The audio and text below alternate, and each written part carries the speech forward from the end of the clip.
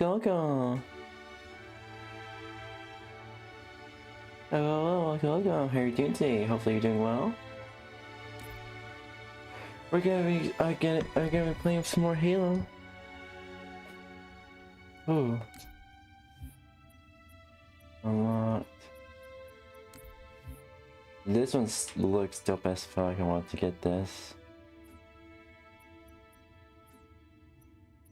Our campaigns. Halo 3. Let's resume.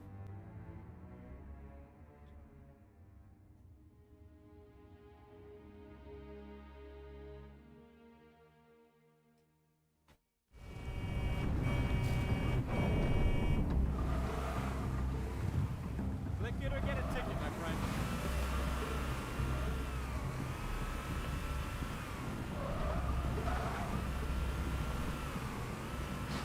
Oh yeah!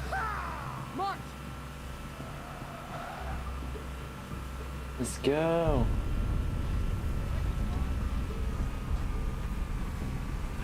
Get the killer! Go get him!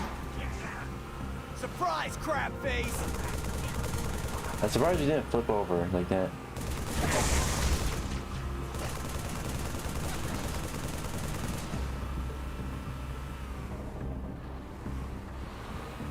Oh, we're not supposed to.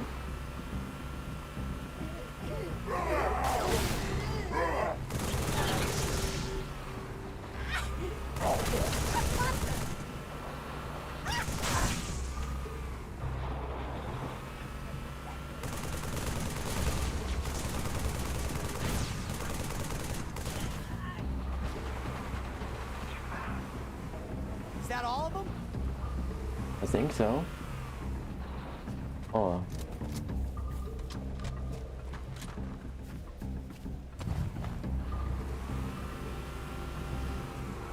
Here we go.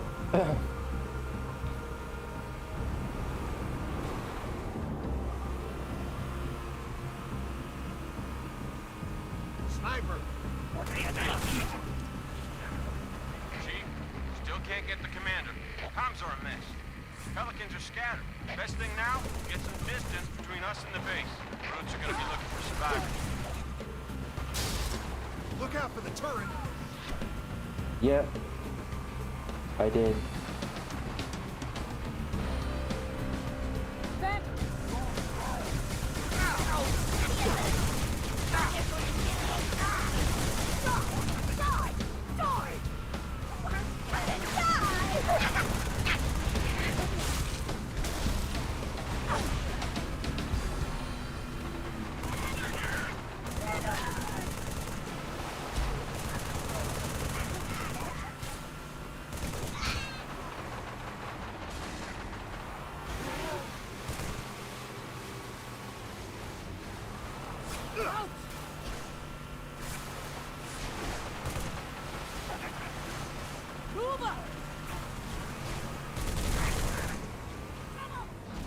Hoorah! Oh, great, there's more!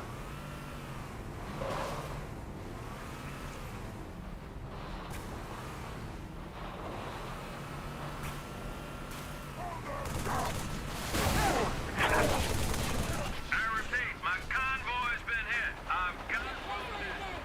We're on the Summer Highway about east of 𝙂𝙚. Someone, anyone, please respond. Stick those sons of bitches out of there!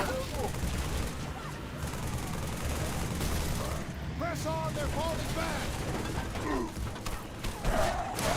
I like me some killing, and that's how I roll.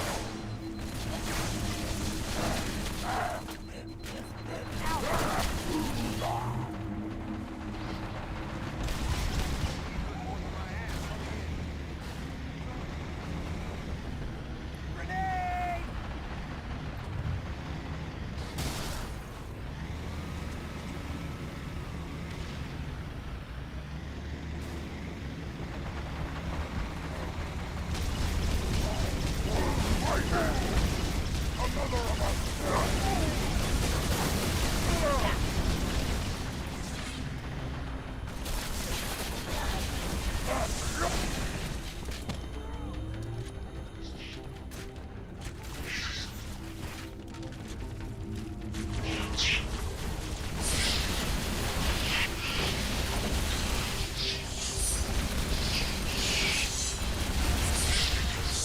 Shit.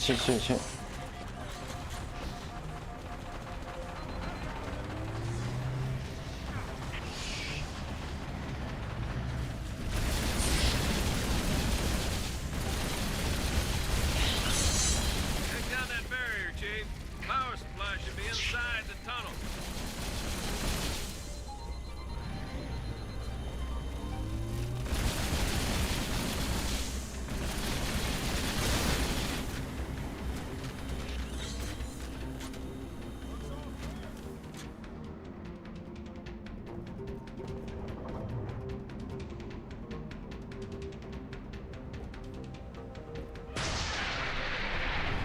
Commander, this is only Recon 111.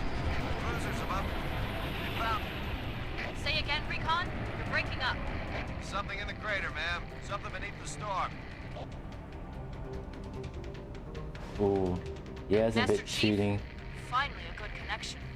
Truth has excavated a Forerunner artifact. We have to assume it's the Ark.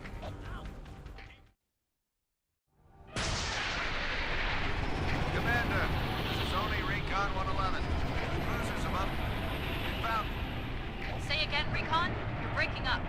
something in the crater, Master ma'am. Chief? Something beneath the storm. Finally, a good connection. Truth has excavated a Forerunner artifact. We have to assume it's the Ark. Keep pushing to the town of Boy, Chief. Resupply birds will meet you in the next valley.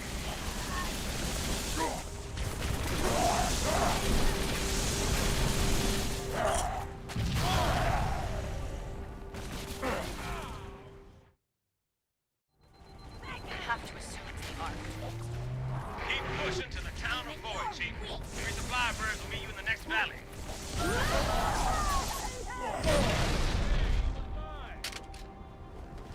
Hey, get in here and help! Oh no! You lost enough to the cover. Now you too?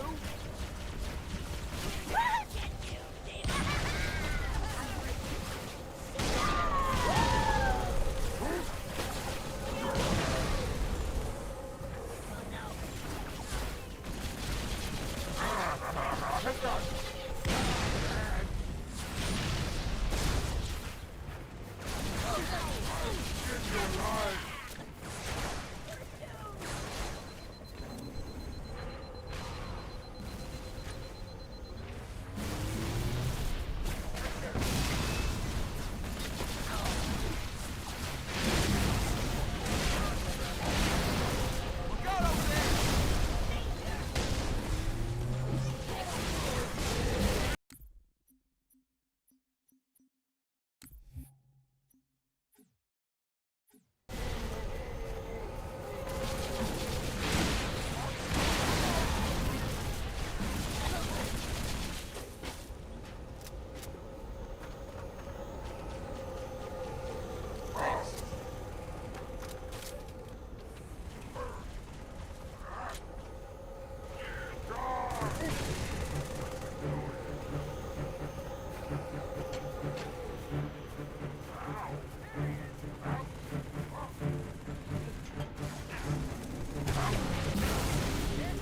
We're on your side.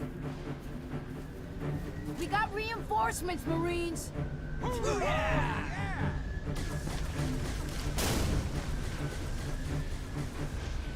Sir, recon spotted Covenant armor ahead. Pelicans are inbound with heavy weapons. We need to hold out until we arrive. Alright. Hey, point guy! Who's that over there?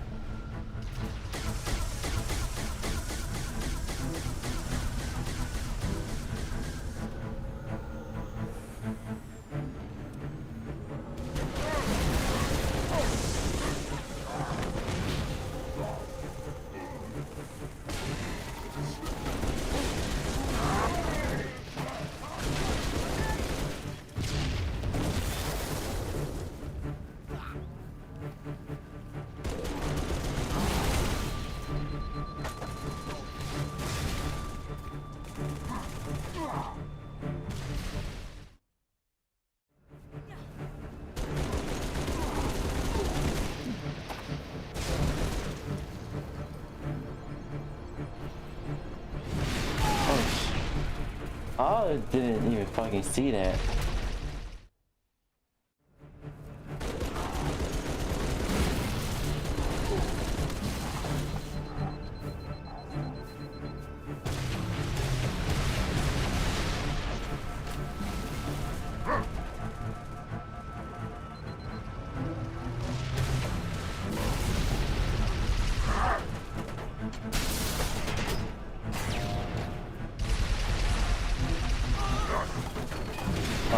thought I had it. I thought I had it.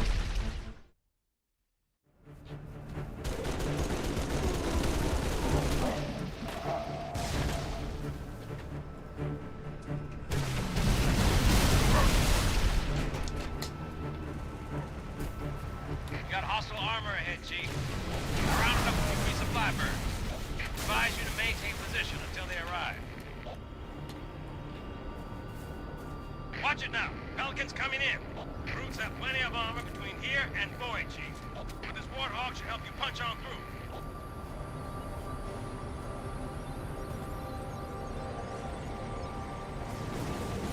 Chopper! Chopper is toast!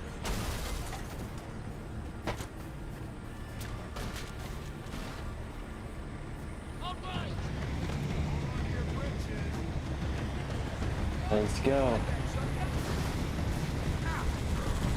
I am about to stop.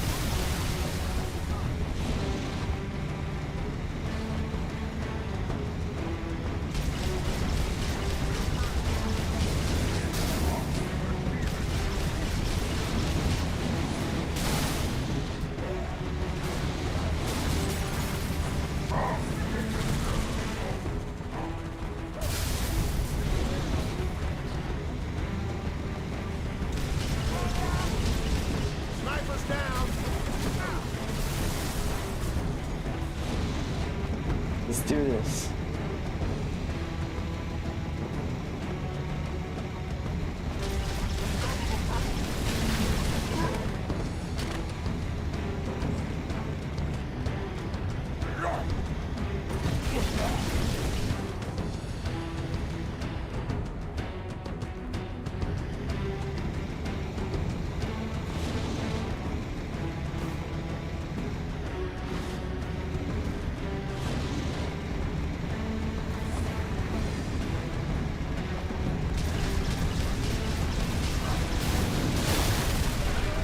It was worth it. It was worth it. Hi, Space. How are you? Welcome. How are you doing?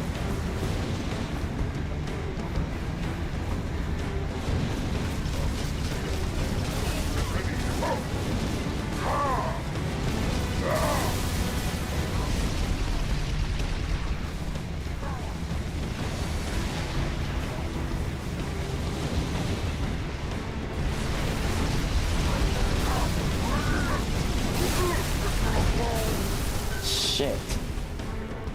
Okay, I should just punch through instead of just trying to fight. Hi, Air Magic Pants. How are you? Welcome. Are you doing Halo 3?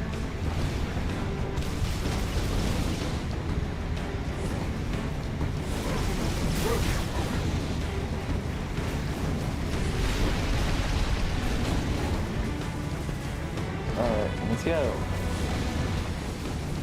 I've been doing okay for the most part.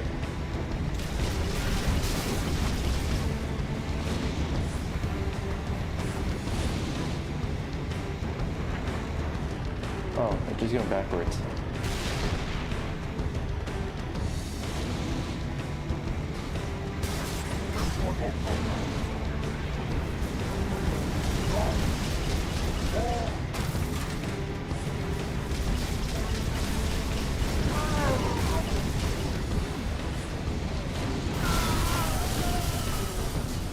Oof. I promise I am confident.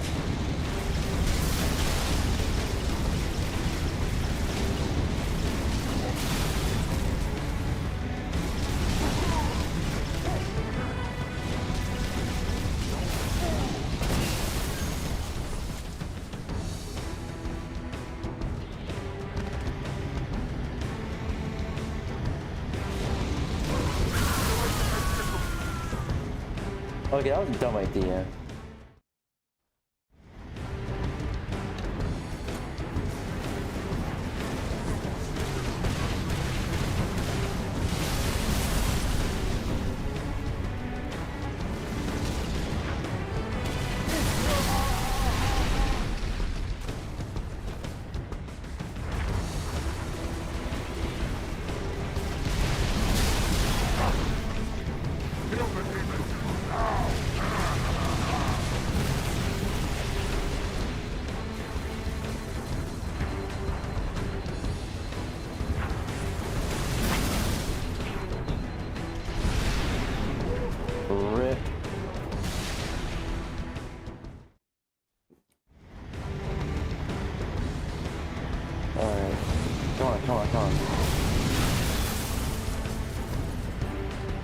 Okay, this is more difficult than I expected.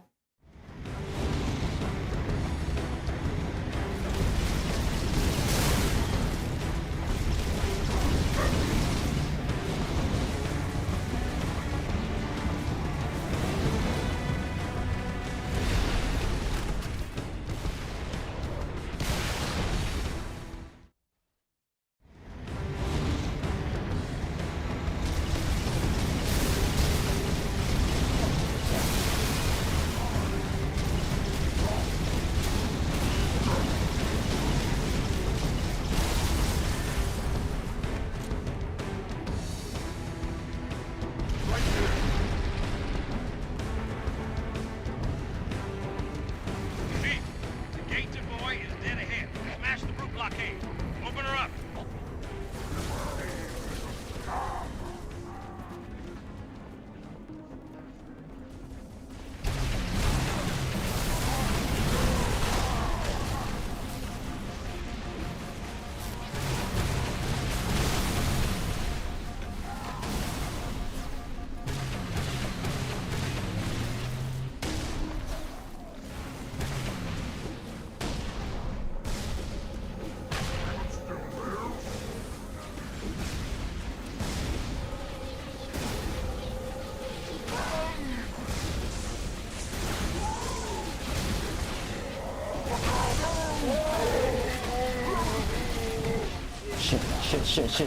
Shit.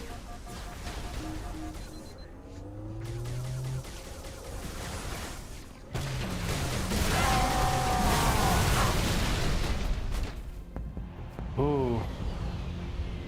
Okay, got it. Lord Hood, we made it. Music to my ears, Commander. What about the Ark? Fully uncovered, sir. And we don't have much time. Marines, Let's fucking the go. Prophet of Truth doesn't know it yet, but he's about to get kicked right off his throne. He will take our city back and drive our enemy into the graves they've been so happily digging. One final effort is all that remains.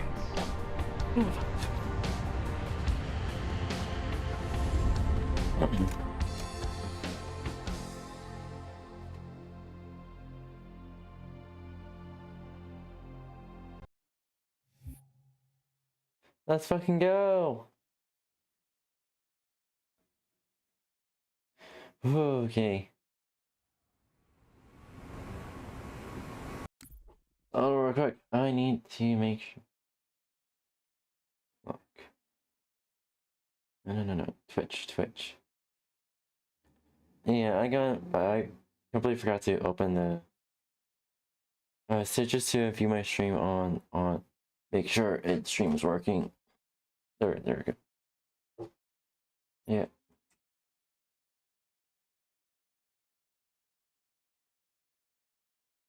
Alright.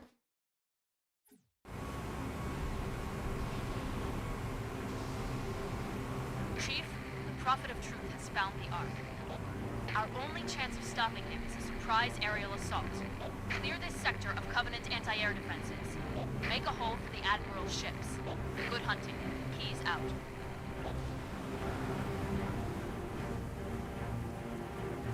Alright.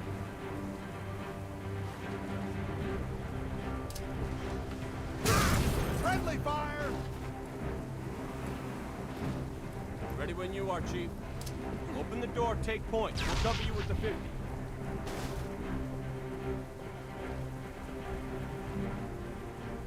Alright.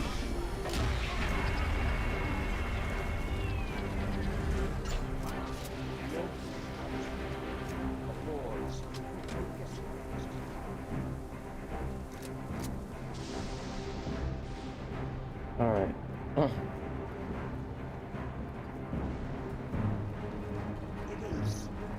Sir, open the door. We can drive on through.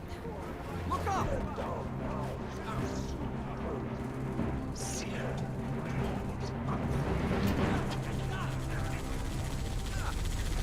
You're pending for a bending!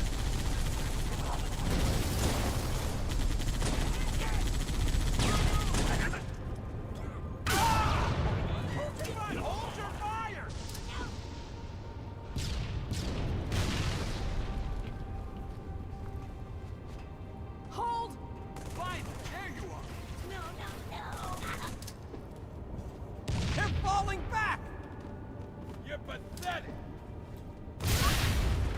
Great toss! Okay. He's not even slowing down. Lol, grenades. Alright. The adversary.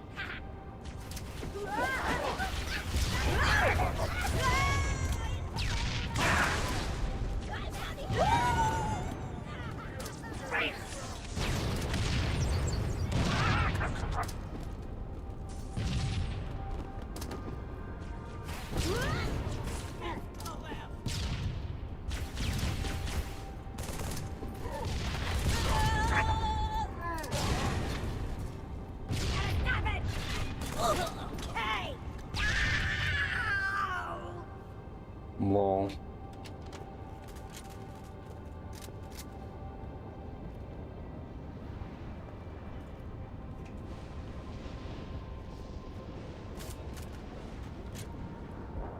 Alright, these are better weapons. Hostiles engaged! On the double! Arm!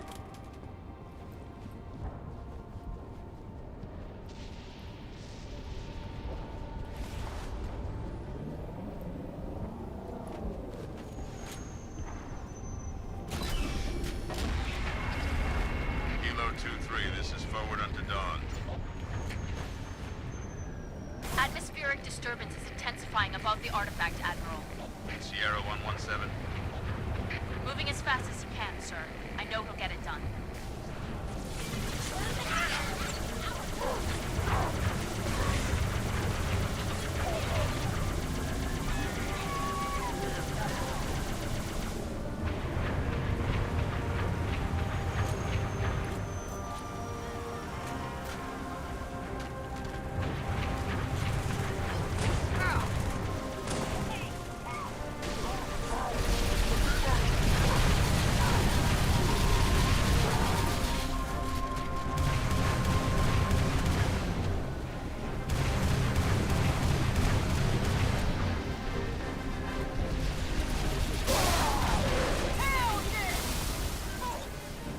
Cyborgs are gonna love us for that! That away, Chief. Target destroyed.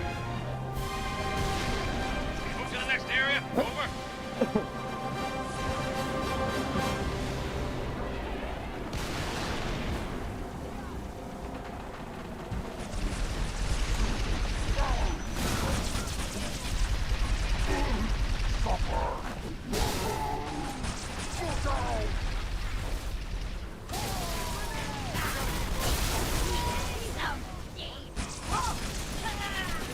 They killed him!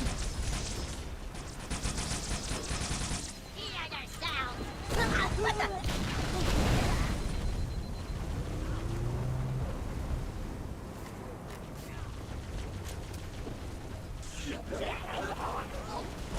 Just keep coming. Check your fire! It's the chief! Good to have you with us, Chief. Flush him out, sir.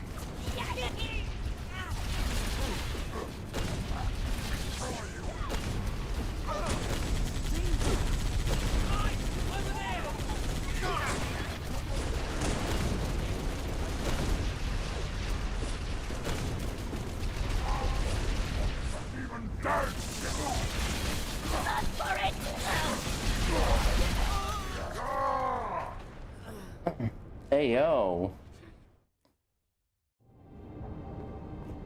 Kilo 2-3, this is forward unto dawn. I need a sit rep, Commander. Atmospheric disturbance is intensifying above the artifact, Admiral. Sierra 117. Moving as fast as he can, sir. I know he'll get it done.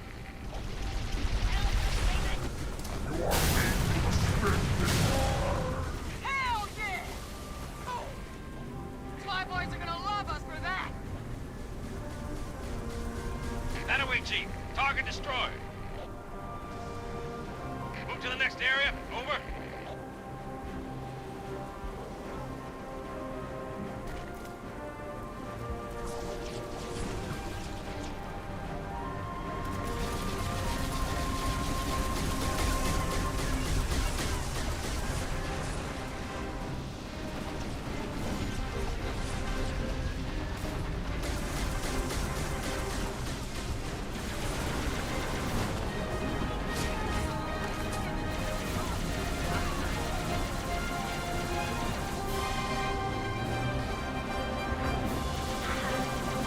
Alright, come on.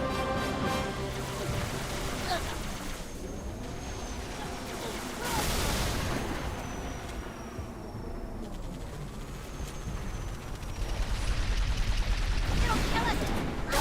Nasty ways!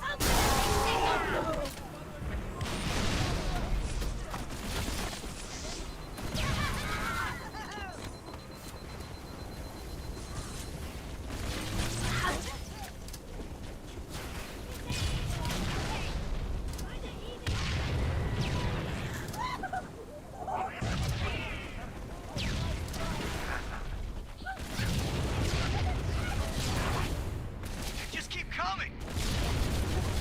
Check your fire, it's the chief. Flush him out, sir. We'll nail him with the 50.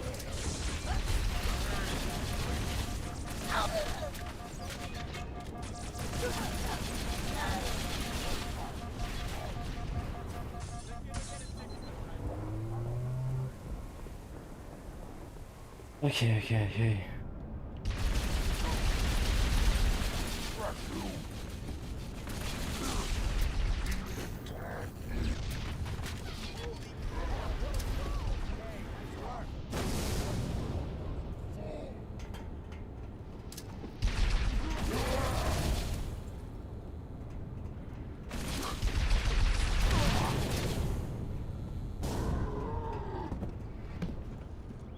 Hurry, before any more Covenant show up!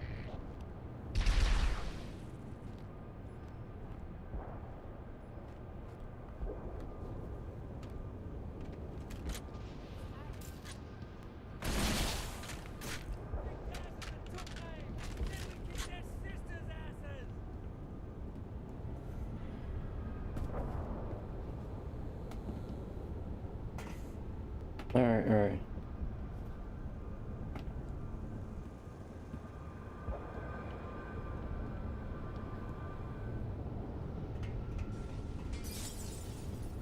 Down to our last mag, sir. Thought those last ones had us. Alright. Phantom overhead!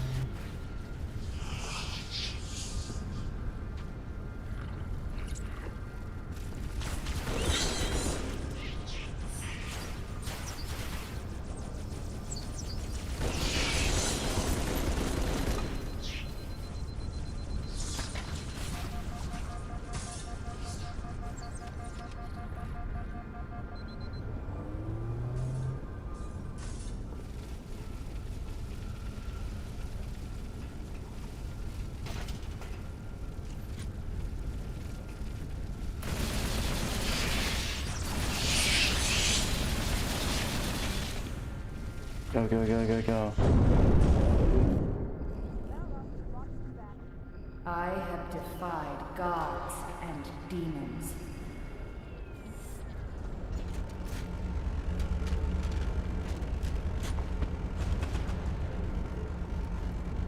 I'll take the wheel. We gotta move fast and punch hard. You got anti-air raids in the next lake bed, Chief. Pour them a new one. Hey, I call shotgun. Hey, just keep on coming, boys.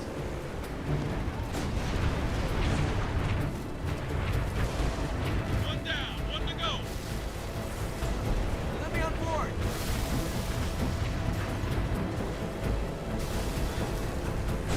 Phantom, inbound! The arrow goes inbound! Ghost is right!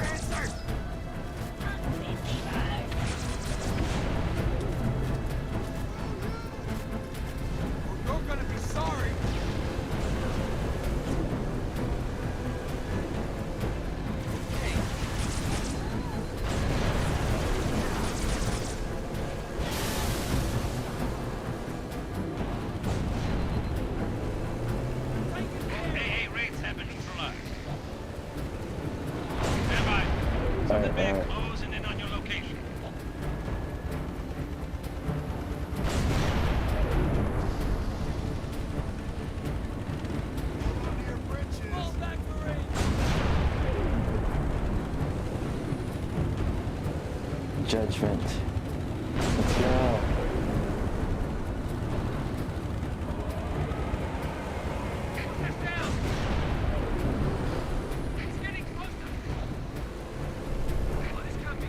Scarab, find some cover, now! We got a scarab! Grenade! Incoming!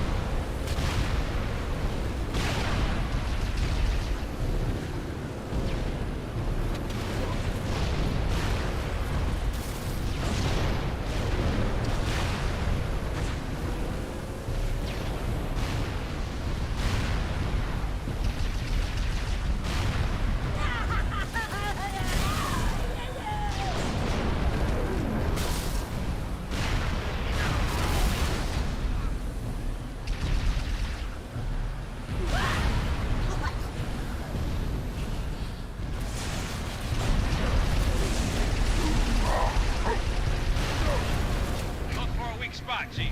Power core, something like that.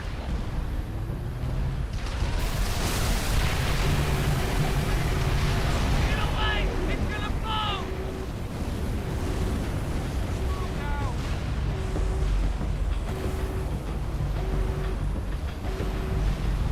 Ooh. Let's fucking go. Let's fucking go. Well done, Chief. I'm sending in a few pelicans.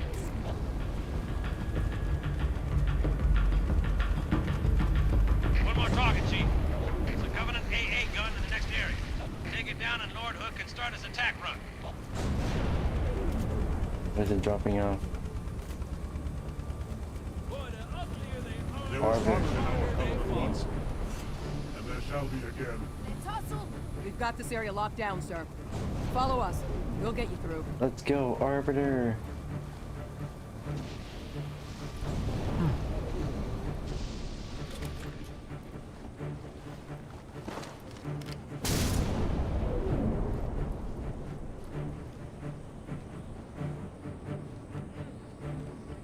I think I broke something.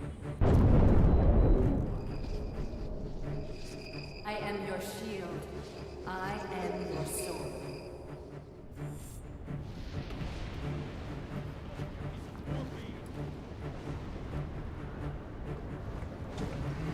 Here comes trouble! Shogun! Shogun this!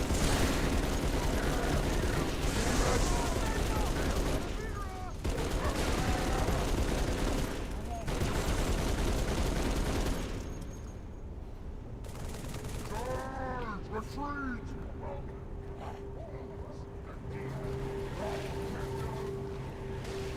Look out! Grenade! Pathetic world.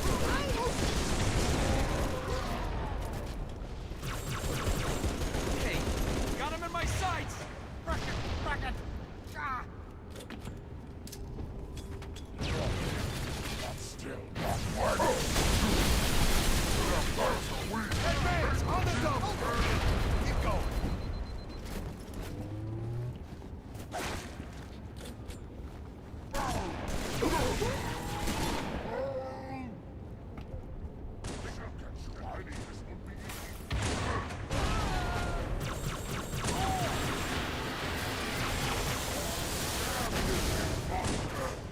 He's back!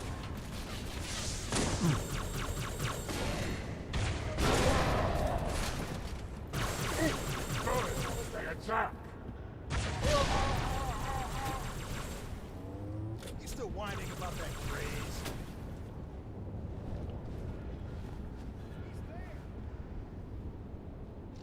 Wilaya ya makazi ya Voi Kaskazini. Kituo cha elimu ya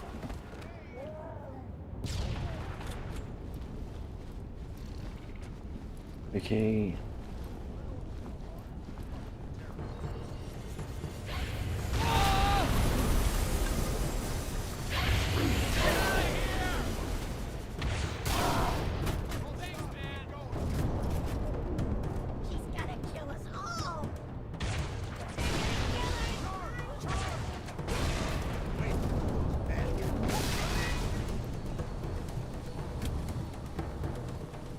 nerves.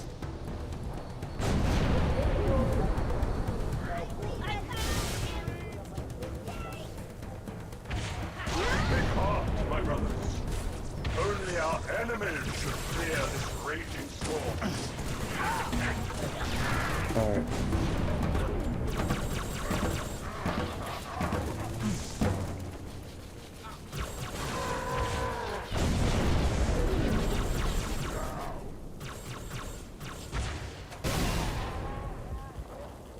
Ready to rock? Whatever you want. I will not be shamed. Not again. Not by you. Ooh, alright.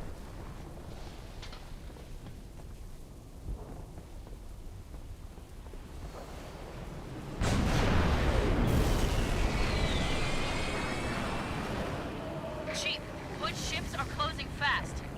Destroy that gun. We're out of time.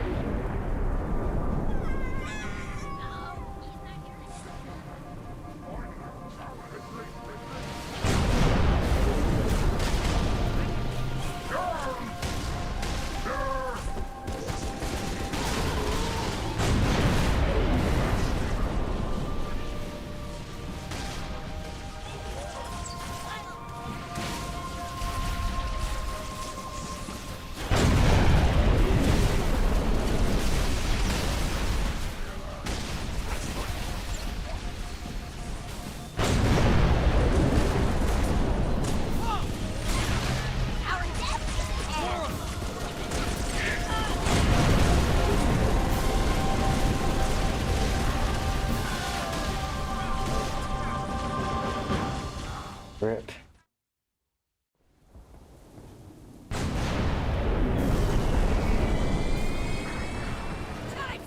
Chief, Hood ships are closing fast. Destroy that gun. We're out of time.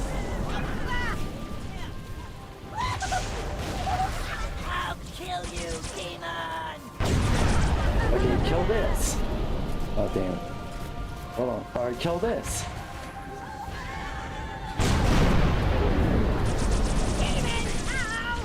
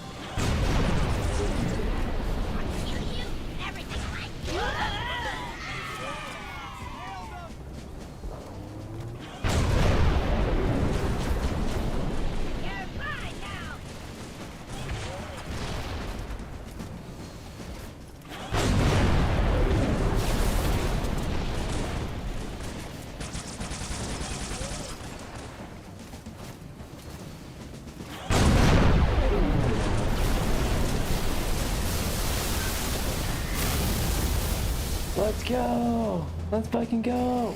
Ooh.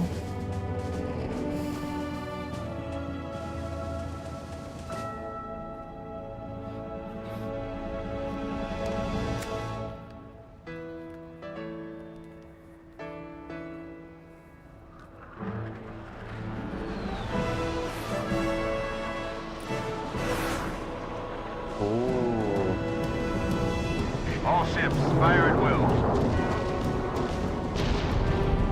Let's fucking go!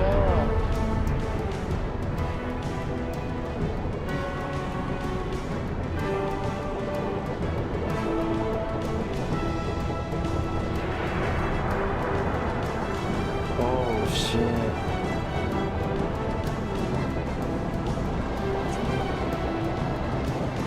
Oh shit.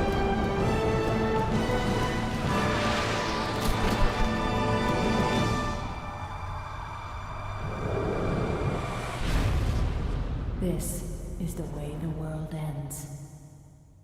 Ooh.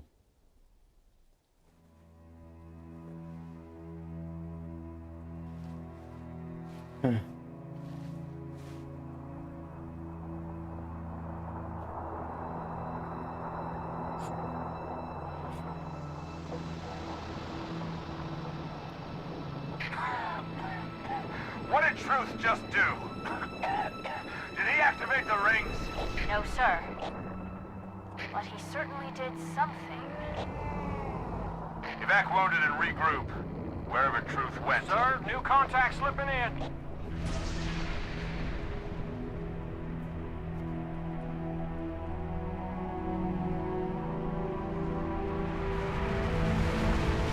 Ooh.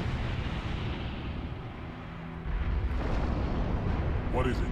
More brutes? Worse. Worse. The flood.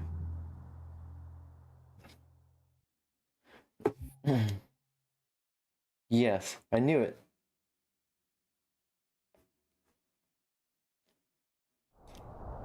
It followed me home. Ooh. The flood. It's spreading all over the city. How do we contain it? Find the crashed flood ship. Overload its engine core. We either destroy this city or risk losing the entire planet. Do it. Chief, make your way to the crash site.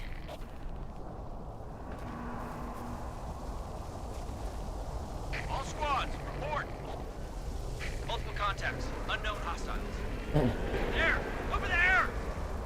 We're surrounded, Sergeant!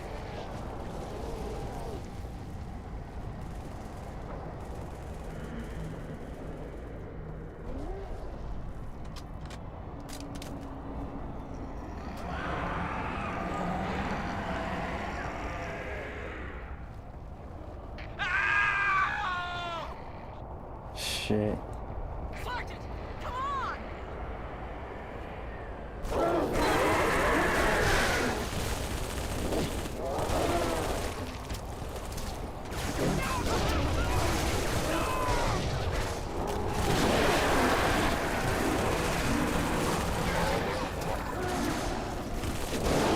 Let us find their ship. Make short work of this abomination.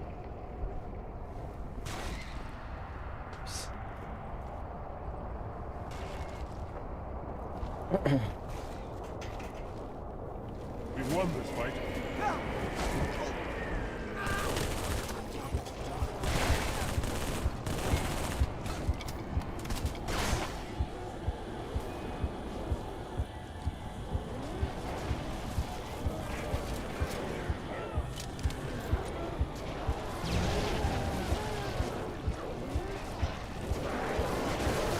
Oh shit.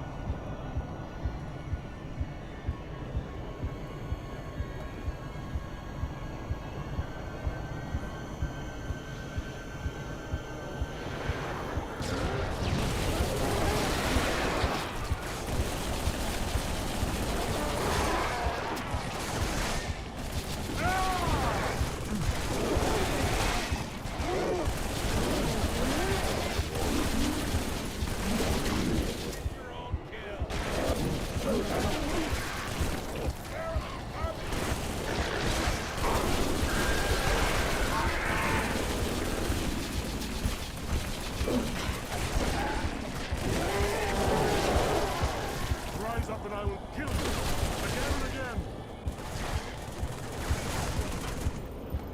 Severe alley.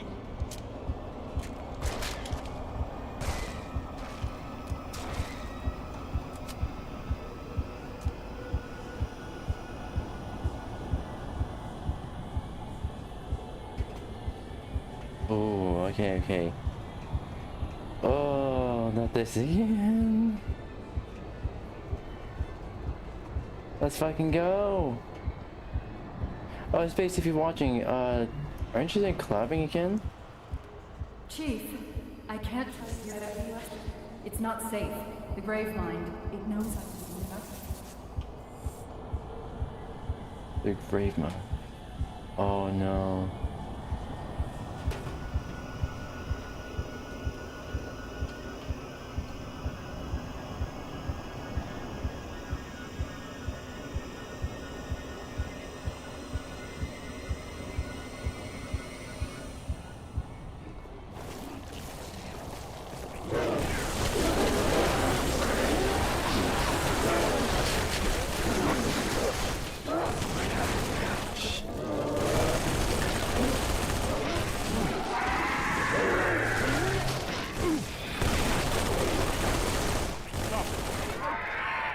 I didn't have a choice.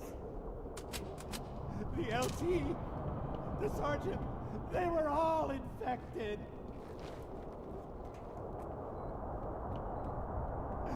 I could see it crawling, sliding around beneath their skin. Oh. And then they got up. I had to put him out of his misery.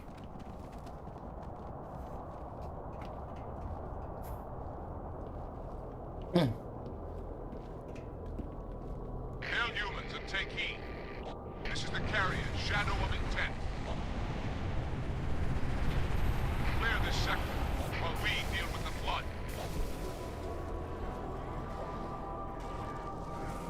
Alright.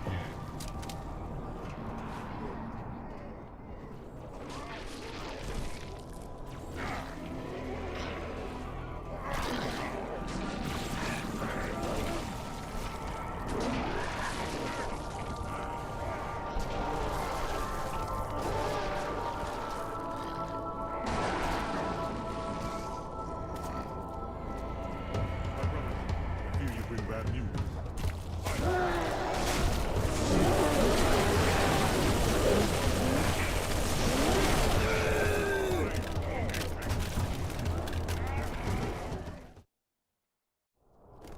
My brothers, I fear you bring bad news.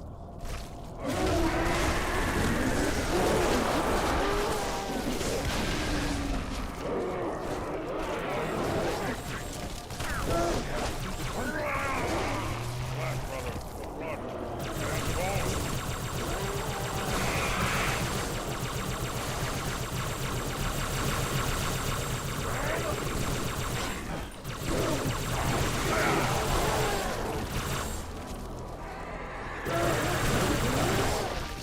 And go.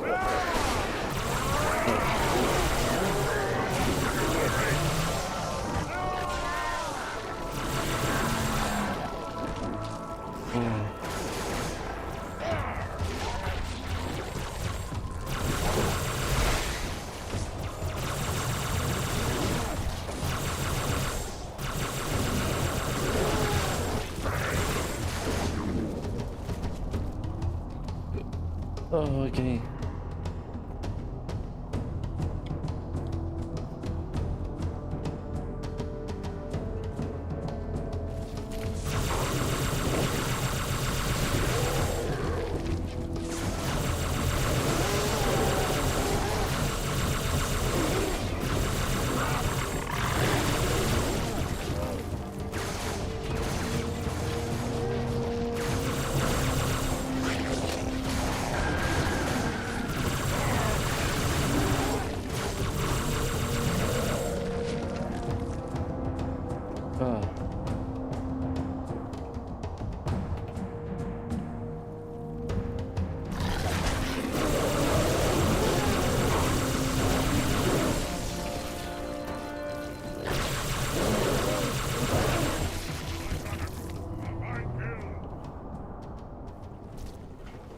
Oh, okay.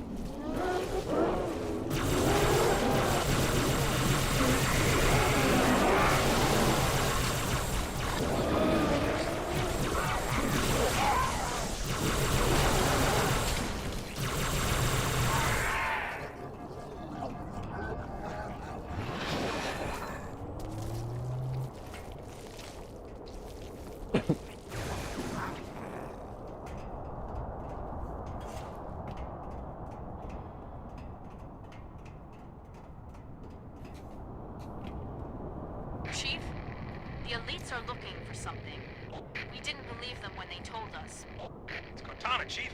She's on that ship. Find her. Get her up. Search the ship for Cortana. Let's fucking go.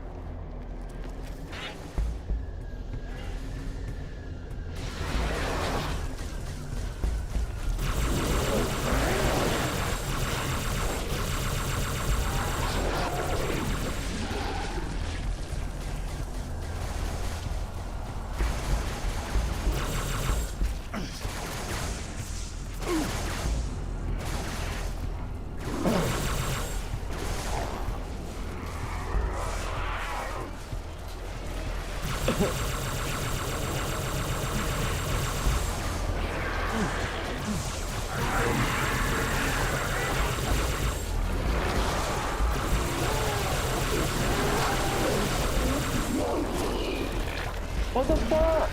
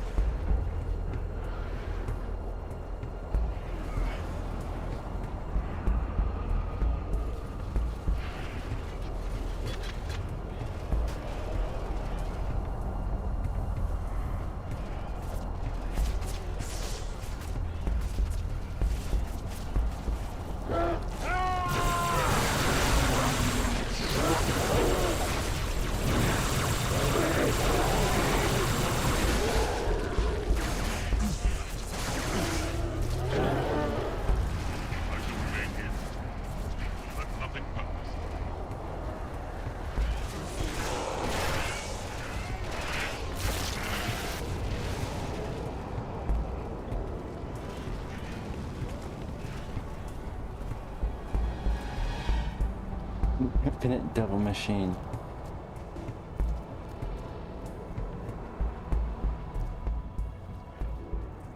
Do not be afraid. I am peace. I am salvation.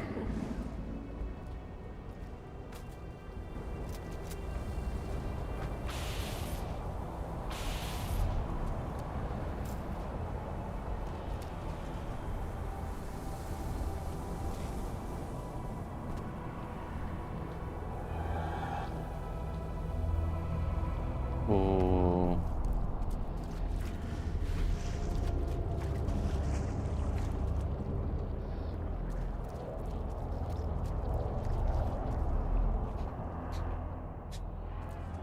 I am a timeless chorus. Join your voice with mine and sing victory everlasting. Okay.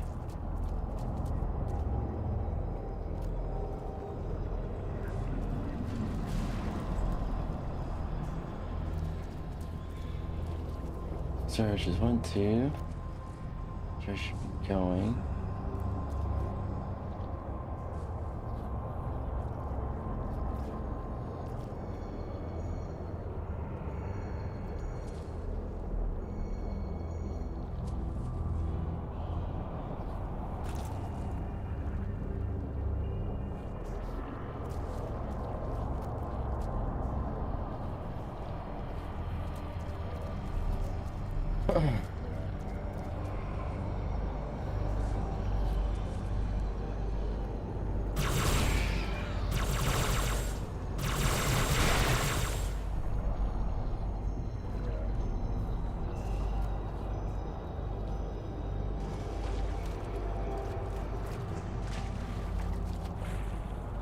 Came down to from. If search for on the ship, okay. Oh, she was there. Chief. Cortana? High Charity, the Prophet's holy city is on... Cortana.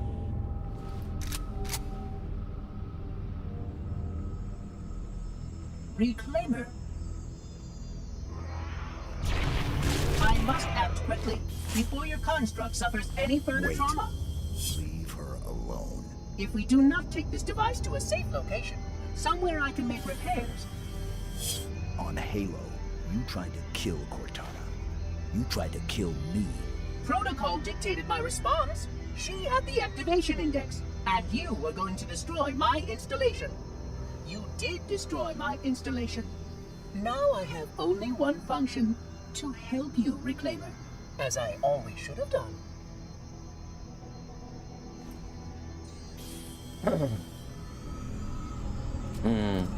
Yeah, Master Chief still has some grudges. Ooh.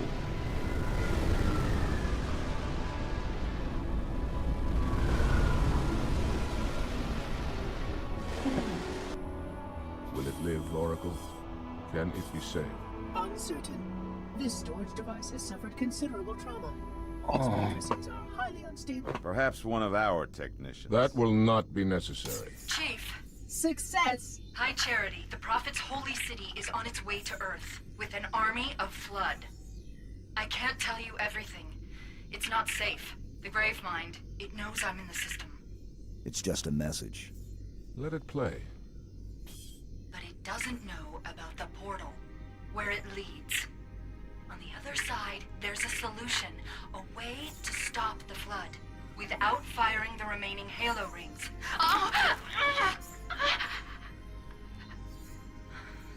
Hurry, Chief. The Ark. There isn't much time. I'm sorry. No matter, Oracle. We've heard enough. Our fight is through the portal, with the brutes and the bastard truth. Fine. We'll remain here. Hold out as long as we can. Did you not hear? Your world is doomed. A Flood army, a Gravemind, has you in its sights. You barely survived a small contamination. And you, shipmaster, just glassed half a continent. Maybe the Flood isn't all I should be worried about. One single Flood spore can destroy a species. Were it not for the Arbiter's Council, I would have glassed your entire planet. Sir, with respect, Cortana has a solution. Cortana? Did you see her condition? How damaged she is? She could be corrupted for all we know. Her solution could be a Flood trap. We should go through the portal. Find out for sure. What we should do, Commander, is understand, clearly, that this is humanity's final stand. Here, at Earth. We go, we risk everything. Every last man, woman, and child.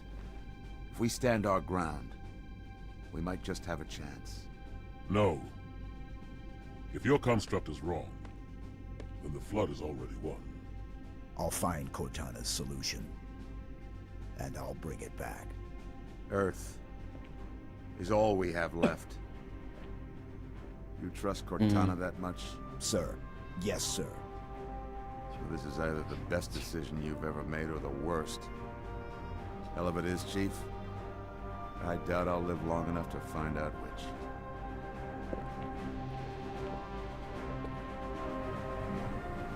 Ooh.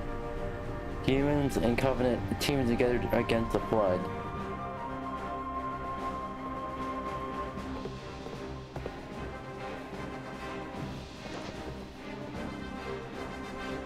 ODST.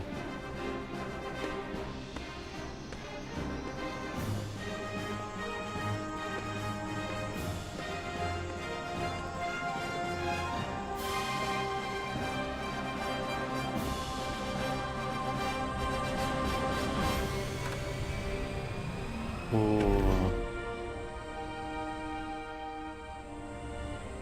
This is the final stand.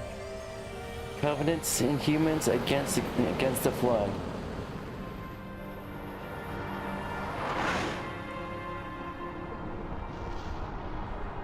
Let's fucking go.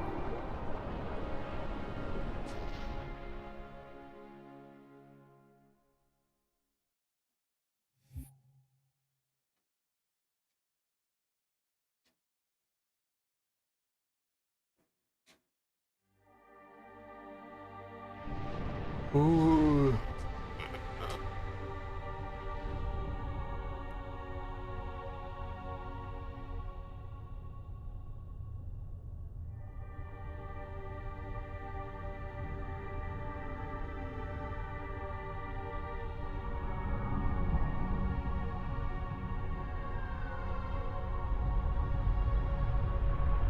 Brute ships. Staggered line. Shipmaster. They outnumber us 3 to 1. Then it is an even fight. All cruisers fire at will. Burn their mongrel hides. True ship isn't taking part in the attack. He must have gone to ground. Roger that, ma'am. We're on him. Kick the door.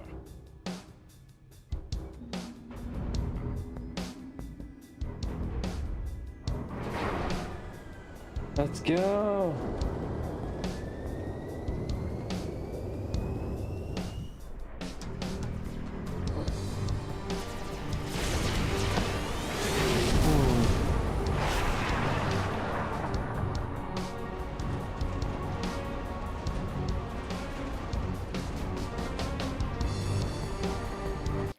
I like its eyes, it's wide open. We good, Hocus? She's a little crook, Sergeant Major. She'll hold. All right, pop the hatch.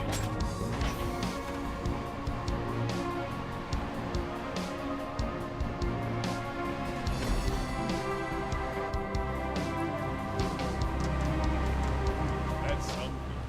Do it while you can, Marines. As soon as we land, we're right back to it. Priority 1. Secure a landing zone for the commander's frigate. Keep your eyes and ears open. We need all the intel we can get. Wherever the hell we are. Stand to, Marines. Let's fucking go. Hoorah! Go, go, go!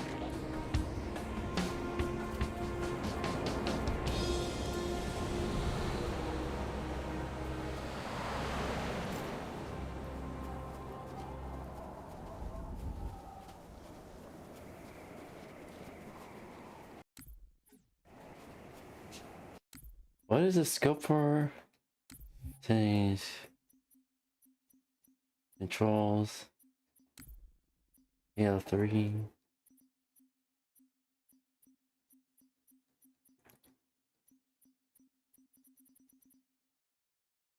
Controls, where's the scope? Oh, weapon grenades, rough reload. Or any weapon. Use equipment. Melee. Jump. Flashlight. Okay, do we have a scope?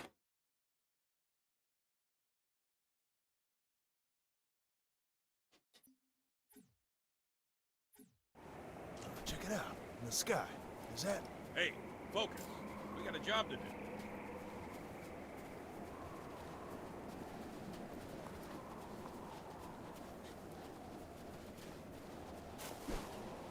No.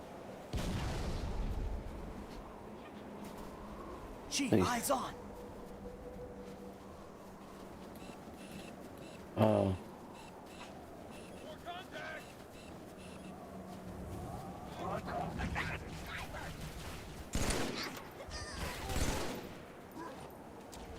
Last turret is online.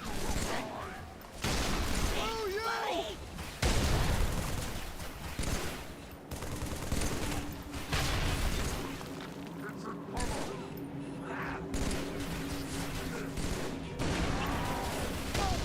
Ah, I'm dying! They got reinforcements! Nice shot!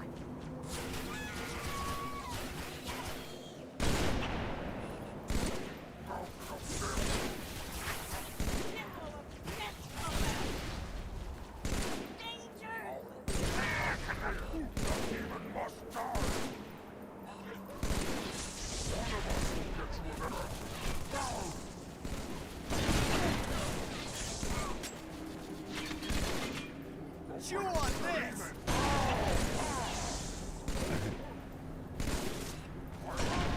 You're dead! Nice Alright. shot!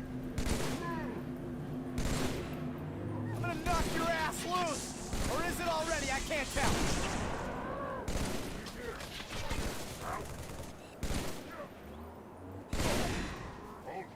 Eat it! Eat this!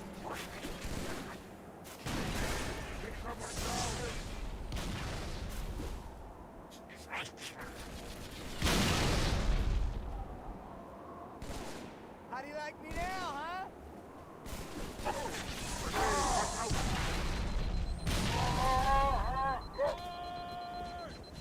I'll kill you, demon!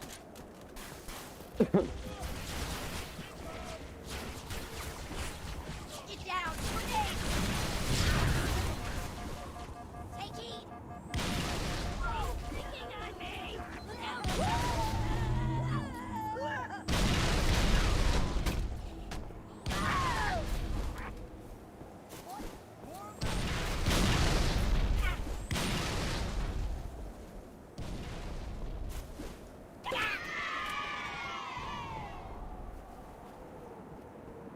I don't know what I did.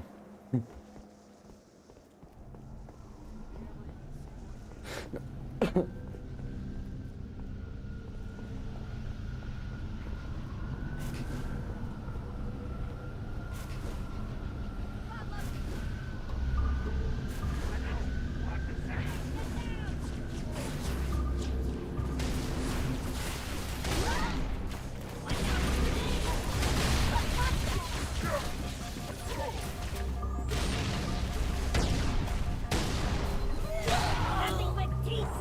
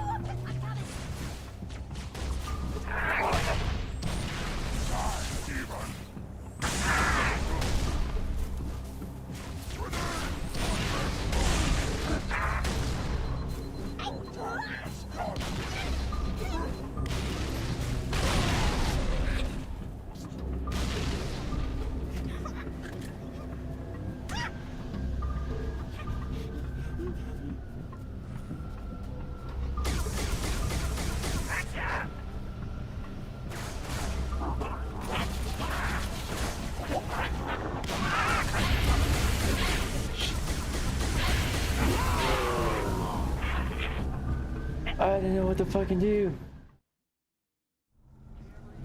Fuck you!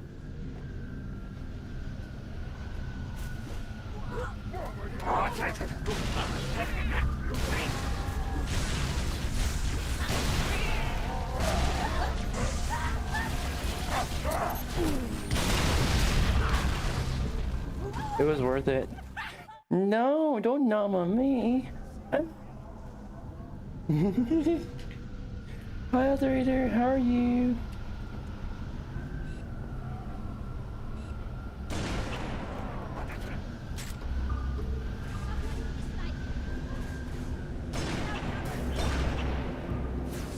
I got the demon! Fuck you!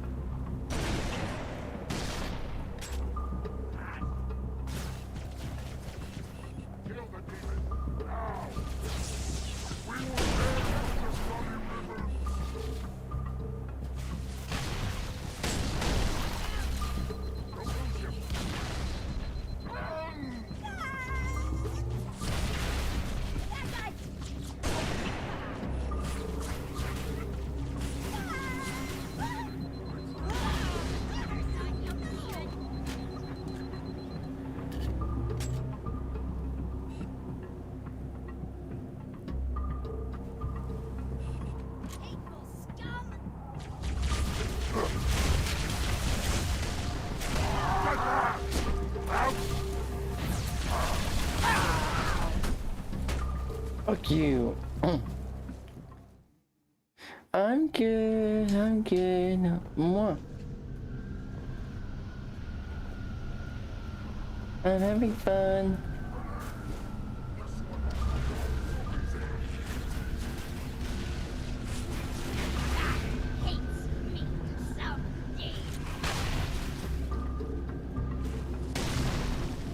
Oh, so this.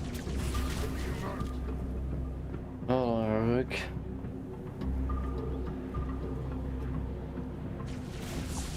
Fuck.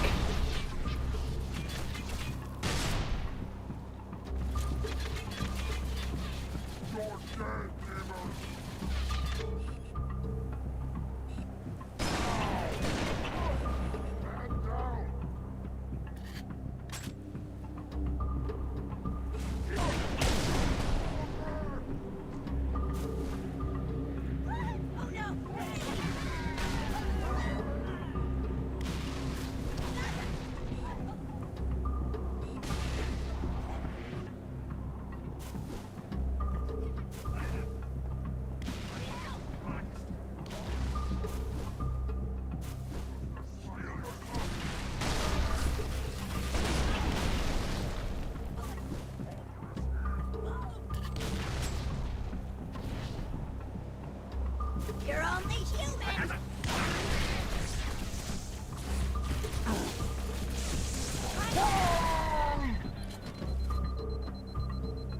Nobody move a muscle!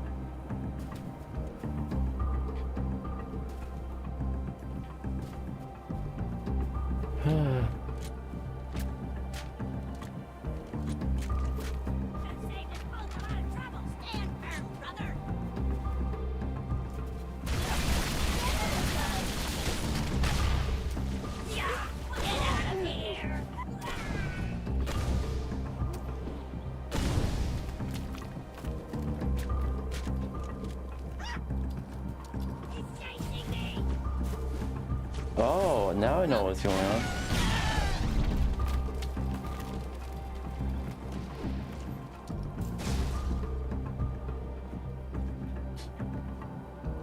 Stupid bullshit!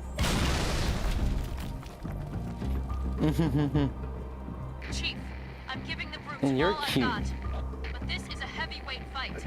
Dawn's only got the tonnage to last a few rounds. Find me a place to set her down. Over.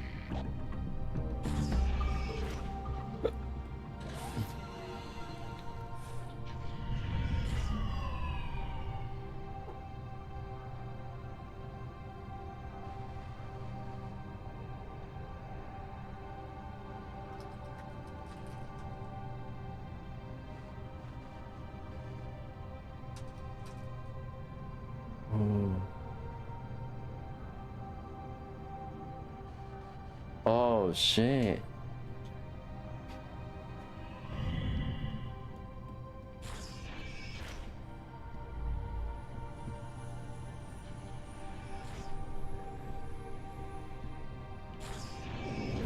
Thrusters are gone. Get control it. Watch it. Flak got our Pelican too, sir. But before we went down, we spotted a good LZ. If we can get to our vehicles, we'll lead you to it. Okay.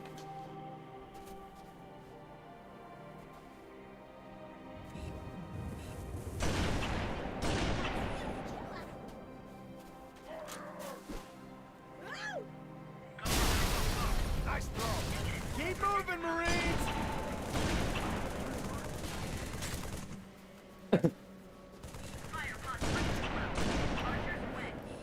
Nice. sniper. Ready? Let's get out there and fight.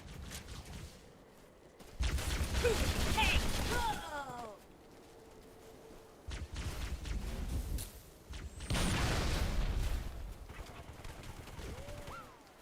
It's a demon!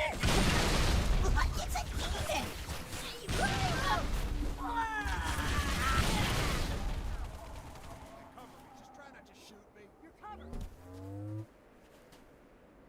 Ben.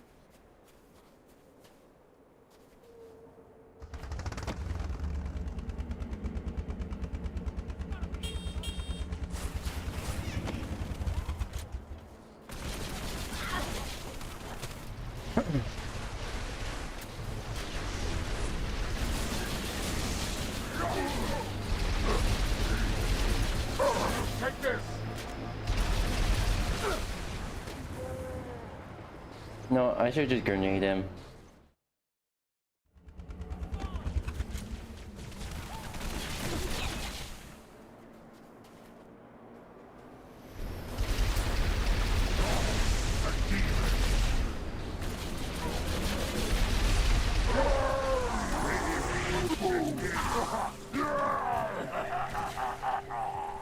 Okay, let's try something else. I tried running.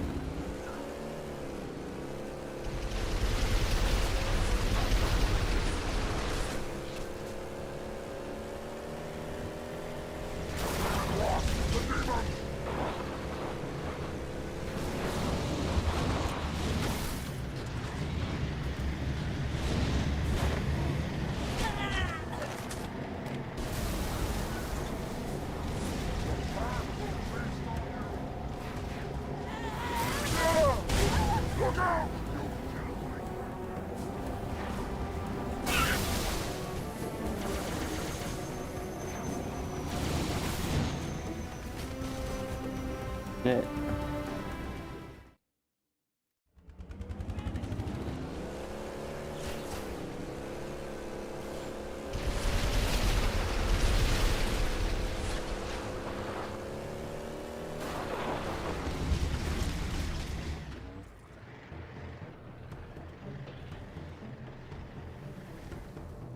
Look, run for it!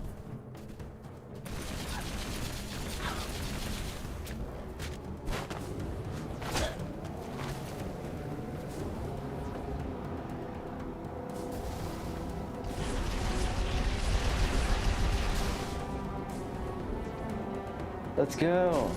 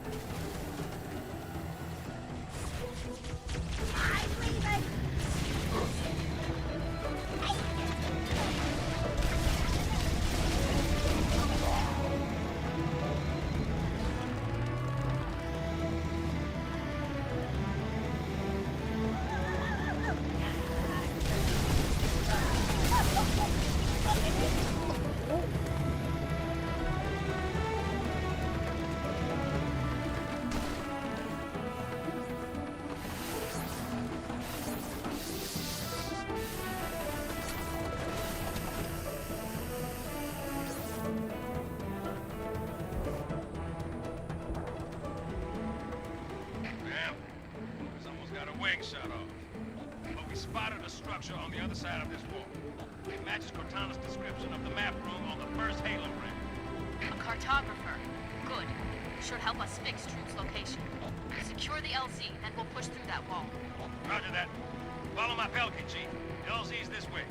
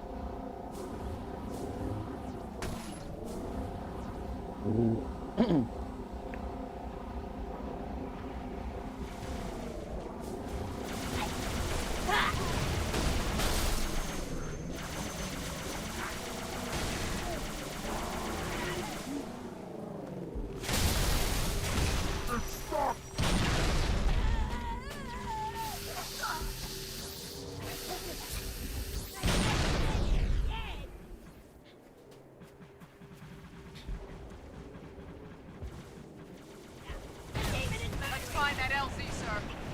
Commander Keyes can't land until we clear those rates.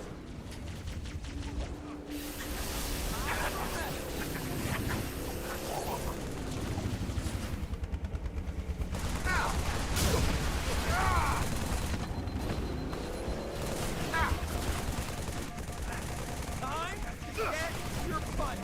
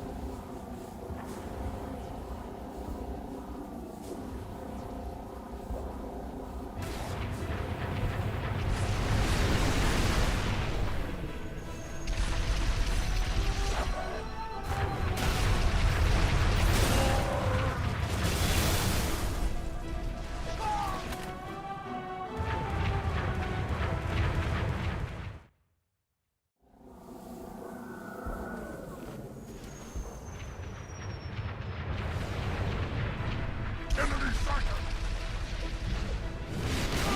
Excellent!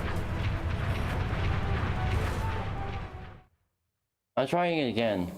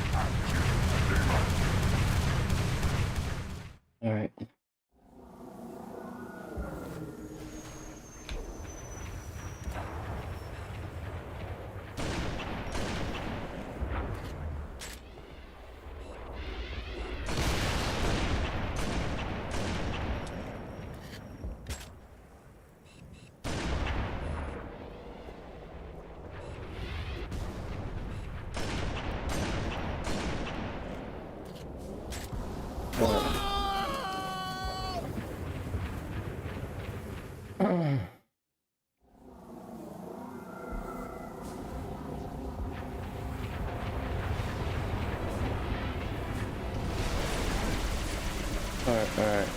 Come on. Shit. Fuck you. Bangy shooty. Yes, bangy shooty indeed. Indeed. But fuck you, Wiki. Yeah.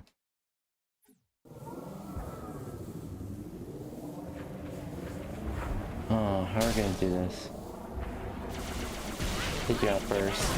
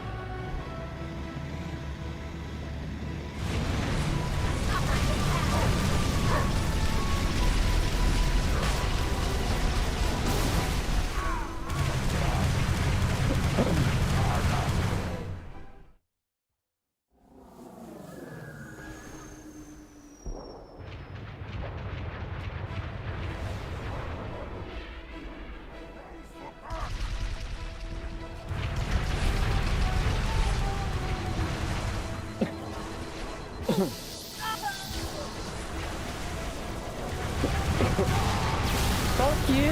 What the fuck?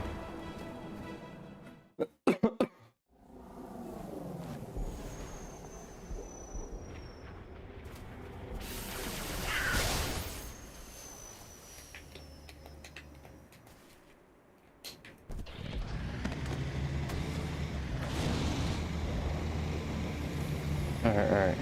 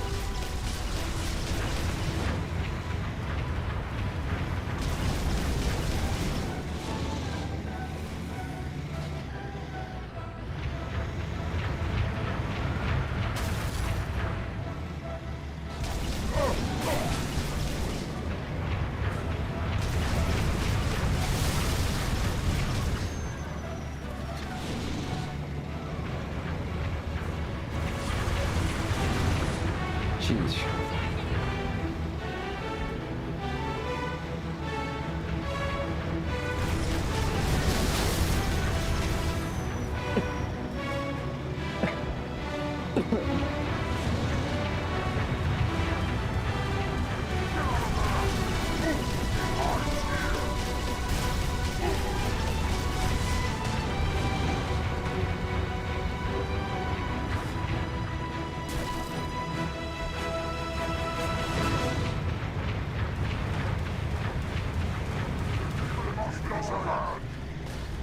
Wow, I fucking missed. I fucking missed entirely.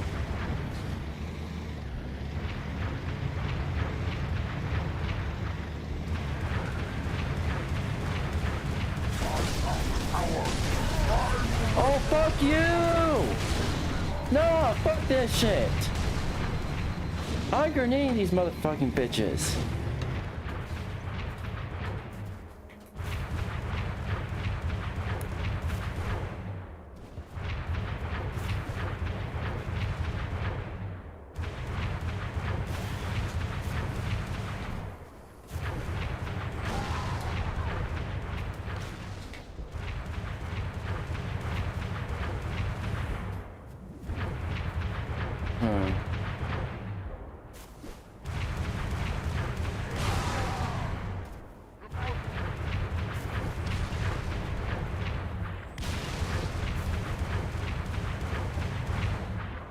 I wonder.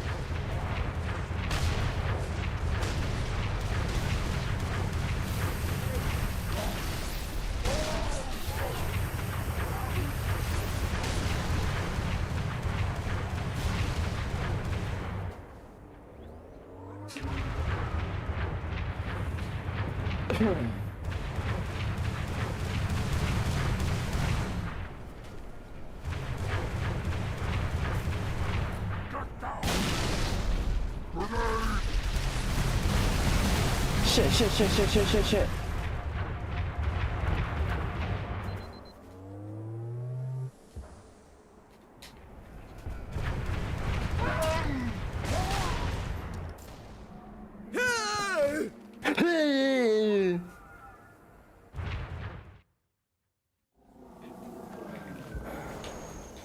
Fuck it, I'm done with this shit.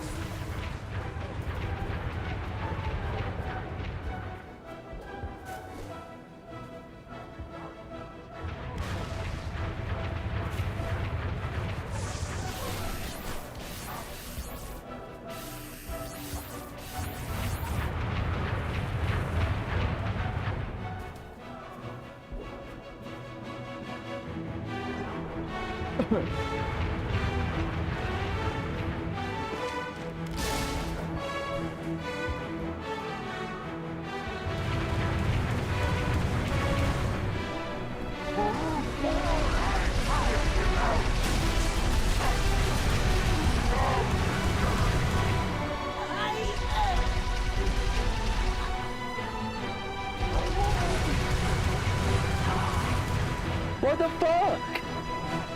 Oh, fuck you! Fuck you! Piece of fucking shit.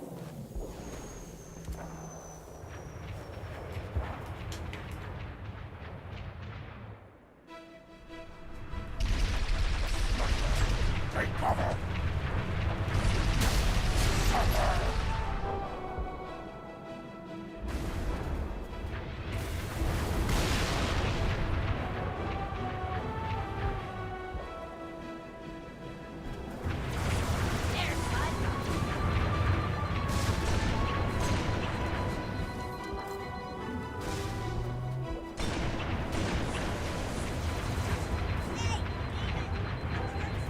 Fuck you. You're a fucking cunt. Now you're gonna die first. No, bitch, you're dying first now. Fuck you at.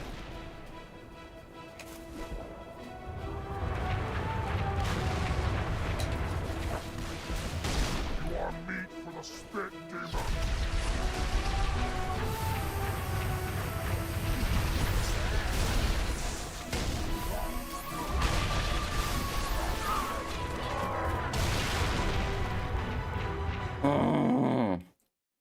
Piece of fucking shit.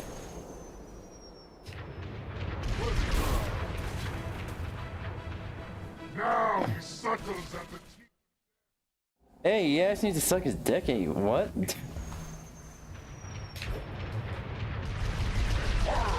Fuck you. You cannot have killed my brother!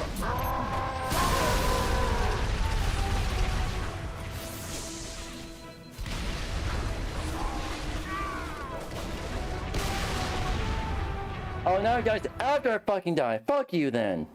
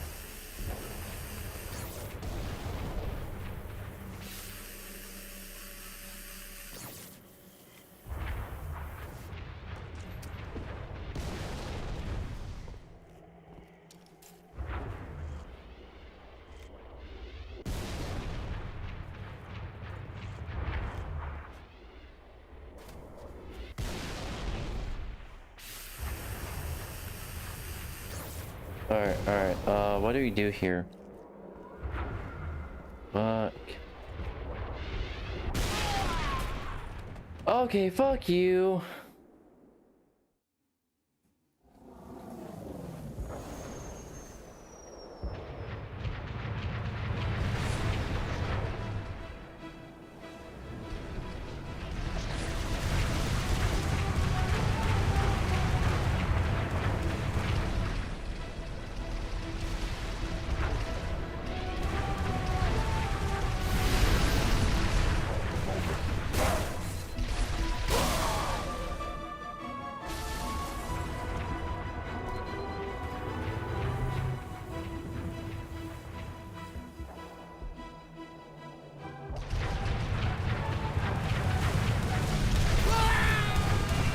Fuck you! Cunting ass motherfucking cunt bitch!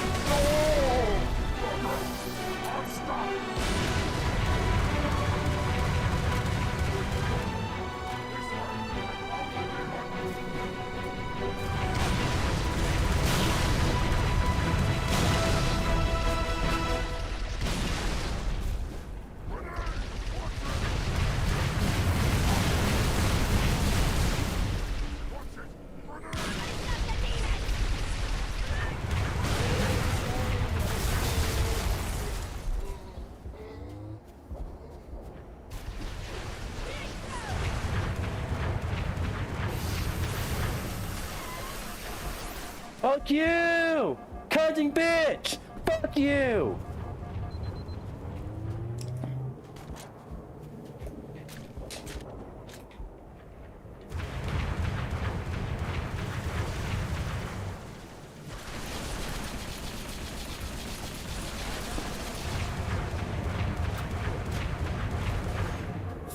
Fuck you!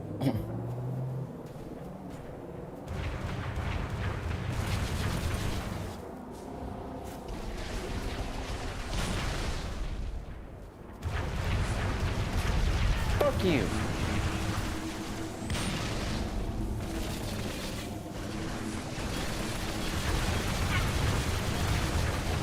Fuck you! Cunting ass fucking bitch! God damn this motherfucker!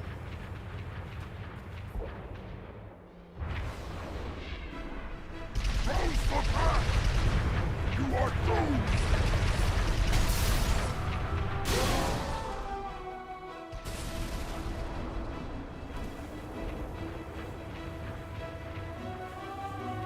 Yeah, there's no autosave for Halo 3.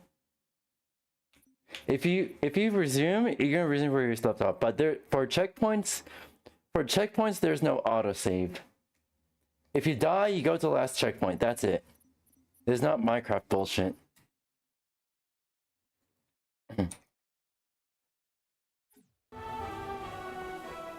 Halo didn't introduce autosave until Halo 4.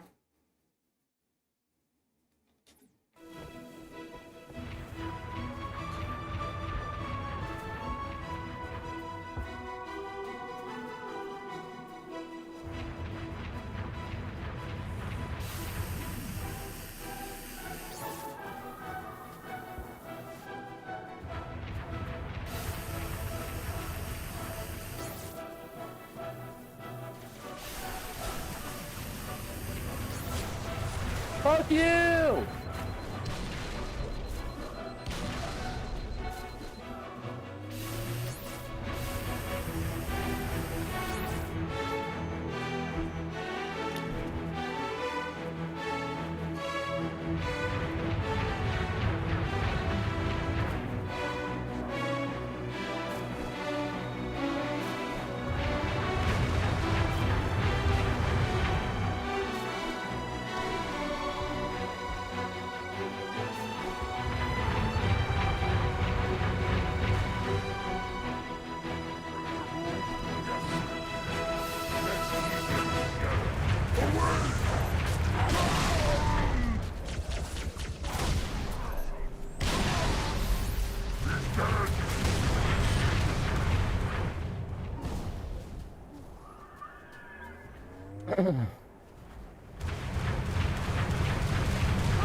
If I can't complete this, then I'll move on to the next mission.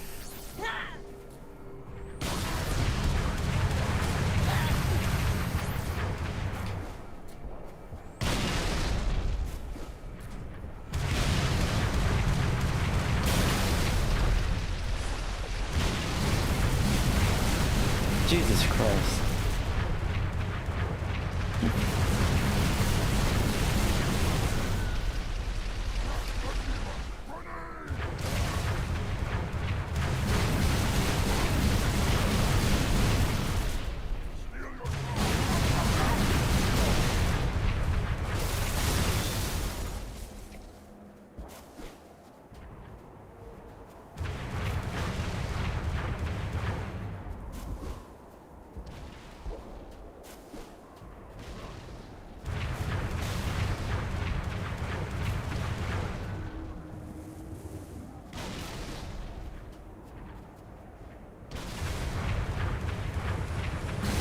Jesus Christ, Jesus Christ.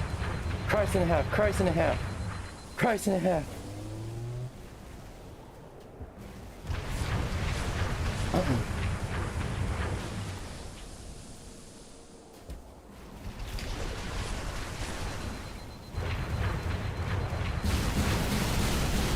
Jesus Christ.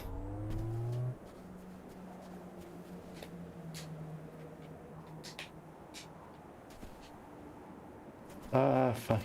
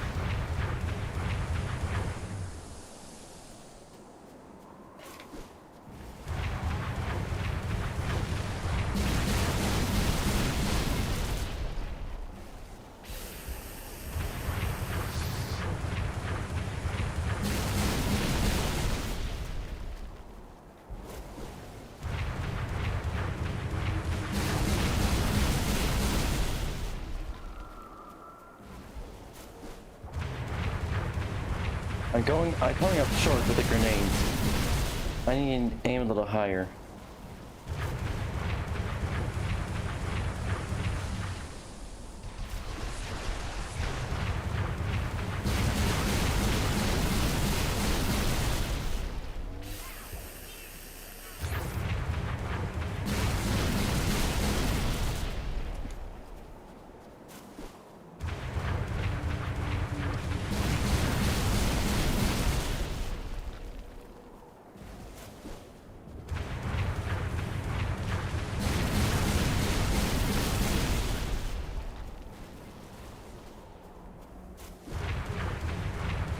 I'm coming really short.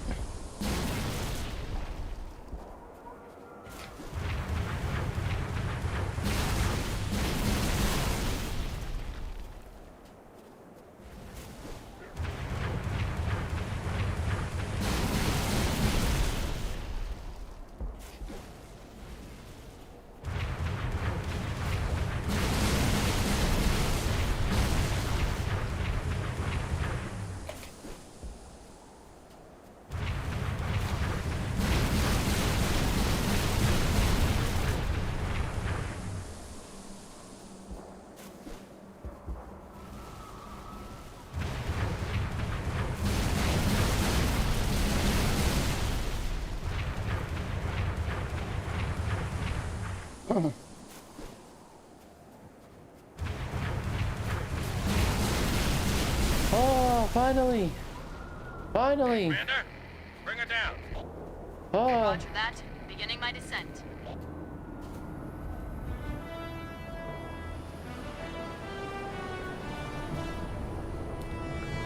Oh.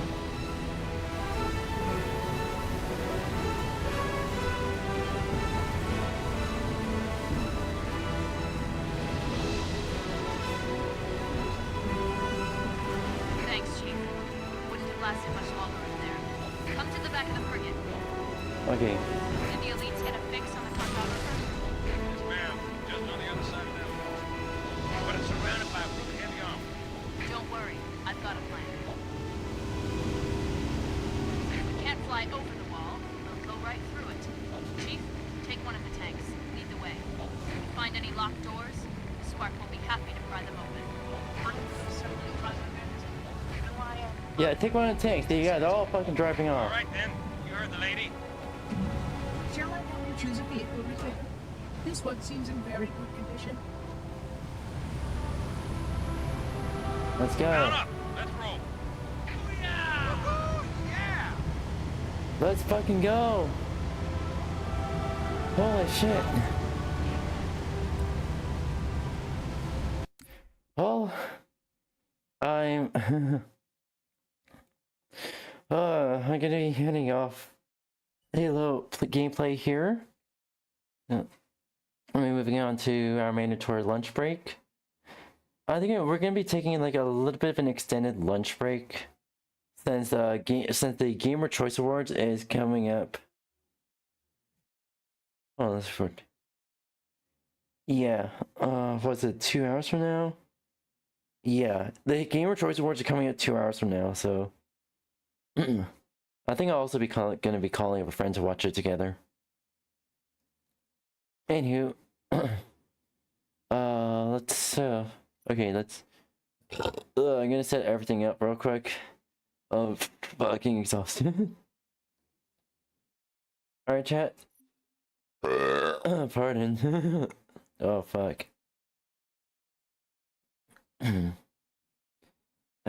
Itch. Oh fuck, I'm itchy. I'm itchy. Okay. Let's save here. Alright.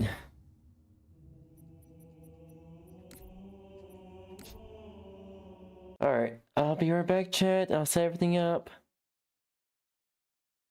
Alright. Actually, fuck it. And move on to just real quick. I was fucking. And I think it was yeah, I'm playing on normal difficulty. Still, it's like, fuck, I'm so fucking itchy. Ah, fuck. So that was fucking annoying.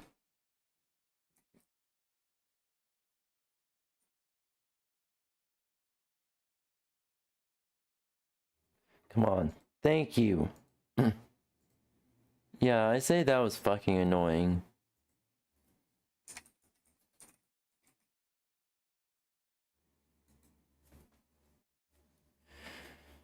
Holy shit. Holy shit.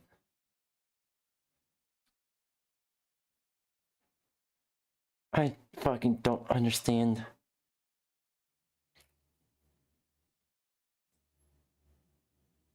Alright. Elon crashed again. Oh boy. Ow, ow, ow, ow, ow, ow, ow, ow, ow.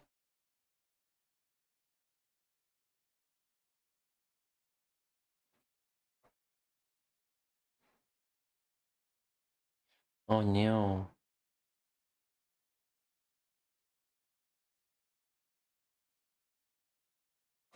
Simulating Proxima Centauri.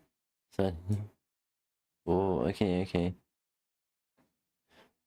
So Elon Musk is crashing out again because he got fined by the European. Is it a surprise? Elon's been breaking the law for so long. So Elon Musk is crashing. So Elon Musk. So Elon. So Elon. So Elon Musk. So Elon. So Elon. Can this video fucking load? Fucking Christ. I swear to God. Swear to fucking God. We're focused on making experience better for users. No, you're focused on fucking making fucking profit. Whenever a company says we're focusing on making the user experience better and safer, it really means we were caught trying to swindle you out of a service, even despite you paid we promised you a good service. So either we're gonna pay you to shut the fuck up, or we're going to put you into cease and desist. We're gonna try to sue you, and then we're gonna try to lobby the government, even the government is actively suing us. That's the thought process of a company. Really, that is the actual thought process. I'll try to change my mind. So Elon Musk is crashing out again because he got fined by the European Union for 120 million euros. And that amount is about 140 million USD, so quite a bit of money. The reason the EU gave him a fine is because of X.com. Like, the first reason they were fined is because of the deceptive system of the blue check marks on Twitter, and it is a deceptive system. If you're not in the loop somehow, Twitter used to have these blue check marks for verified people. Before Elon Musk bought Twitter, if you had one of these check marks, this check mark was like a huge deal. It meant you were actually a real person, like a real public figure. It was really hard to get these check marks. The only people that could get them were like journalists, and if you were a YouTuber, it was also really hard to get them if you didn't have a Twitter contact. The only way to get these was to submit like legacy media articles about yourself and be like, look, I'm a real person. If you were a YouTuber with 10 million followers but didn't have a New York Times article or a insider at Twitter, you couldn't get one of these check marks. They were really, really hard to get. And then when Elon Musk bought Twitter, he let people buy them for $8 a month. And obviously, the first thing that happened was everyone made parody accounts acting like companies or people. Like, there was a case where someone acted like a drug company and said they were capping insulin prices and their stock fell. Because obviously a lot of people thought that was the real account, because what other reason would a check mark exist for? And definitely nowadays there's less people falling for fake accounts on X.com, but it is definitely still a problem. So when it comes to the blue check marks being deceptive, they most definitely are, and if you disagree, I don't know what planet you're living on. And the second— yeah, blue check marks are now worthless. They're not worthless. Right now, the most you can get, like pairing up with a company and getting a gold check mark, or pretty much a gold badge. It really, because the gold badges means, hey, I represent this company, and this company is applying for a gold badge on my behalf.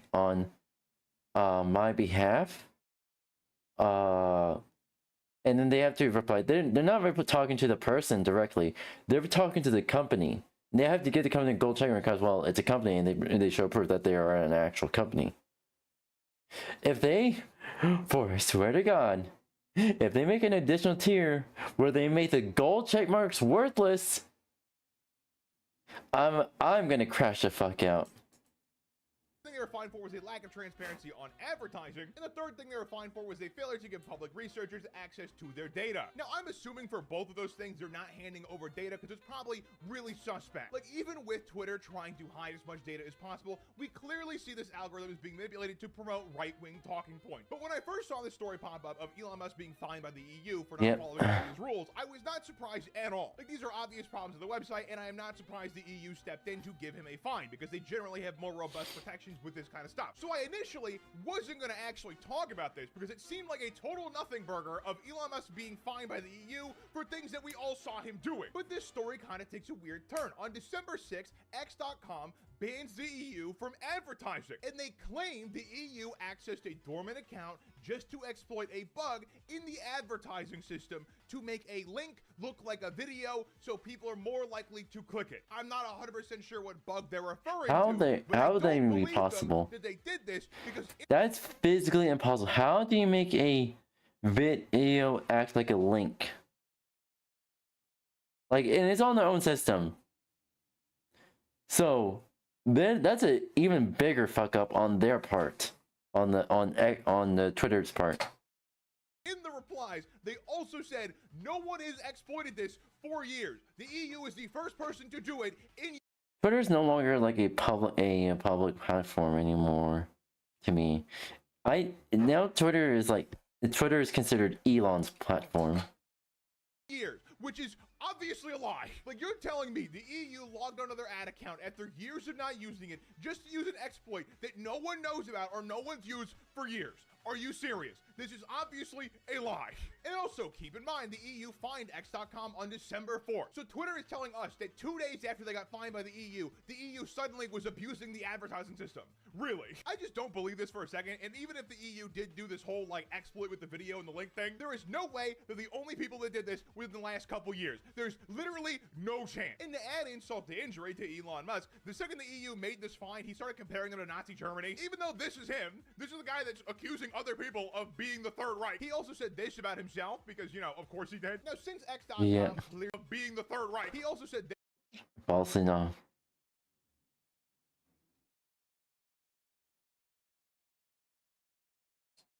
This about himself, because, you know, of course. Yeah, he is fucking wild. Now, since X.com clearly does not want to pay this fine because they're being big babies about it, what is the penalty if they don't pay? Well, they have a total of 60 days to give the EU a plan as to how they're going to make blue check marks less deceptive, and within 90 days, they have to submit a plan on how they're going to fix all this stuff, including ad transparency and all that. And if they miss these deadlines, the EU can fine them 5% of their total daily turnover a day. So whatever revenue they make in a day, they can basically fine them 5% of that daily. And honestly, I think this should probably be higher if you want compliance from companies like this, because a well-run company could just tank this. It should be a total of 20% a day. But Twitter can't do that, because here's the thing with Twitter. Twitter makes no money. Like, they are losing money by existing. So this is kind of a big deal for Twitter, because they have debts to pay, and this does not help with that. And if Elon Musk decides to not pay this at all, the EU can just shut down Twitter in the EU. So he's probably going to want to get this sorted, because if not, the EU will shut down Twitter. And at the end of the day, I don't know what he's going to end up doing. I think it's like... the EU will shut down the EU's branch of Twitter. So since pretty much the EU is near 50% of Twitter's revenue, yeah, Twitter needs to get their shit together real quick. He'll end up just paying the fine and complying, but at the same time, he could just try his luck. But we'll see what happens, I guess. Thank you for watching. Let me know what you think in the comments down below. Like and subscribe if yeah.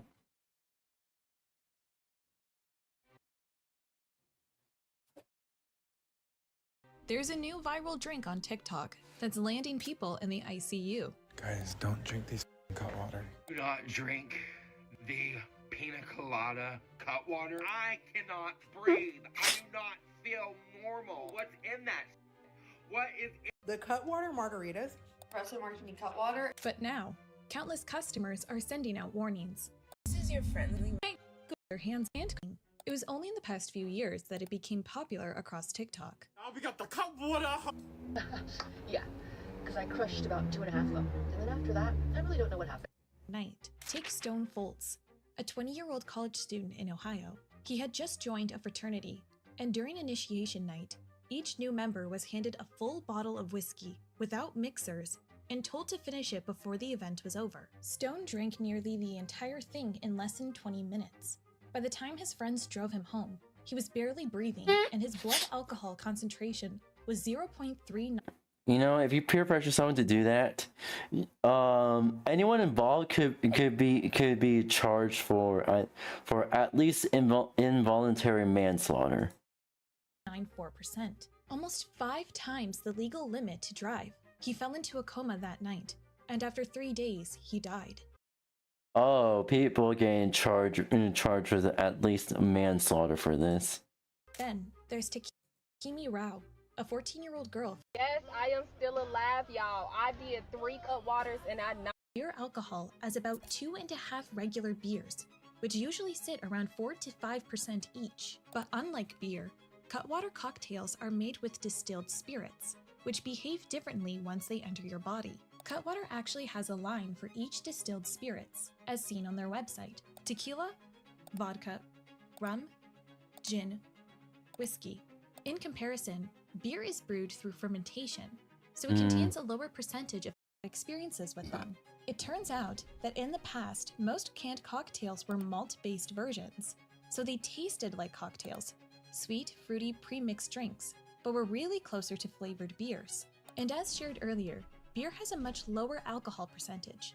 It's only in the past few years that spirit-based canned cocktails made with real distilled liquor, higher alcohol levels, and bar-style recipes have taken off.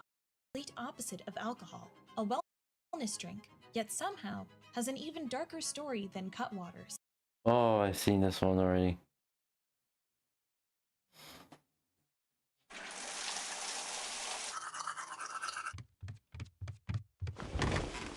Alright, tomorrow's the big day. Gonna meet my fans. Gotta rest up and be ready to do the best meet and greets ever. Surely nothing bad will happen to me before then.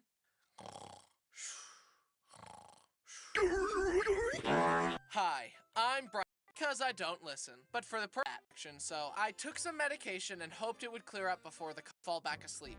Wrong, man. Certainly didn't help it. Irreplaceable to meet you guys, so don't ever hesitate to say hi. Then I did a drawing panel with some other creative experience, guys. And now y'all know, even if I broke my back, I'd still pull up. Hi. Head. Like, the eardrum wasn't just damaged, they said it was pretty much gone completely, so I assumed the healing process would take much longer. But the doctor said, yeah, you're young and healthy, and the body is an amazing thing. You actually healed yourself without needing us at all. Anyways, that'll be $200. I went from no eardrum to completely healed in 2 weeks. Are you guys hearing this? Oh, brother, this guy stinks! Don't worry, I'll be ear all night. In conclusion, I had a great time at VidCon despite my irritating mishap. Okay, so SpongeBob, that one, that Get Out meme, and Tobey Maguire screaming meme. For real, it was great seeing all the animator buddies, meeting all my wonderful fans, and getting my social interaction for the year over and done with. After all that, I think I'll go back to having no ears and not listening again. I've heard enough. Lol. Lol. Sorry if I skipped too much, my ADHD is going burr.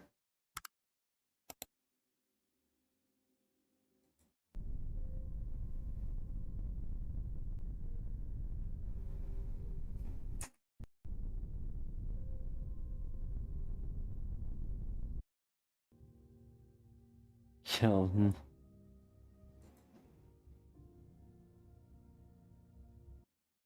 Ooh. Okay. Also, we can. Okay, another reaction video. I've seen this already.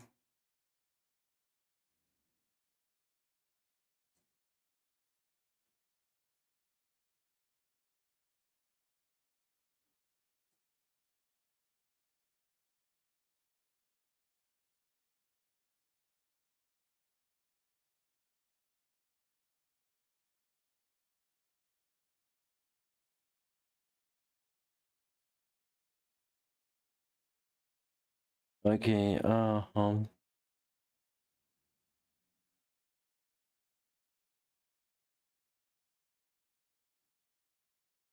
SpongeBob. If Home Alone happened today. Alright. Allow me to go get something to eat real quick. And, I'm probably gonna get, like, I don't fucking know at this point. Maybe spaghetti, or... Probably spaghetti. I don't know. Didn't hear chat. Yeah, allow me to get something to eat real quick. Alright. The Backrooms has tons of levels inside of its lore. Some of them are great, some of them are amazing, and others are literally horrible and make me question why I do this. And today in this video, I'm gonna be talking about 3 of those terrible, awful levels that should not exist. Now this is sort of a continuation of the joke level series, if you remember that. So if you do enjoy that series and you want to see more episodes after this, please leave a like on this video, that way I know. But without further ado, get ready to point and to laugh. Let's get into 3 of the most stupid levels that I've ever seen in my entire 5 years of talking about the Backrooms.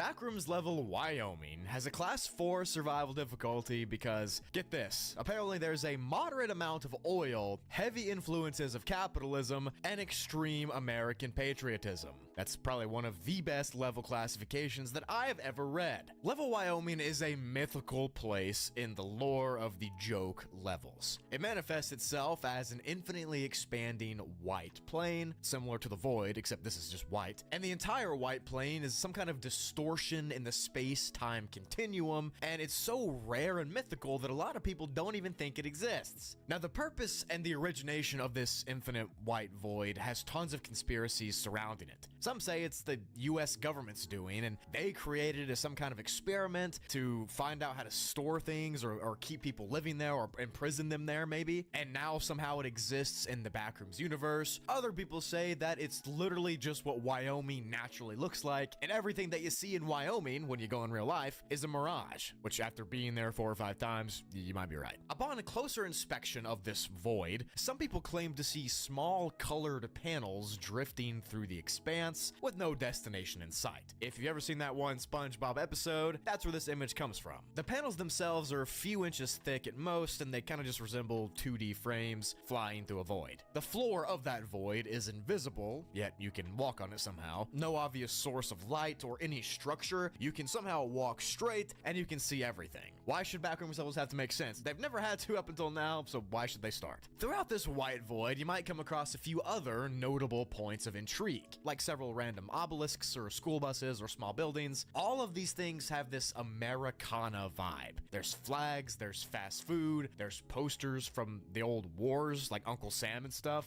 Pretty much everything here is like America vomited all over the level. And these things are listed as cognitohazards for any non-American that enters the level, because apparently the brain will get overwhelmed by all the patriotism and you'll literally die. Like, you will pass away. Another thing you have to be aware of when walking through this void is that the Star-Spangled Banner is playing all the time when you're here. You can't make it go away. It gets loud sometimes, it gets quiet sometimes, but it's always there. It's just propaganda literally as far as the ears can hear and the eyes can see. Now, besides the fact that you're in an infinite white void forever, there's another strange effect inside the level called the level Wyoming effect, where if you come here, for some reason after you leave, you do not think the USA state of Wyoming is real. You think it looks like this level, and you cannot be convinced otherwise. No matter what you say, no matter what you thought before, it doesn't exist to you now. But like I said, that's pretty cool because it doesn't actually exist. If you want to enter level Wyoming for some reason or another, you can find and stare at a square-shaped cloud in level exit, and this will send you to this white void where you can experience America fully. If you want to exit, you have to find a color panel in the shape of the state of Kentucky and touch it. After you touch it, you'll be sent out to another level. Shout out Kentucky, that's where I live. So if you love Americana propaganda and a horribly written Backrooms level, this is the perfect level for you.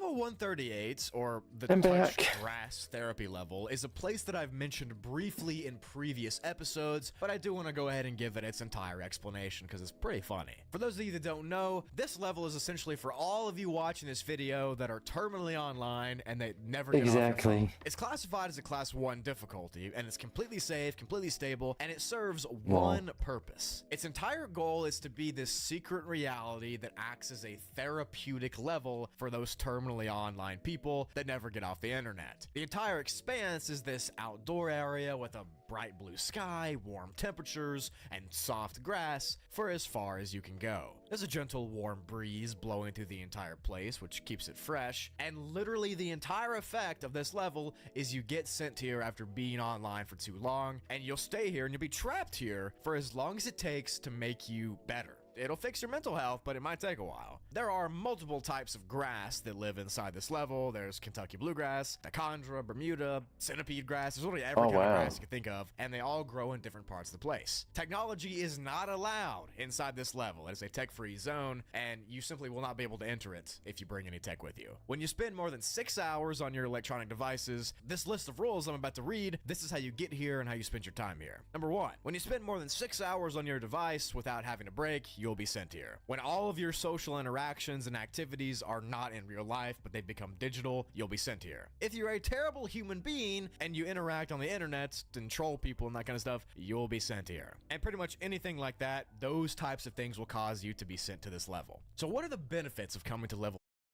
You know, instead of simply not being able to enter if you try to bring any technology, how about you get forced into level touch grass and all your electronics disappear. Like all of them.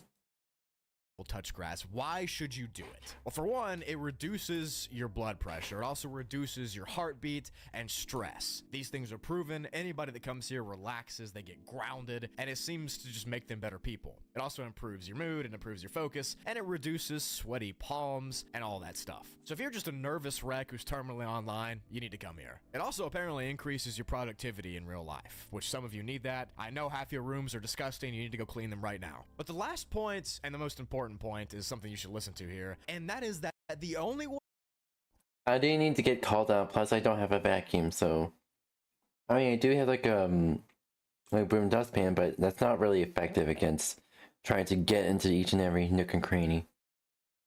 Way to get out of level touch grass is to touch grass until a state of well-being is achieved. Until your mental instability is fixed, you will not be able to leave. This could take.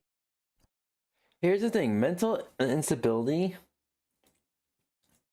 for some people could be permanent, and pretty much pretty much some severity some cases where it's severe could have lifelong consequences in terms of mental instability. And you just pretty much be trapped there for the rest of your life. So yeah. You know, with level touch grass, can I bring people in there with me, or am I just alone?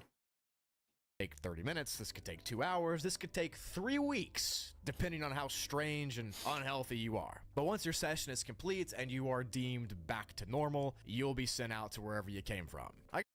Is it sent back out to the exact point in time where I would be sucked into level touch grass, or is it like 3 weeks later? Because if it's like 3 weeks later, you pretty much don't have a job anymore. I guess a good thing is you can access this level as many times as you want, and essentially this is probably like the best level in the back rooms because it just has a bunch. Now, the last level for today is probably the worst piece of literature I've ever read in my 5 years of doing this. Florida. This is level Florida. Level Florida is Let me guess, it's made by a Florida man. Classed as a class 3F for being insane, unsecure, and Floridian. This is apparently an anomalous level deep inside of the Backroom's lore that has an expansive landscape of swamps and urban areas. Throughout this expanse, there are sprawling places with entities, strange effects, and the most common entity being the Florida man. Apparently this level is also known far and wide for its nice beaches. The weather inside of level Florida ranges from heavy rain to humidity to tornadoes, literally anything like that, and pretty much all of that actually happens in real Florida too. The most common thing you'll see here though, like I said earlier, is the entity known as the Florida Men. This is a group of creatures that are very strange, very chaotic, very unnatural humanoid figures that just erratically move around all the time. They just are animated constantly, they never stop, and they run around in strange ways. They jerk and they warp and they glitch constantly, and they pretty much are like wretches, but worse. There are also specific chain stores that you can encounter when in level Florida 2. Like you guessed it, Publix is here, where you can stock up on foods and supplies to survive the swamps and the Florida Men of the level. The main food I know that Publix is pretty much the how to describe this. It's pretty much the combination of ShopRite, is ShopRite,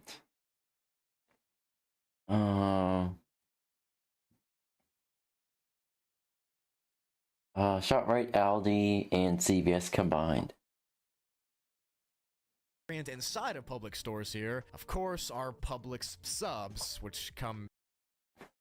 Hey, wait, hold on. Wait, what? Hold on. There's subs there? Then where are the tops at? And an infinite variety of styles with different toppings and all that. You know what a sub is. I don't have to explain it to you, please. Oh, I know what a sub is. I very well know what a sub is. Please help me. This is awful. Really, the Oh, it's not off at all. entire point of this level is just the state of Florida, but inside the back rooms. With little to no exaggeration, if you've ever been there, like to the Miami-Dade area, this level is exactly what that's like. If for some reason you just listen to that and you want to go to level Florida in the back rooms, you have to find a vacation poster on any other backrooms level and no clip through it. That'll send you here. And if you want to escape, which I'm sure you do, you have to find a manhole cover in the street and climb down inside of it, and you'll be sent out. And you probably want to do that way you don't get attacked by an alligator or a Florida man or whatever else is here. I will say my brain is quite literally leaking out of my eyeballs after scripting this video. I forgot how bad some of these bad levels are, so if you made it this far, please, for my own sake, please leave a like. And with that, lol. he lost so many brain cells while researching that. When it rains at 2 million light speed. Alright, so we're checking out the only game where experimentation means that you get to see what happens when you fire a single droplet of water at the Earth at 1 billion times light speed. It's Universe Sandbox. In order to become the most realistic human torture device ever created, Universe Sandbox has had more experimental updates. And by experimental, that means good. And by updates, that means a lot of people are going to die. Don't try and hide behind the clouds, Japan. I freaking see you there. So the water systems of Universe Sandbox are now incredibly realistic. Although realism in the realm of space usually means deadly. Allow me to show you what sort of horrible things can happen to the water. We're gonna increase the water. We're gonna increase the density of the water. We're gonna decrease the water. We're gonna throw water at the water. I know that sounds really redundant, but it's just wait and you'll see. And then eventually, we're gonna make it rain on. Because down the things on the Earth, like that, the Earth is very lumpy. That's because there's waves now. Now this wouldn't really be that bad in itself, just having the planet be entirely underwater. But another thing that you can do while it kind of gyrates like a giant tumorous meatball is you can go beyond the actual density of the water. Like, you know, you can make it twice as dense, 3 times as dense. That didn't do anything yet. Let's keep going. 10 times as dense. 1,000 times as dense as Jupiter. Holy shit, turned into a sun. Oh, I turned it back into Earth, and all the gravity is finally starting to take over, and it's going like from the North Pole to the South Pole. It's smoothing out all of the different water. Don't worry, we're gonna blow up the Earth too, because I know you can't have a day of Universe Sandbox without explosions. All right, just real quick, if you freeze all the water, if you melt all the water, if you vaporize all the water, you may be saying to yourself, but Gray, how deep is the water? Well, apparently it's, what the hell? 2 billion meters, obviously. Okay, this is really interesting. So, the Earth's radius is 9 Earth. You know, so its radius is a little bit bigger. But the problem I have, though, is that the depth of the water right now is 8 times the diameter of the sun. What? I mean, whatever, I guess. I'm just gonna, keep increasing the amount of water. Total water mass. Yes. A few moments later. Positive infinity. That's what I wanted. I was waiting for that. What happens if I freeze all this positive infinite water? I like how there's a few different things now on the scale. Positive infinity and not a number. It's either one or the other. Okay, this is amazing. I have made it so that the Earth has nothing in it. It is effectively just inky blackness. It is like a portal to nowhere. I can't even move this anymore. How about if I move these? Now Silic gets positive infinity. Iron? Hydrogen? Holy now they're all positive infinity. What? What the hell?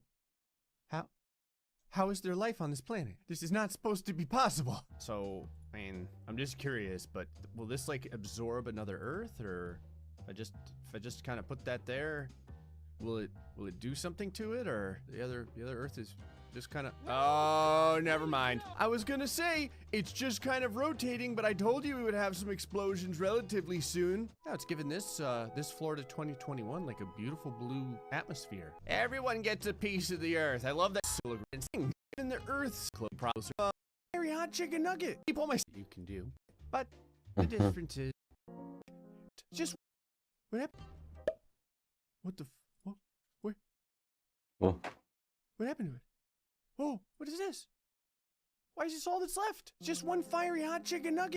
Thing marks when you do it. But the difference is we're sending this water at the Earth very, very slow. 10 kilometers a second. You know what we call that? Rookie numbers. Although I am kind of curious, if I just like load up on water on just one little portion of the Earth, does it get like really tall, or does it just get really annoyed? It looks like it just turns incredibly fiery. Maybe if I kind of slow it down. There's a rate number 2. How high can you put this? Can you go to 1 million? You cannot. You can go to 200 though. What happens if you bring your spread down to only 1%? Ah, it turns it into a very, very punishing beam of water. Oh, wow. I just put like an 1/8 of the entire United States underwater. How much water did I throw at the United States? Hold on. Everyone can still live, correct? Ah, yeah, it's still 2% life. Liquid water depth. Yeah, it's not too good. They're under like 1 kilometer of water. And to think, we're just getting started. There's so many other numbers for me to press. All right, so how about if I bring my spread way up? 45%. See, now it's just like a really angry rain. Now you got the Great Lakes across the entire North America area. Also, for whatever reason, California is starting to separate from the main continent. Transfer momentum. Okay. Why do I feel like I need to make this go a lot faster or have a lot more water for the transfer of momentum to count? I think that me moving all the water around is starting to really screw up the tidal process of the planet Earth, because that is a really big wave right there. Oh, that's adorable. If you use infinitely small, you get little tiny pock marks of water. I just froze over Japan. How much in this is this in Earth? That's not very much. No. Let's go ahead and times 10. Oh Why no. not? Actually, you know what? Let's times 1,000,000 it. Turn off the infinitely small. I don't want to transfer momentum quite yet. And now let's throw what? Oh shit. Well, you learn something new every day. Apparently planet Earth does not like that much water flying at it at 10 kilometers a second. How much water, No you shit. ask? Oh, about 11,000 kilometers in depth worth. Just keeping it going. Oh You see. shit. 60,000 kilometers depth, 140,000 kilometers depth. You know what? Let's bring it up. Why not? We're at the point where you can't even really see how much. Oh, never mind. You can totally see how much water there is. Take my ghostly penis. The water is a lot percent. Oh, it's not even water, it's plasma now. I'm pretty sure this changed, because I think that iron used to be a solid and now it says liquid, and water used to be a liquid and now it's a plasma. It's always good when the elevation has an E in the number. Oh no. I mean, I'm just gonna keep moving this up. Okay, the game's starting to get real pissed off at what I'm doing now. Apparently, Oh, no. throwing 3 Earths worth of water at the Earth is a bad thing. What is happening? The water is just ping-ponging from the north to the south pole. So the liquid water depth is now 29 suns. We might as well keep going. Oh, interesting. The Earth turned normal. I mean, by normal, it has water now. Yeah, let's keep it going. 33,000 worths of water.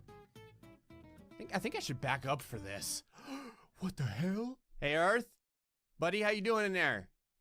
You good? Okay, I want to mention something real quick. So after everything I've done to this planet, there is still a % chance of What the life fuck? I'm not How? really sure why, but part of the Earth just decided to spontaneously combust. I'm serious. There's just random detonations all around the planet. I don't know why, other than to make more gigantic waves. I just wanted to give people a little area to live on, so I was gonna create some mountains, so I threw some iron at it, but then I forgot how much iron I was throwing. I threw 1/10 the amount of this son of iron. What the friggin' hell have I done? Oh god, look at it fighting. It's like, oh, don't touch me, stop it. Oh my god, I've created a supernova. Oh. I've created... No,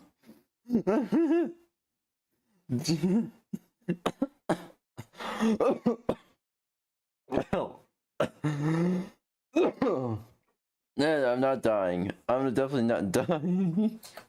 Like a perfect sun. I just need to see something real quick. I just want to see if I can make an Earth survive in this hellhole. And then we're gonna throw water at the Earth at 1 billion times light speed. Just a single droplet. Jesus fucking Christ. Great, what have you done? To see what it does. It's working. It's beautiful. It's living inside of the habitable zone of death, surrounded by a supernova. Alrighty. Gonna grab the material. Gonna put it on water. Actually, I don't know how much a drop of rain weighs. I do know someone who does know, though. To Google, damn it. Hey, Google, how much does a single drop of rain weigh? Rain falling on 1 acre of ground is equal to about 27,154 gallons. No, I just want and weighs one... about 113 tons. No, that's very specific, but I just want one single drop of water. How much does one drop of water weigh? 0.05 grams. Got it. Thank you. Nope, I don't need any more. Density- Oh, jeez. All right, one single drop of water. We'll start it off at 1 times light speed. Just want one single drop, and we'll shoot our drop right at the tip of Florida here. Right at the tip. I guess I better slow things down so we can actually see what the hell happens, considering we're moving at light speed right now. Yeah, let's do this in milliseconds. Okay. I don't see anything yet. Okay. The previous experiment was sending out too many water droplets, but I figured out how to legitimately make my own water droplet. It is the size of a water droplet. It is moving at 1 times the speed of light. It's frozen right now, but that'll be fine. Now, water droplet go and show me what happens when 1 single droplet of water hits the Earth at 1 light speed. Yeet. Okay? I mean, doesn't look that bad yet. Oh, sweet Jesus. Okay, just took a second. You can see the original impact where the 1 single water droplet hit. It's not good. Not again. The immediate crater is like 1/3 the size of the Earth. So what does this do? Oh my God. I was gonna ask what it had done to Earth. Oh, you know, made the temperature 12,000 degrees Celsius. I mean, I guess I'll just keep time moving along here. What is the current composition of the Earth? Oh, it's all hydrogen, is it? Doesn't look that way. Not yet, anyway. I guess no one understands that they're dead yet. Look at this. Did the droplet of water start freezing the Earth? I mean, temperature's gone down. It's only 9,200 degrees Celsius now. I'm not 100% sure what this corona of stuff leaving the Earth is. Well, there's a problem. I can't see shit right now. Go ahead and speed up time here. Oh, the Earth is still in there. Oh, see that? The Earth is fine. It's cooling back down. It's got a little bit of a scar and a lot of, I don't really know what it's surrounded by now. It just looks like disco lighting. Look at this. You get to enjoy a sweet rave party all night long, forever. And I only killed part of Africa. What's my life probability? 1.4%. Okay, so 1 single droplet of water hitting the Earth at light speed wasn't enough to take out the Earth. I mean, that means we gotta add some zeros. So we're gonna go with 1 billion times light speed. Before I do that, though, I find it interesting that As time goes by and the blast radius continues to grow, a wave of everything being frozen precedes the fiery death. I actually let enough time go by so that the Earth What the could fuck happened? reconstitute itself. I don't know how, but I created a landmass over here where there's no water. So I actually gave Africa a lot more land. I've also got a crack running down the middle of the Earth now from where the rain droplet hit. And the middle of Florida is destroyed and underwater. I call this Freedom Reigns 1 billion. You know what? Why not? 2 billion times light speed, since I accidentally hit it 2. I really don't think it matters how much I slow time down, because when you're talking about 2 billion times light speed, it's, I mean, technically it's incalculable. All right, Freedom Reigns, do it, baby. Okay, there's a couple of things to note here. First off, Freedom Reigns didn't hit the Earth's surface and splash. It went through the Earth. Okay, it's gone. It went straight through the Earth. I expect this means, in a short amount of time, something really bad is going to start happening.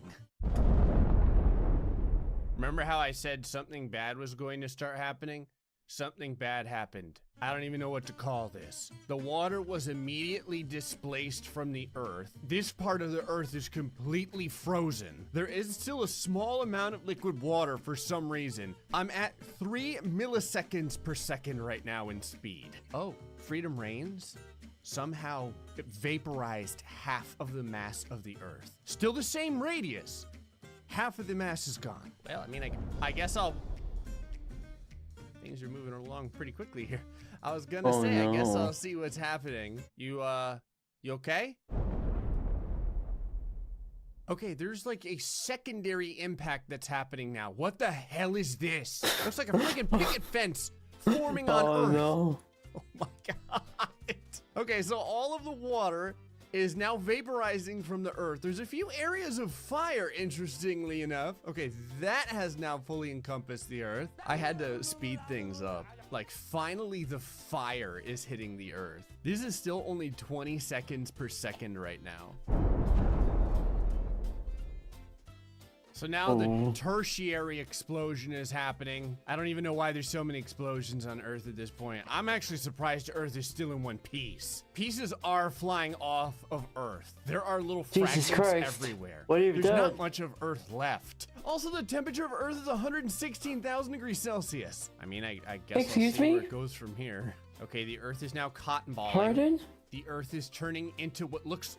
What the hell is this? I thought it was turning into a sun. Look at what's happening out the back. The Earth has way more than one hole in it now, and I don't know why. Okay, sounds are starting to get kind of wild in this game. Chunks are flying off of Earth from the direction that the water droplet went through. Earth is now turning into a friggin' solar flare. I'm gonna speed things up. Earth, you good? No. Earth is not good. I managed to find this single fragment, which is moving at 0.4 light speed. So if a single droplet of water was moving at the Earth at 1 times light speed, we'd probably come back from that. If a single droplet of water was moving at the Earth at 2 billion times light speed, this is what you get. Get a bunch of... Lol. Space, beautiful, vast, and completely hostile to human biology. We evolved under 1 g of gravity, a cozy 21% oxygen mixture, and a protective magnetic field. Fahrenheit. At 80 degrees, your heart starts to fibrillate. Below 70, cardiac arrest is almost inevitable. On Mercury's dark side, you wouldn't have time for any of that. Your skin would frost over instantly, ice crystals forming inside your cells, rupturing them like microscopic shrapnel. Think freezer burn, only internal and immediate. But let's pretend you somehow made it past the temperature swings. Mercury's biggest problem, it has no atmosphere. That means no oxygen to breathe and no pressure to keep your lungs inflated. Within 10 seconds, your brain is starved of oxygen, just like drowning or choking on Earth. How long could you survive? About 1 breath, maybe 2, if you're stubborn.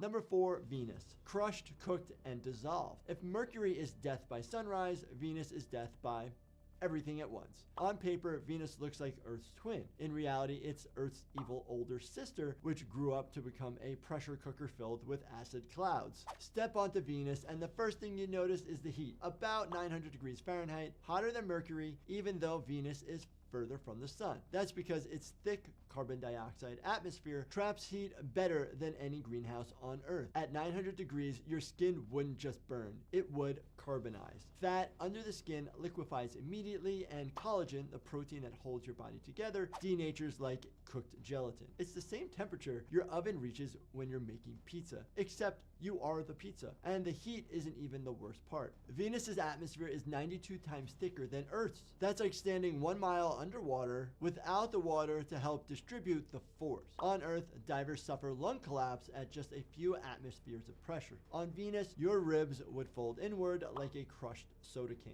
The delicate alveoli in your lungs, the air sacs that let oxygen pass into the blood, would rupture instantly in a phenomenon similar to pulmonary barotrauma. Blood vessels in your eyes and sinuses burst, causing immediate blindness and epistaxis, extreme dramatic Hollywood nosebleeds. Even with a pressurized suit, the mechanical stress alone would overwhelm joints, crush soft tissue, and collapse your chest cavity. And if the heat and pressure somehow didn't get you, Venus has one more surprise ending: sulfuric acid clouds. Your average spacesuit would corrode within seconds, exposing your skin to acid mist that would degrade tissue the way battery acid eats through metal. So how long would you actually last on Venus? Not long enough to register what's happening.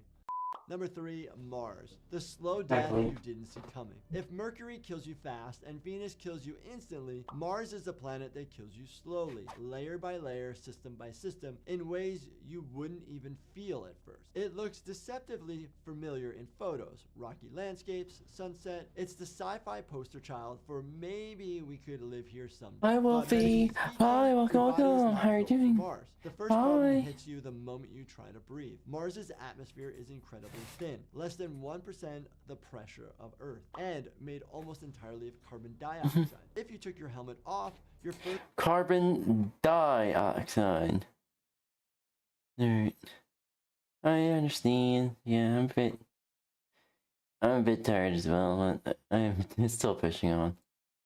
breath wouldn't actually be a breath at all. The CO2 would burn in your lungs and shut down oxygen exchange instantly. Your brainstem would detect that CO2 spike in your bloodstream and trigger a violent involuntary hyperventilation response. But even if you tried to hold your breath, you couldn't.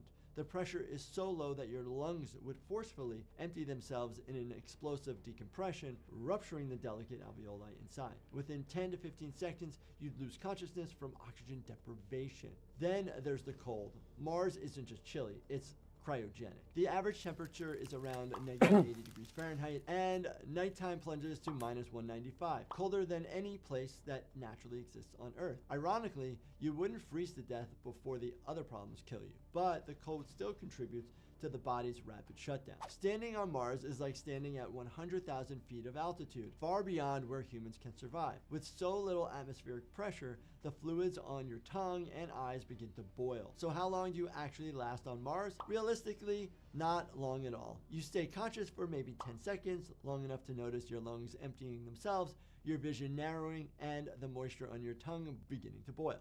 Number 2, Jupiter, the planet that doesn't let you die. If Mercury burns you, Venus crushes you, and Mars slowly dismantles you, Jupiter does something far more terrifying. It never lets you reach the surface, because there is no surface. Jupiter is not a planet that you stand on. It's solely an atmosphere, hundreds of miles deep, made of hydrogen, helium, with storms the size of the Earth, and pressure so extreme they turn gas into liquid metal. Trying to land on Jupiter is like trying to dive to the bottom of a thunderstorm. But let's imagine you jump in anyway. What happens to the human body? The moment you cross Jupiter's upper atmosphere, you're already in trouble. The winds here reach hundreds of miles per hour, strong enough to tear parachutes, metal plates, or if you're the unlucky one jumping, human limbs. Your suit would rip open like tissue paper. Exposed skin would be sandblasted by ammonia crystals and frozen gas particles slicing through the epidermis like microscopic razors. Your eyes would burn instantly. Ammonia gas chemically reacts with the moisture on the cornea, producing a caustic, painful alkali burn. Then, as you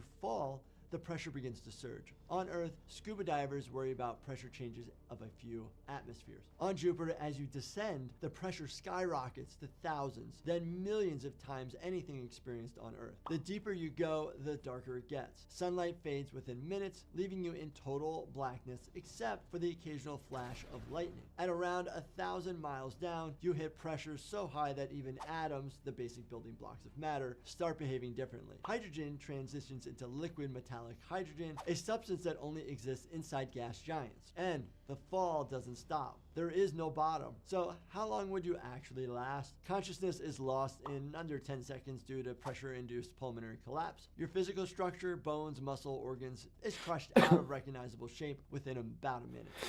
Number 1, Saturn, the silent gas giant that unmakes you. Saturn looks peaceful from a distance, pale, gold bands, elegant rings, soft shadows, but that's the same kind of peaceful you see right before a lion pounces. Medically speaking, Saturn is one of the most deceptive killers in the solar system. First, the atmosphere. There's no solid ground on Saturn. No place to land, no surface to walk on, so you'd step onto Saturn the same way you'd step onto a cloud, except this cloud is made of hydrogen, helium, ammonia, and methane, the kind of cocktail that shuts down the human body faster than anesthesia. As you hypothetically fall through Saturn's upper atmosphere, temperatures start cold, about minus 275 degrees, or cold enough for instant frostbite, flash freezing the moisture on your skin into tiny crystals. Then comes the air pressure. The deeper you fall, the denser it gets, like sinking through the ocean, but the ocean is made of gas. Within seconds, the pressure crushes your lungs before they ever get a chance to inhale. The delicate sacs in your lungs, your alveoli, rupture instantly. Oxygen exchange gone, breathing impossible. Your ribs buckle inward, your blood vessels pop like overfilled water balloons. And then the hydrogen storm hits you. These aren't Earth storms like we prepare for here. These are 1,000 mile per hour jet streams slamming into your frozen body like a horizontal blender. So how long do you last? A few seconds of conscious awareness, maybe 10 if you're unbelievably lucky. Within 30 seconds, the combination of low oxygen, extreme wind shear, and pressure collapse would knock you out cold.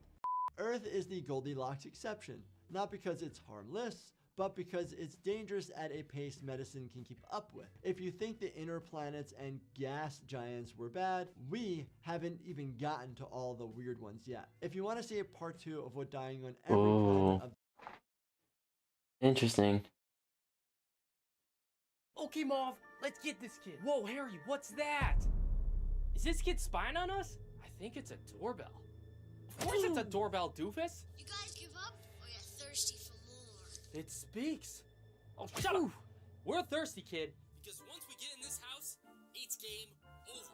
And we're getting milk. Who the heck are these guys? Oh, nutcrackers. We did leave Kevin at home. Well, better call the cops. I actually am kind of thirsty. Hey, kid, do you have any milk in the fridge? Sure. Well, can Santa Claus and his elf potentially have some? I don't think so. Damn, this kid's good. Dang it, Mauve! Are you Mr. McAllister? I am. The McAllister that owes me $415.93. Whoa. I thought it was $122.50. It was $122.50 back in 1990, but now it's 2025. So what happened? Well, inflation increased by an average rate of 2.63% since 1990. That's $303.65, plus a $6 delivery fee, a 15% service fee of $45.55, and a generous 20% tip of $60.73, considering you're living in a $5.5 million home and affording a whole family trip to Paris. That brings your grand total to $415.93. How do you know all that? ChatGPT. Speaking of, what do you do for a living? Take the check, you filthy animal. Mr. McAllister, DoorDash doesn't take checks. I'm sorry! Gosh darn it, it's locked. Lol. I'm gonna give you to the count of 10 to get your ugly, yellow, no good keister off my property before I pump your guts full of it. Harry. 1, 2, 10. Nothing beats a Jet 2. Fake. It was all fake! Lol. Nothing beats a Jet 2 holding. For real. I'm gonna do an hour of Minecraft for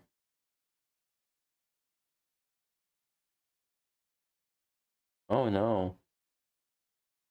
As soon as I saw it, I was like, oh no.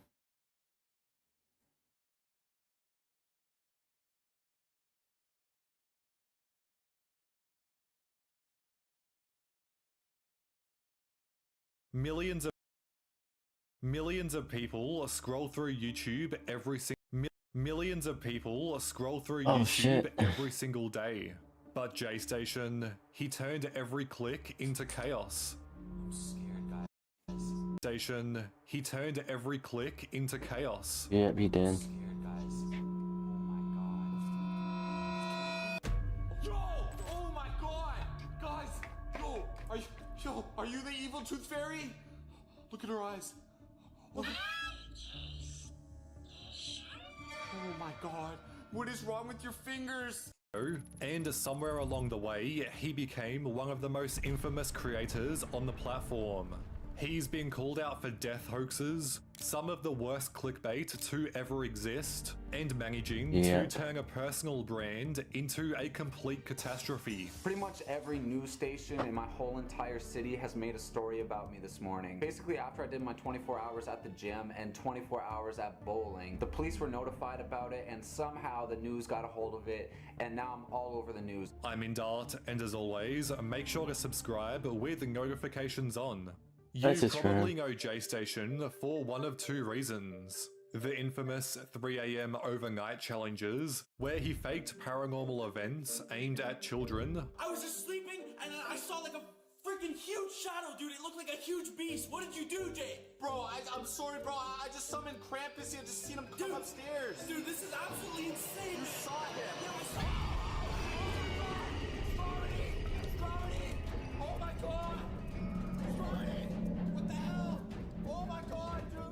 Or his darkest videos exploiting celebrity deaths for views, including XXXTentacion, Mac Miller, and Etika. We're gonna use the Ouija board to contact XXXTentacion. Yo, that's X's name.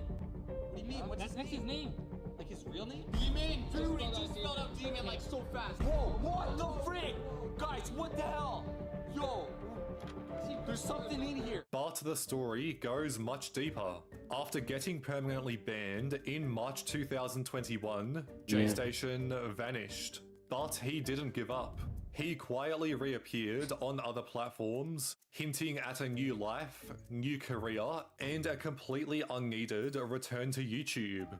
However, when we talk about J-Station's beginning in 2016, it was with a simple but dangerous idea. Sneak into stores, offices, or abandoned buildings and stay overnight. Alright guys, so I'm in my hiding spot right now. The store is officially closed right now, but as you see, like, this is really uncomfortable, but still, I'm gonna stay here for like at least an hour, maybe 2 hours, because last time I was caught and I can't do that again, okay guys? While it was very much illegal, the videos were insanely thrilling. Jay's videos started simple, such as 24 hours in a dumpster gaining 500,000 views, or 24 hours in a school with almost 6 million views. This challenge was everywhere on the internet at the time. Pretty much anywhere you looked, there was a new YouTuber sneaking into their local Walmart to spend the night. J-Station was far from being the most polished creator in the genre, but he was one of the most relentless. He posted constantly, video after video. He pushed the trend harder than anyone else, and as a result, he grew from nothing to over 500,000 subscribers in under a year. For a while, it looked like he had found his niche and nothing could slow him down. But eventually, the videos only started getting more intense with every new upload. J-Station started to spend 24 hours in the homeless shelter, at the church, and even at his local bank. However, it didn't take long for the law to catch up with him. J-Station would upload a video titled PSA, 24-hour overnight challenge cancelled, police are shutting me down. He explained that after his recent videos, the police were notified and Jay was all over the news. but not for the reason you'd want. When I woke up this morning, my phone was just blown up with messages like, dude, you're on the news, man, you're on the news. Dude, the police are coming for you. Pretty much every news station in my whole entire city has made a story about me this morning. Basically, after I did my 24 hours at the gym and 24 hours at bowling, the police were notified about it and somehow the news got a hold of it, and now I'm all over the news, guys. 𝙬𝙬 then went on to state that he will no longer be doing the very thing that blew up his channel to begin with, because it was a risk to his freedom.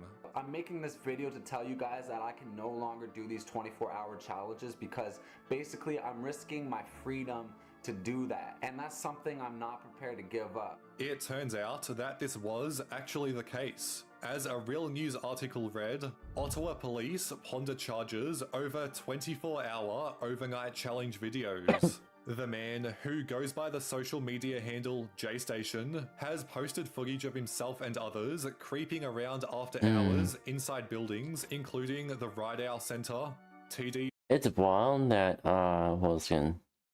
I think that that probably when I was 12, 13, that I used, was it 13, 14, 15, 16? Yeah, he blew up in 2016, but I haven't watched, I believe that I stopped watching it around when I was 16. But I think it was I was watching it since 2012. Play stadium and a bowling alley. An officer would state, the people that are being depicted in the videos, they are kind of walking a fine line between a criminal charge, a break and enter charge, and a trespass to property. Police are working to determine which charges to lay before making an arrest.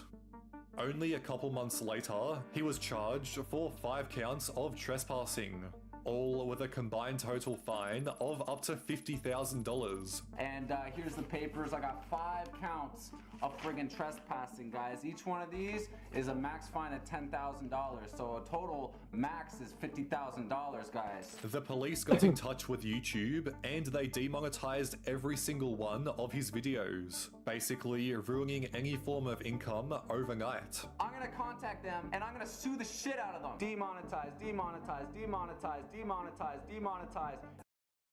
Really? Are you that surprised? Is 𝙬𝙬 really that surprised? It's pretty much a breaking and entering and trespassing. Basically, what he's doing, he was pretty much committing crimes. This is costing me thousands and thousands of dollars, and this is your fault, 𝙬𝙬. Nobody else's. I'm definitely gonna sue the shit out of these motherfuckers. Now, this is where most creators would give in, admit they were in the wrong, and go back to living a normal life outside of the internet. But not 𝙬𝙬. Instead, he pivoted, creating a new channel to continue uploading. He kept the challenges going, but soon, even the original concept couldn't stay monetizable. That's when the 3 AM overnight challenge was born. The concept was simple. Pretend that paranormal events happen at the spookiest hour of the night, 3 AM. These videos were clearly targeted towards children, and the results were mind-boggling. His very first ritual video was titled Paranormal Activity, Devil's Mirror Challenge in Abandoned Haunted House, 3 AM Challenge. I'm by myself at a haunted house at 3 o'clock in the morning, Devil's Hour. The whole entire goal for today is make contact with the dead through ritual, through any way possible. That first wave of 3 AM content didn't explode instantly, but it did set the foundation. Creepy thumbnails, dramatic titles, and a sense of danger and the unknown that naturally attracted a younger audience ready for thrills. Once the trend started to take off, 𝙬𝙬 leaned into the formula more than anyone else. The videos were often titled alongside "Do not play with a voodoo doll at 3 AM, gone horribly wrong," which is actually the specific one that became his channel's most viewed video. He posted frequently, often stacking sensational claims, like drinking a werewolf potion from the dark web or summoning Freddy Krueger. It was nothing more than complete clickbait, but it worked. While the younger audience were loving every second of it, The older people of the internet began getting together to mock the content he was making, calling 𝘖𝙬 in prison at 3 AM, 𝘖𝙬 demonetized at 3 AM, demonetizing 𝙂𝙬 at 3 AM actually happened. But with high views came high controversy. Another post on Reddit would read, "So why does everyone hate 𝘖𝙬?" To which the top reply stated, he posted a big, disrespectful video hours after Etika sued. Almost immediately after Etika had passed, 𝘖𝙬 would upload a video with the title Etika a Ouija board challenge at 3 AM gone wrong. And the thumbnail was exactly what you would expect. He treated Etika's death like content fuel. The thumbnail showed his face, the title framed it as some dramatic paranormal communication, and while the whole video wasn't structured like a typical 3 AM talking to the dead style, it was still an insane use of clickbait to try to get as many views as possible. To everyone watching, it didn't feel like a tribute. It felt like he was trying to cash in on someone's death while the news was still fresh. And unfortunately, this wasn't the first time Jay would do this. Yeah, he would do this like 4 times. Just over a week after 𝑋XXTentacion passed, 𝘖𝙬 uploaded a video claiming to contact him from the grave with an Ouija board. We're gonna use the Ouija board to contact 𝑋XXTentacion. Yo, that's X's name. What do you mean? What's X's name? Like his real name? Demon! Dude, he just spelled out demon like so fast. Whoa, what the frick? Guys, what the hell? Yo! There's something in here. The 22-minute long video was filled with dozens of ads, no apology, and no respect for the artist or his family.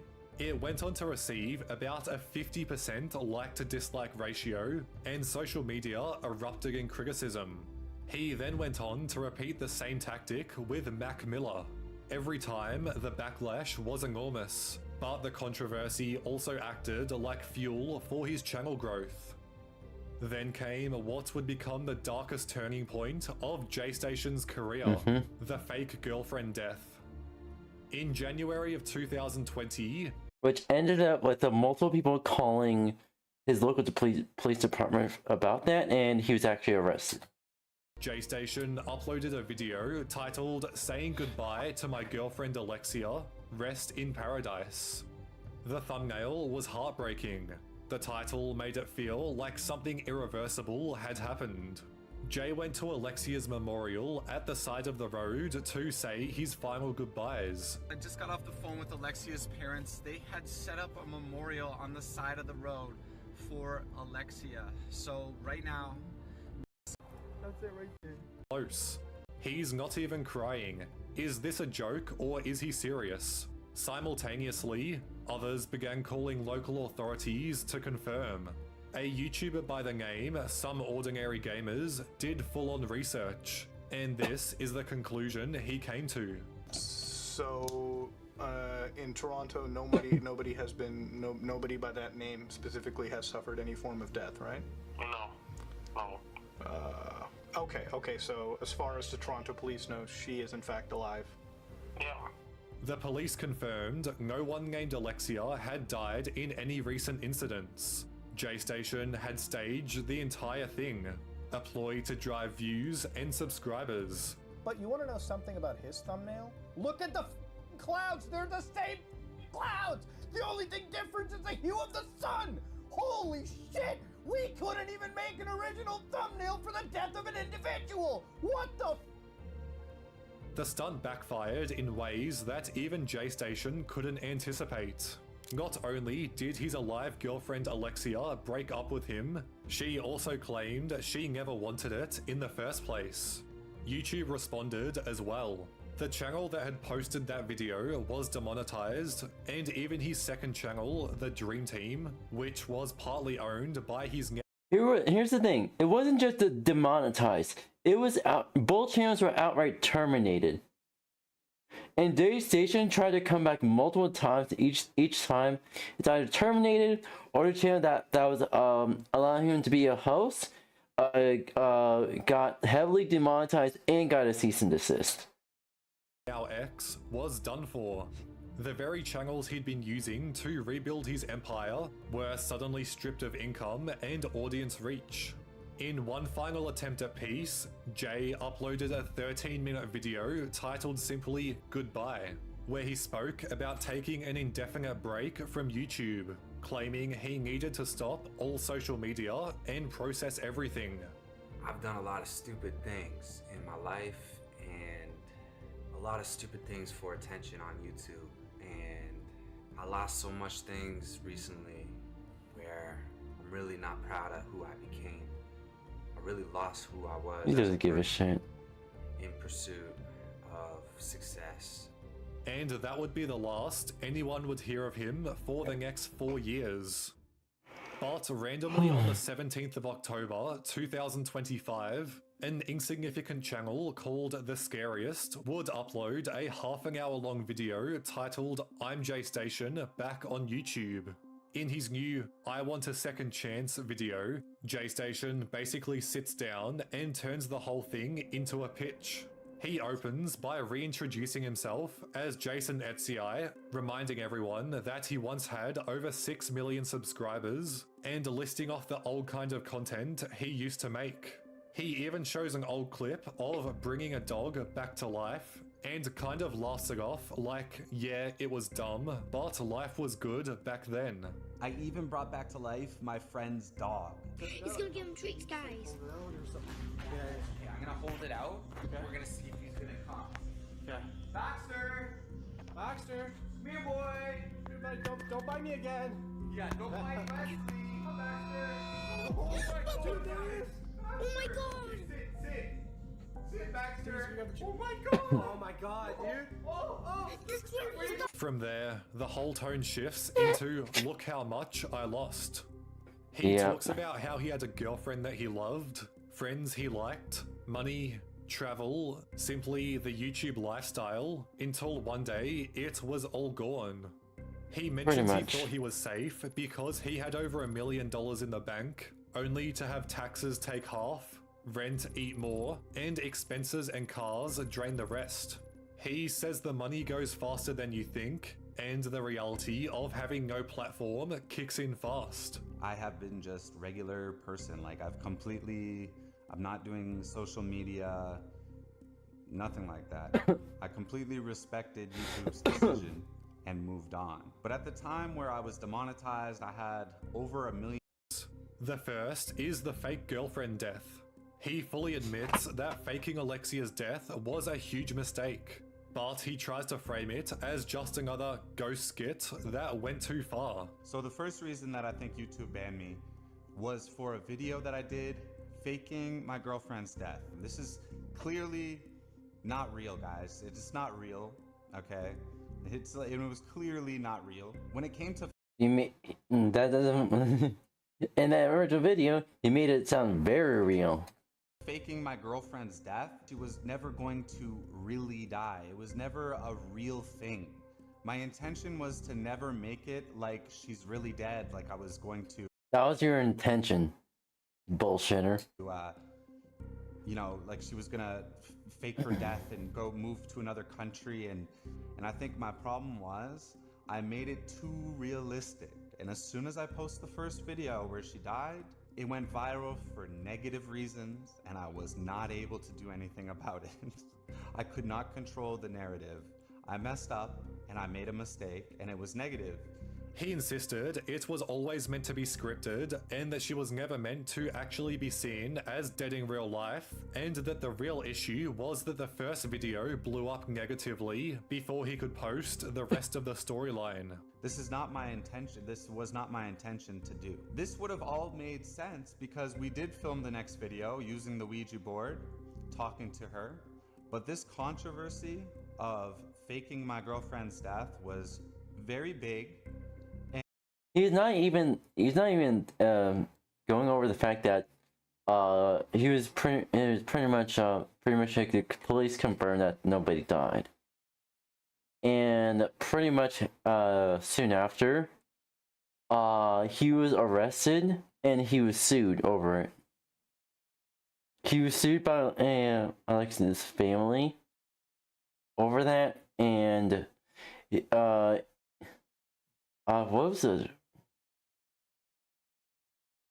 was the other charge? I forget, but he had two.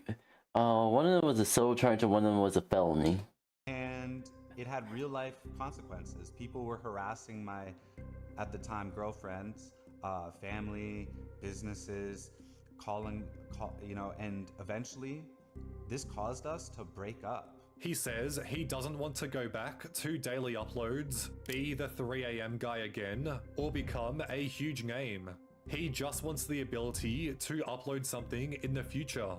In other words, it's less of an apology video and more a public appreciation form. He's not just saying, "I'm sorry," he's saying, "I have done my time, let me back in." Whether anyone actually wants him back is a completely different question, as his two most recent videos talking about real life scary stories haven't been performing all too great. Yep. The fandom for Genshin Impact is one of the largest and most active in the world. It is a global community known for its incredible creativity, while also having a notorious reputation for its internal conflicts. It is a space where passion can quickly curdle into something far more hostile. A recent controversy provides a perfect and frankly disturbing story of how this happens. It is about a voice actor, a playful joke about a fan pairing, and the wildly disproportionate backlash that followed. Looking closer, it becomes a potent example of several destructive forces common in modern fandoms. The intense nature of shipping culture, the weaponization of fan theories, the erosion of the boundary between a creator's public It's just a theory, a game theory. work and private life, and the volatile dynamics of one-sided parasocial relationships. All of these complicated forces recently converged in one person in a very public, very messy way. The person at the center of it all was Kat Pratano, the English voice actor for Skirk. Before this incident, if you followed her online, you would know she was one of the more engaged VAs in the community. Not in a highly toxic, dramatic way, but she was very playful, very interactive, the kind of creator who seems to genuinely enjoy the fandom space. And so she starts posting about a crack ship. For anyone who doesn't know, a crack ship is a fan pairing that is intentionally bizarre, with zero plausible basis in the actual story. It is a joke. In this case, the ship was between her character, Skirk, and another character named Rarer. The reason for this pairing wasn't hidden deep in the game's lore. It wasn't about the hair color either, or I don't know. It was actually based on something outside of the game. Kat Pratano, the voice of Skirk, is in a real-life relationship with the voice actor for Rarer. The ship was simply an inside joke about their own lives, reflected through their characters. It was wholesome, it was silly, and I've seen a lot of fans even made arts for it. And for a little while, that's all it was. But this is the Genshin community, so of course it didn't last. I consent. I consent. I don't consent. Is there someone you forgot to ask? The backlash that began to form wasn't a simple disapproval. It was a full-blown campaign of moral panic. This is when a group becomes convicted that some perceived evil is threatening the community, and they react with disproportionate hostility. The central accusation they settled on was that the ship was analogous to grooming. The justification for this was a journey, to say the least. The argument, constructed by the most dedicated lore enthusiasts, went like this. Skirk's master is a character named 𝙬𝙬𝙧𝙖, one of the sinners from a fallen nation. The character Rarer is stationed by the fandom, depicting her in a sub, and then they show their true side. That was called a mischaracterization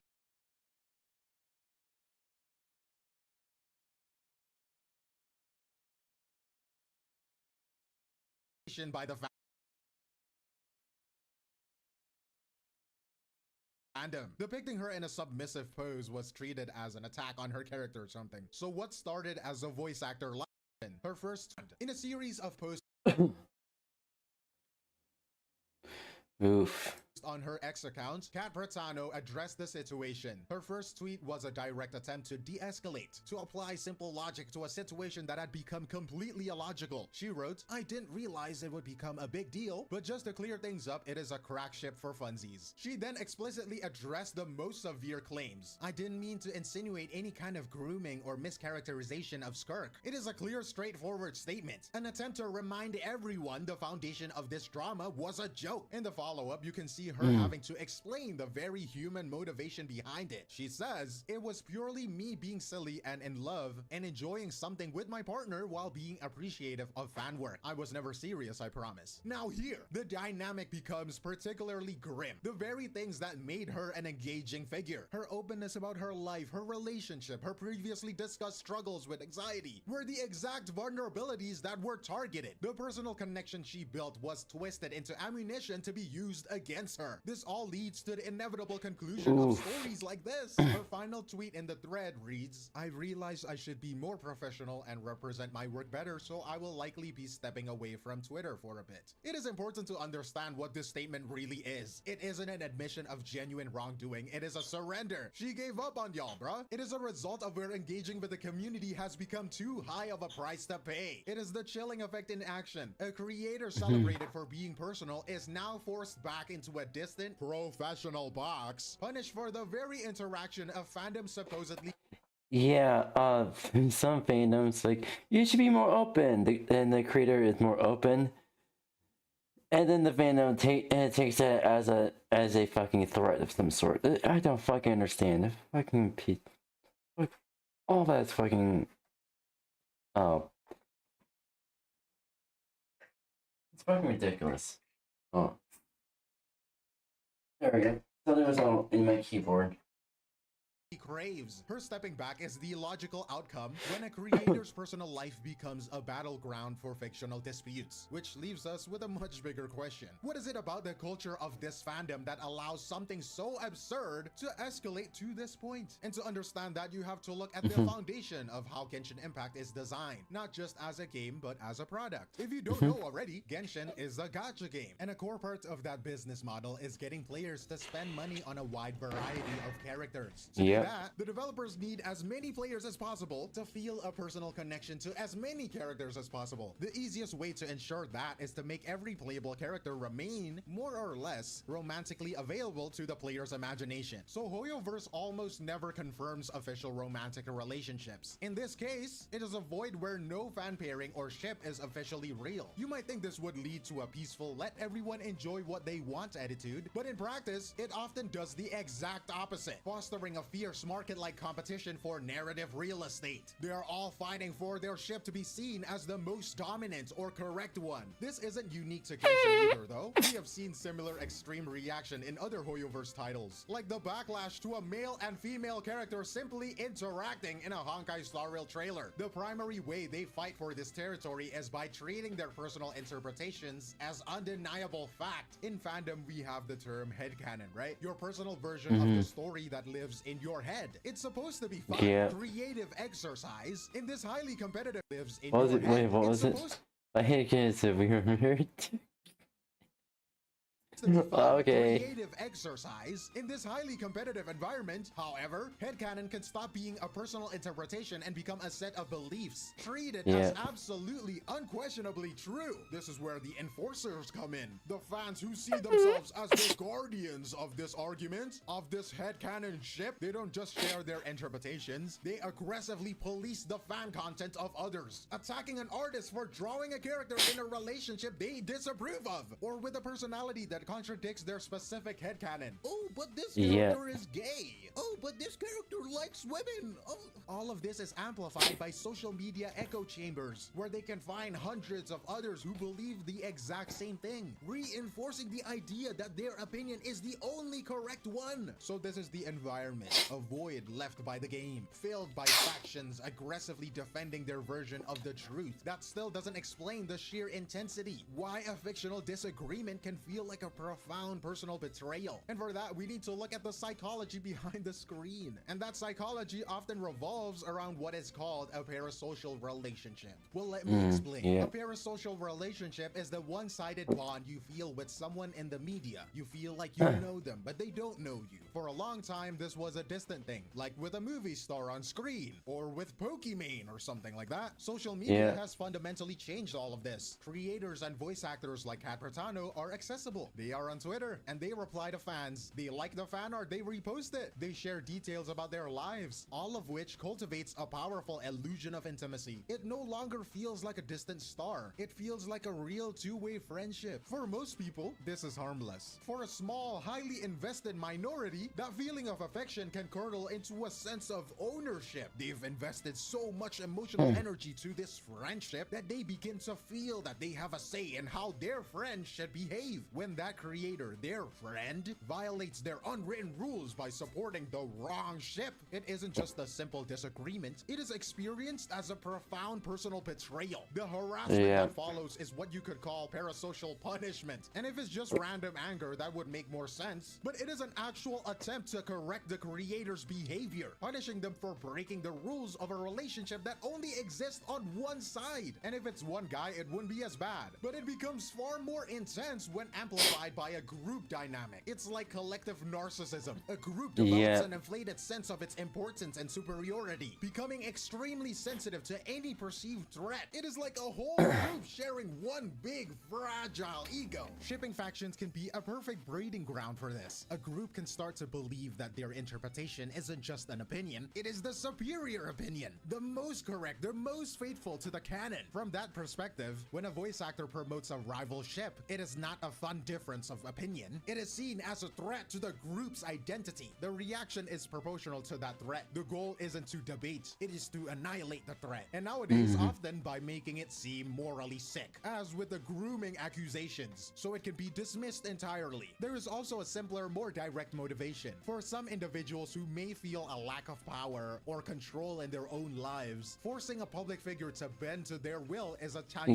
way. It is a way to bring others down, which can feel powerful, if dysfunctional motivator. So when you combine an individual's sense of parasocial betrayal with a group's narcissistic rage, you get the perfect storm for this kind of harassment. Understanding this is the engine driving the conflict is the first step toward figuring out what fundamental truths have been lost along the way. And those truths are fundamentally quite simple. They are the basic distinctions that get lost in the heat of these online warfare. First, and this should be the most obvious one, voice actors are not their characters. They are professional performance hired to do a job. Kat Pratano is a person with their own life, relationships, and opinions. She is not Skirk. Her personal life does not and cannot dictate the fictional canon of the game. Second, your personal interpretation of the story is not the official story. Your head canon is not canon. Sure, it is a huge and creative part of the fandom, and that's great, but it is not a set of laws to be enforced. The moment you treat your personal interpretations like an unchallengeable dogma, you have missed the entire point. And finally, and most importantly, this discourse is not happening in a void. These are not just words thrown at a screen name. A real person is on the other side of that screen, whose mental health and career are being impacted. The harm is tangible. Despite all of this, the reaction to the incident also revealed something more hopeful. When this harassment campaign started, the response from the broader community was overwhelmingly supportive of Kat Pratano. For every toxic comment, there were dozens more condemning the attacks. The problem, as it's so often the case online, is that the most aggressive voices are usually the loudest, while the reasonable silent majority often stays quiet. This really gets to the heart of how you can fix a community space. A healthier fandom isn't about eliminating all disagreements. It is about the positive majority refusing to cede the floor to its most toxic elements. And this becomes even more challenging, however, when official community spaces appear to enable the opposite. In this case, discussions about the controversy were reportedly censored and removed from official Genshin subreddits under vague rules, effectively silencing good faith conversation while allowing the hostile narrative to fester. While the discussion itself is controlled, the positive majority is neutered. The responsibility doesn't just lie with a handful of harassers, it lies with the community that decides what behavior it's willing to tolerate. Because the incident with Kat Pratano isn't just a story about a crack ship, it is a perfect illustration of the impossible position creators find themselves in today. And that impossible position is really the heart of the matter. The incident with Kat Pratano serves as a perfect and frankly exhausting case study of how dangerously blurred the boundaries have become in the modern online fandoms. The line between fiction and reality, the line between creator and the consumer, and maybe the most important one, the line between genuine affection and a sense of entitled ownership. It is tempting to look at this and blame a few toxic fans, but the problem is bigger than that. It is systemic, driven by the very architecture of social media, which is designed to create that illusion of intimacy that we talked about. It is fueled by unchecked parasocial social dynamics and enabled by a culture where the tools of the fandom, the deep lore, the passion itself, can be so easily weaponized. Ultimately, the health of these massive online communities won't be fixed by a developer's new terms of service or a platform's moderation policy. It comes down to a greater media literacy of basic fundamental understanding of the difference between a person and a persona. And it depends on a collective refusal from— Exactly. Person is different from a persona. The persona is more of a character that they play as. Such as I tend to lean into the my brain can't think of words. I tend to lean more into the degenerate gremlin mommy type of thing.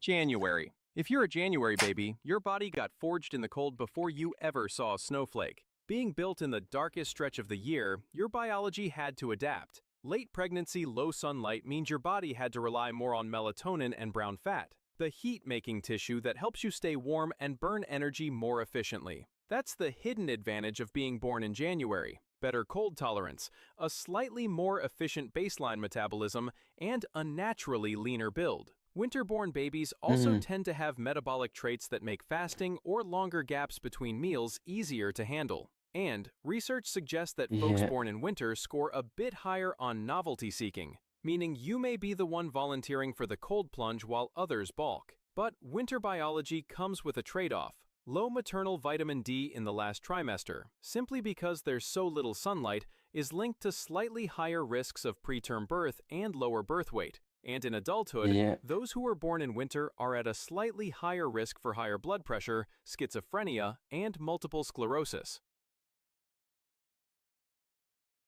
So my dad's birthday is in January. My older sibling's birthday in January. More than one sibling, mind you. My birthday is in June, and my younger sibling's birthday is in May. What does that mean for me? Because I have a blood pressure issue. Thankfully no schizophrenia. But my doctor did say I have minor scoliosis. Nothing dramatic, just the kind of winter timing effect most people never hear about. February. If January was about cold, February is about germs.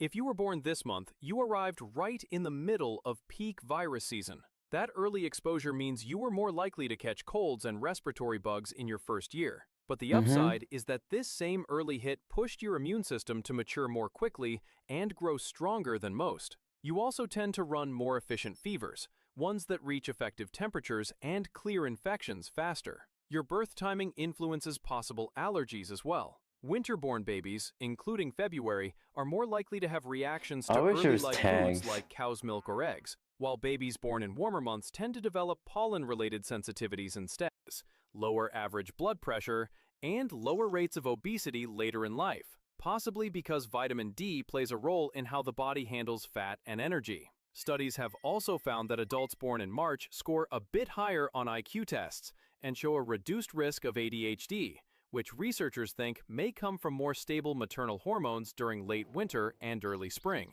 If there's any minor downside, it's the same one seen across all winter births, a slightly higher chance of childhood asthma. But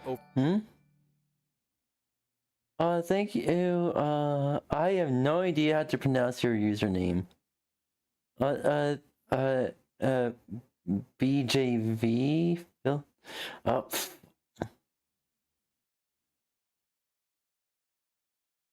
Huh. Okay. But thank you. Ow, fuck. My fucking mouse fucking zapped me. Shit. Ew. Fuck. overall, a March birthday puts you right at the turning point of the year. Winter fading, light returning, and a biology that reflects the first benefits of spring. April. April hits a kind of just right window for development. Your mom finished pregnancy in mild weather, steady temperatures, and decent sunlight. Not freezing, not sweltering, which keeps late pregnancy stress low. When the environment is calmer, your physiology tends to be calmer too. Across multiple populations, April babies tend to have some of the most optimal birth weights, and their lungs tend to develop well. When vitamin D levels are decent, and late pregnancy and ran through winter into early spring, but you showed up right before the real heat and heavy grass pollen season kicked in, an ideal setup for development. By the time your mom reached her final trimester, sunlight was consistent, her vitamin D levels were improving, and far less viruses were floating around. With fewer... So chat, if you want to have a March, April, or winter baby, March, April, or May baby, probably have your conception around from September to November. That's pretty much a sweet spot. Fewer infections and more stable physiology, your last stretch of development took place under better conditions than most babies born in winter. Thanks to that, May babies tend to start out with solid birth weights, strong early lung function, and healthier overall development during those first months of life.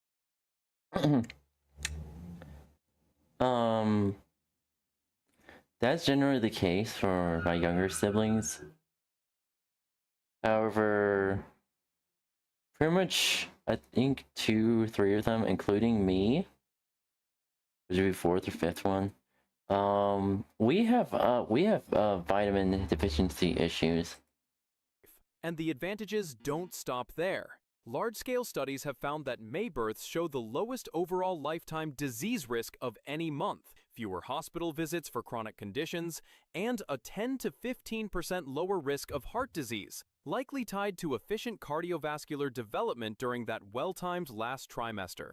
The only mild drawback happened during pregnancy, not at birth. Most of your mom's pregnancy overlapped winter, meaning she was battling cold and flu season while being told she could take nothing stronger than Tylenol. She risked getting sick so you didn't have to.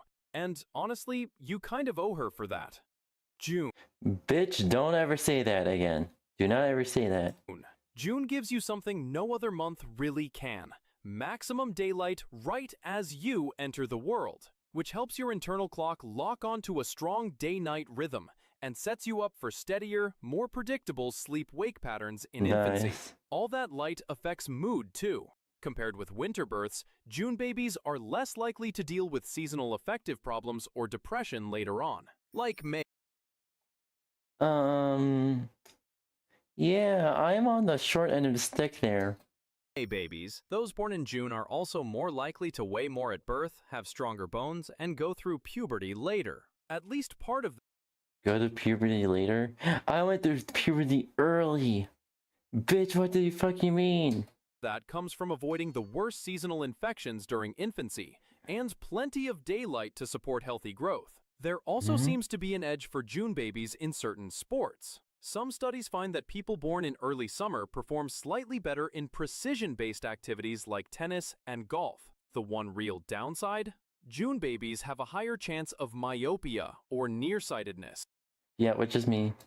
The reasons aren't fully understood, but researchers think it may be tied to how early life light exposure affects eye growth. Altogether, a June birthday means you started life with the longest days of the year on your side, helping shape strong circadian rhythms, healthy growth, and a naturally brighter mood, even if you might not see those sunny days as clearly as everyone else. July. Being born in July means your body learned how to handle summer heat before you even learned how to roll over. When pregnancy ends in sustained periods of heat, the maternal cardiovascular system works harder to keep both mom and baby cool. Combined with the newborn period in the warmest stretch of the year, that timing pushes your own cardiovascular and temperature control systems to mature a bit faster, which is why July babies tend to tolerate warm weather better than those born in colder months. Later in life, that heat tolerance comes in handy. Research has found that July babies have an athletic edge. Hi Jay, welcome. How you doing? Thanks for following. Welcome. Hopefully you're doing well. We're just watching some YouTube videos after playing Halo. But soon after we're gonna be watching the Gamer Choice Award. It's gonna be around 1600 my time. in endurance and outdoor sports like distance running, cycling, and soccer. The kinds of activities where staying comfortable in the heat actually matters. July births. I wonder. Let's see here. For Gamer Choice Awards, I believe it's so 1600, but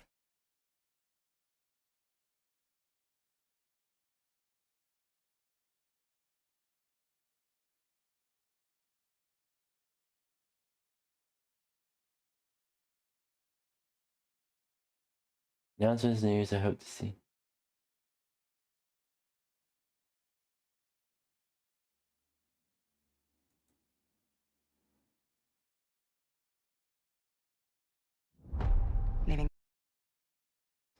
Okay. Well, what time though? Wait, what? Oh, it's on December. I thought it was today, not December 12th.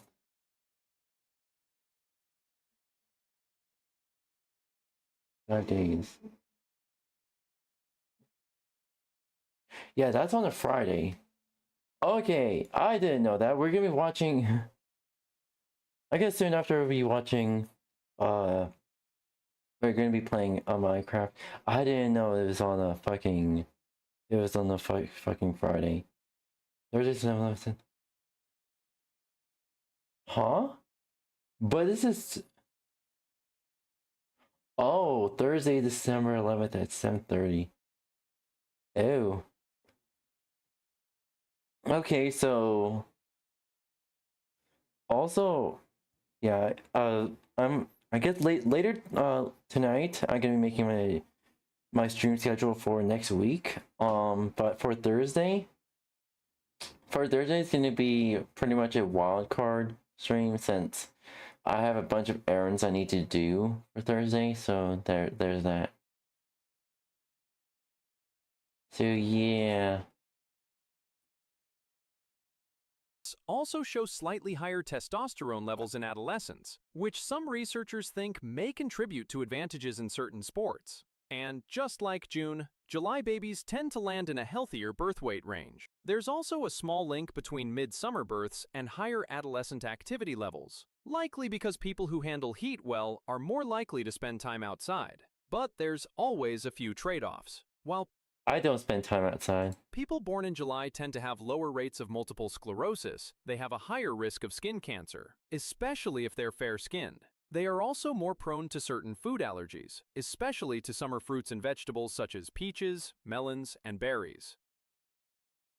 I like peaches, I like melons, and berries. I can't stand berries for some reason. But only berries I do like is bananas, and that's about it. Strawberries I can fare well with it. Blueberries faring well as well. Blackberries and raspberries not so much. Just one more catch.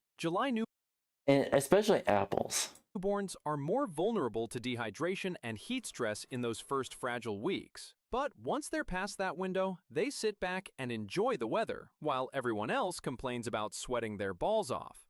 August. If you showed up in August, sunlight was still baked into your biology. Your final stretch of development happened during peak summer, when your mom's vitamin D levels were at their highest of the entire year. Like other summer months, August babies tend to come in a bit heavier, have stronger bones, hit puberty later, and grow into slightly taller adults. Summer timing seems to leave a mark on temperament too. People born in August show slightly lower rates of depression and bipolar disorder, and tend to be more optimistic and extroverted than folks born in the winter. I'm introverted. Some studies even say August babies are more likely to identify as morning people, probably thanks to all that third trimester daylight seeping in. Socially, morning people. I'd rather be a night owl, but I'm forced to be a morning person because of my job, so yeah. August is the most common birth month in places like the US, which means more kids your age growing up around you, and birthday parties with a built-in crowd. But there's one part of August no one escapes: the school cutoff. In most places, September 1st decides the grade line, which makes August babies. Here's the thing, September 1st used to be the standard, but my country decide, no, we're not doing September 1st for the mandatory school start, but it's going to be August 25th. The youngest I believe they pushed it back now to August 12th. In the classroom. That age gap, sometimes almost a full year, shows up in early test scores, special education referrals, and ADHD diagnoses that are really just younger kids being compared to their older peers. It levels out later, but the early disadvantage is real. September. Showing up in September gives you a head start that many people never realized they had. Thanks to the classic September 1st school cutoff, you're often the oldest kid in the room. That extra maturity doesn't just show up in height or coordination, it shapes performance. Research Wouldn't it be the youngest? Consistently finds that September-born kids score higher on early academic tests, are far less likely to need special education, and even earn more money in adulthood. All because that early age gap gives you a running start. Being at the tail end of summer, vitamin D levels still have a strong effect, and just like other summer months, people born in September tend to have slightly taller stature and lower risks of multiple sclerosis and schizophrenia. Studies have even found that September babies are more likely to live past 100, a pattern researchers connect to healthier third trimester gestational environments.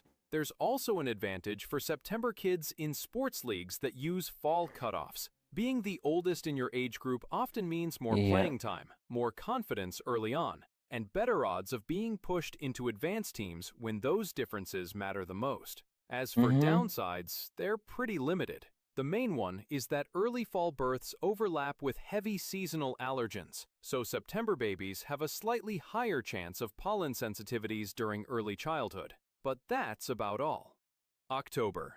October babies are built differently, stronger and healthier than most. Studies consistently show higher bone density, lower overall cancer risk, and about a 10% lower chance of cardiovascular disease later in life. It's one of those birth month patterns researchers keep finding across population after population. There's also a mental health advantage that rarely gets mentioned. People born in October show some of the lowest rates of schizophrenia and bipolar disorder, and suicide rates are about 17% lower compared with annual averages. That combination puts October near the top in longevity research, right next to September. Performance-wise, October birthdays pop up in unexpected places. Kids born this month tend to do well in power and coordination tests, grip strength, vertical jumps, sprint starts, and they're disproportionately represented in sports like hockey and football. Nearly a quarter of NHL players were born between October and December, reflecting that same pattern of stronger early physical development.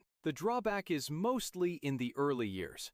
October babies run a higher risk of childhood asthma and more frequent respiratory illnesses in infancy because they arrive right as virus season kicks into high gear. Most of that fades with age, but it makes the first stretch of life a little rougher than average. Otherwise, October stacks up as one of the strongest profiles of the year. Solid physical build, strong mental health protection, and an athletic edge all rolled up in one. November. November babies tend to land on the more resilient end of the health spectrum. Across huge population studies, they show some of the lowest rates of schizophrenia, depression, and seasonal affective disorder of the entire year. They also tend to be easier babies, fewer tantrums, calmer temperaments, and overall happier compared to those born in the darker winter months. The physical side looks just as solid. November births carry a 10 to 15% lower risk of heart disease and lung cancer, and they rank high in longevity research right alongside September and October. Kids born this month tend to perform well in endurance and cardio-focused activities, with youth data showing 7 to 10% higher VO2 max scores. That pattern continues into adulthood. Marathon runners are more likely to have fall birthdays, and November is strongly represented among long-distance athletes. Add in the slight maturity boost from being on the older end of the school year, and early academics tilt in your favor too. Still, the early months aren't always smooth. Newborns who arrive heading into late fall spend their first weeks indoors during peak virus circulation, which means higher rates of respiratory infections and a higher chance of childhood asthma. And here's a fun fact. November babies are a little more likely to grow into night owls, something researchers think comes from being born as daylight hours start to drop.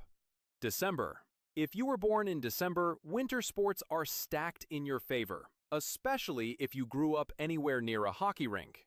In leagues that group kids Yeah. by calendar year, a December birthday makes you one of the oldest and often the biggest on your team. Coaches favor the stronger, more coordinated kids, which means more ice time, better teams, and more dedicated attention. That advantage compounds over years, which is why a huge share of Canadian pro hockey players are born between October and December. Your health stats aren't too bad either. December births have lower rates of several major neurological conditions, including a 15% reduced risk of multiple sclerosis. And thanks to that early exposure to cold, people born this month have a better tolerance for low temperatures. Personality-wise, December babies are often described as even-tempered and generally more optimistic. And unlike November's night owl trend, you're a little more likely to be a morning person, which makes school routines and daytime structure a lot easier to handle. The rough part is how you start.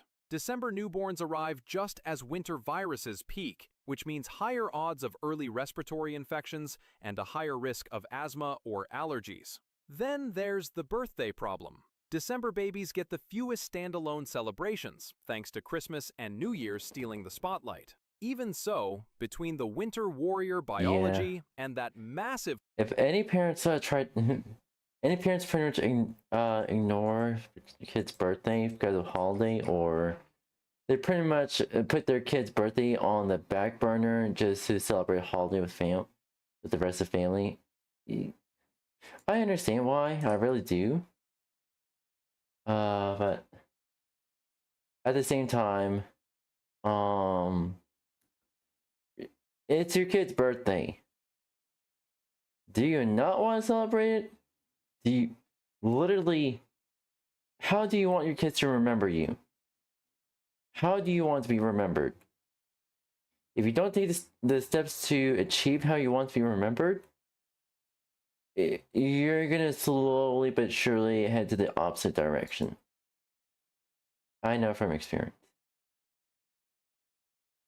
Hockey advantage, December holds its own just fine, even if your presents sometimes share wrapping paper. Lol. Exactly. Alright, chat. I'm gonna quickly switch on to Minecraft. I switch on to Minecraft real quick and just play for a little bit. Let's see, at the same time, allow me to switch the tag real quick.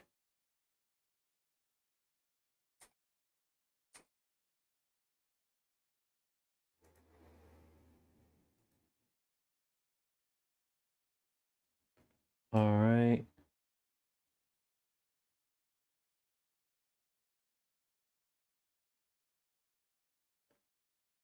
Oh, there we go.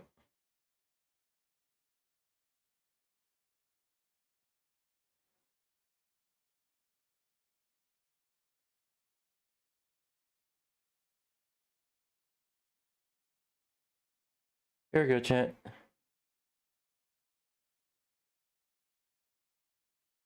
Mods, not enough game rules.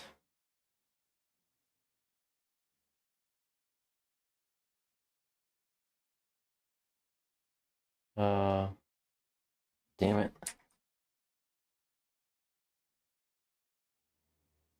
Remove that mod. Alright, there we go. Some of the rest of the mods are gonna work together quite well.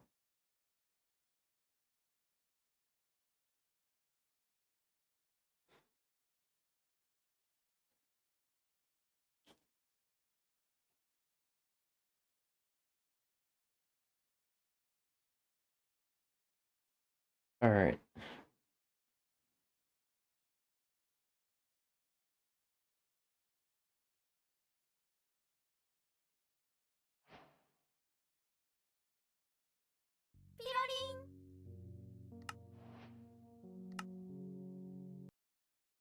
Okay, let's update it.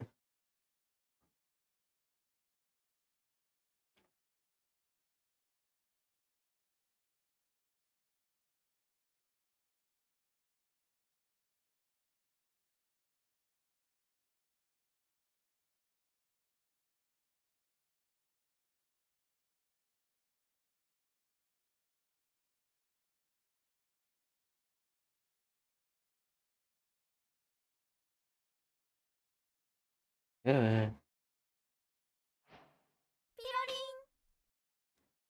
Alright.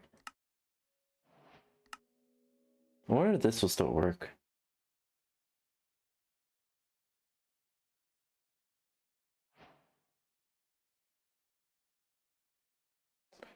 Oh, so that's not gonna work.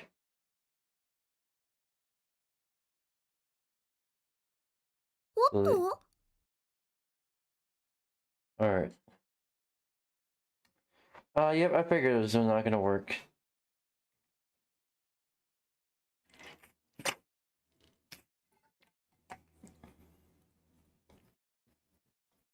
Mm.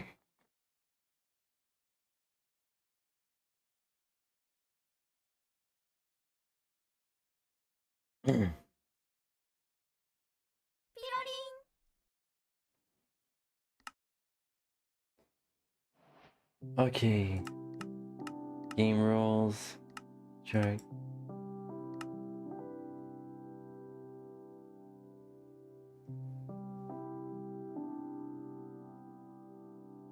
Okay. Drowning. Image. Freeze damage off. Keep inventory on. Sleep percentage 0.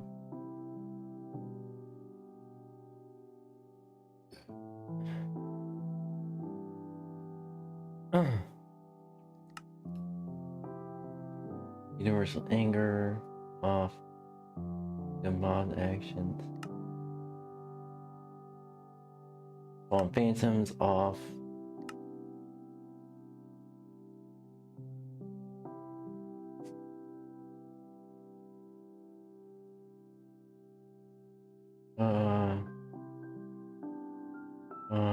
Fire spirit on.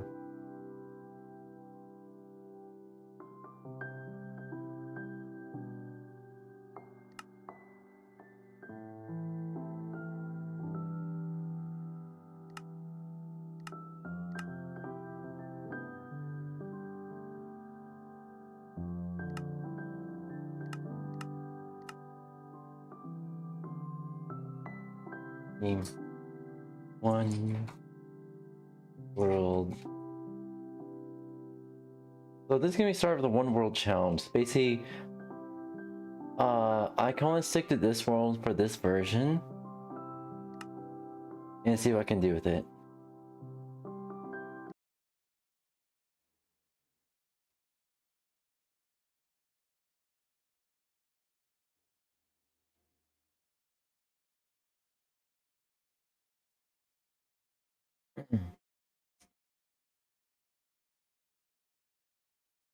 What the fuck? Okay, what mods are making an issue here?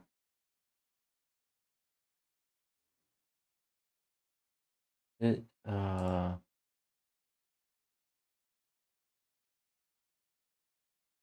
yeah, let's remove that.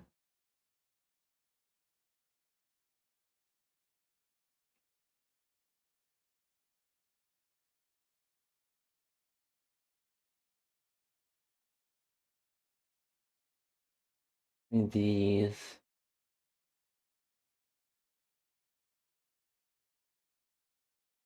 Launch it now. Okay.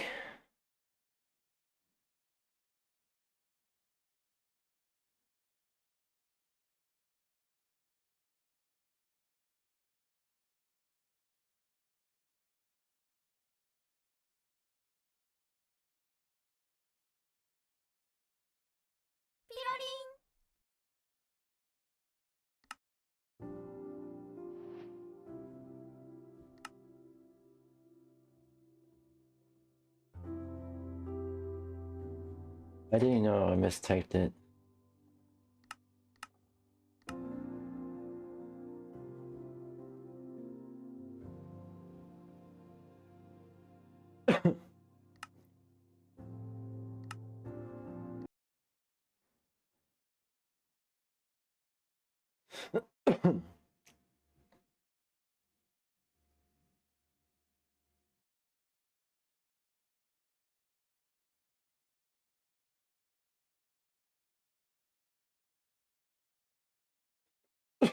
Okay, what mods are fucking up everything?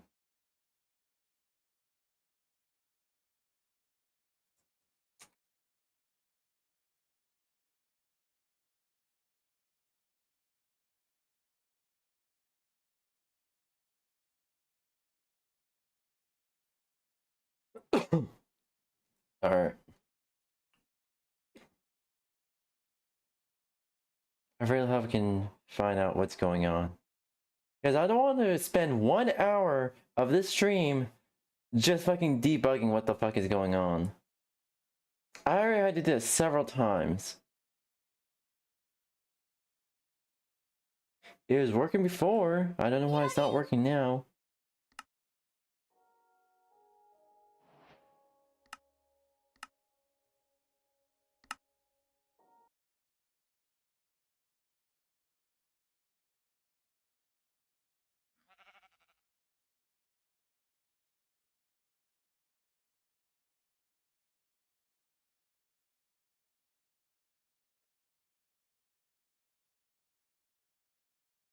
Oh, it's not responding now. That's fucking great.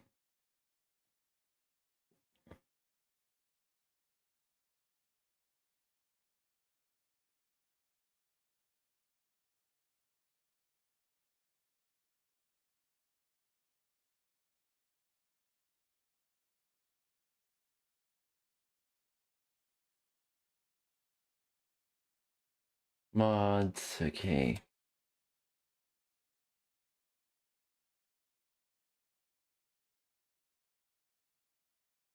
Okay, is there a minute out world days? I think it's Farland's Reborn. Let's just disable that. Let's disable Farland's Reborn, because that may be fucking up everything. If it's Farland's Reborn, then yeah.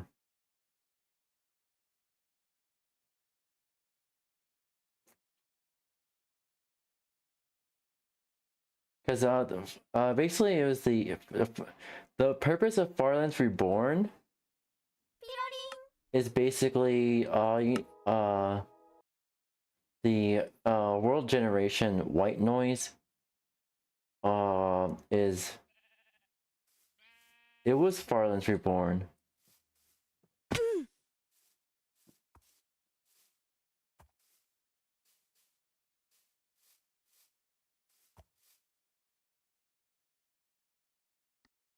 Save and quit the title, quit game. So I can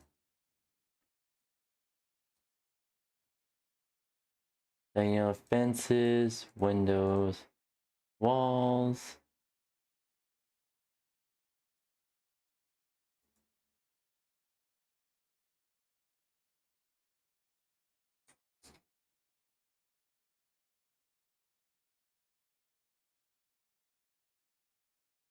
Enter a diagnostic tool.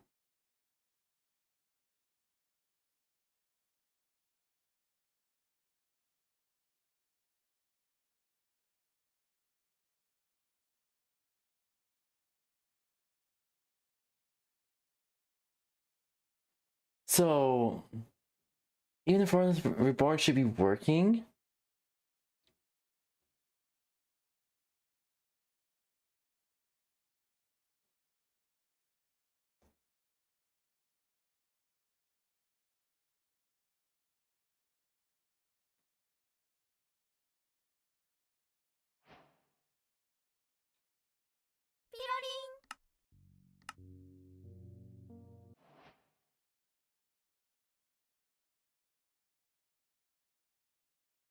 I don't know why it's not. Oh, fuck you.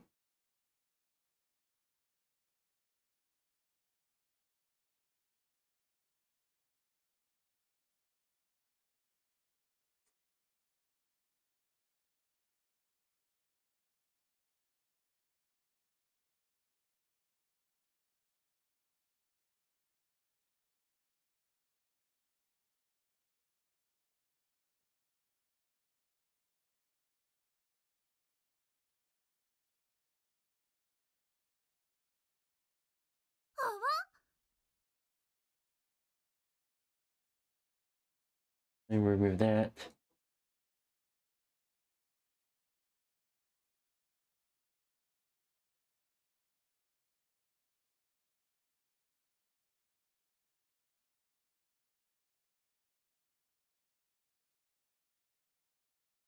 You know what? The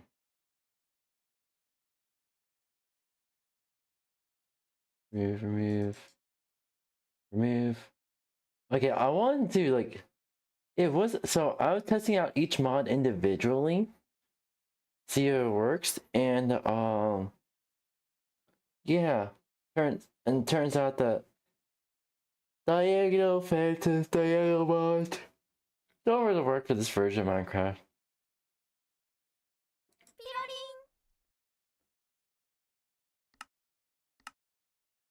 Alright. Beyond the world border. Alright.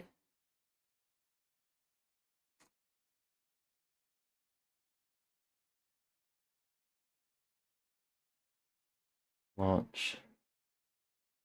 Alright.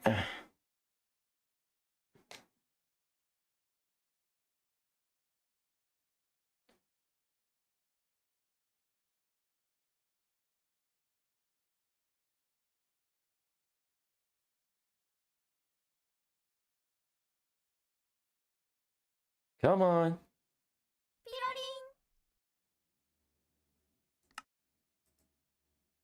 It's a recreate world. Alright, here we go.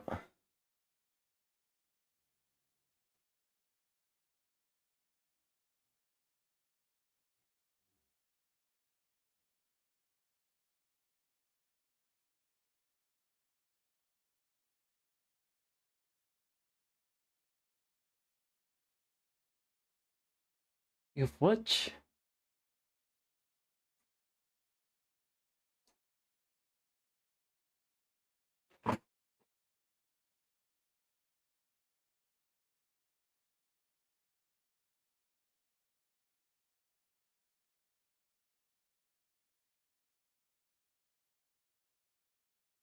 oh, it's for a snapshot of Minecraft, not a release version. Okay, you could have just fucking made that specific distinction instead of saying, oh, this is for 1.20.1. You didn't say this was for a fucking snapshot.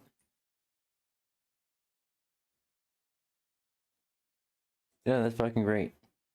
That's fucking great.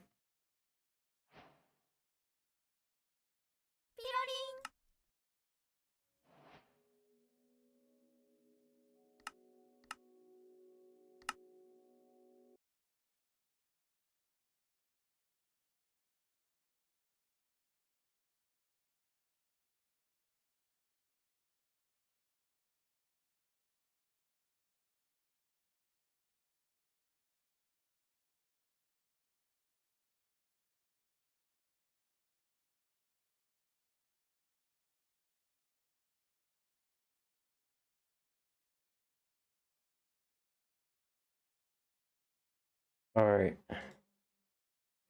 Please tell me this works. Okay, I'm just gonna delete that world and fucking make a new one.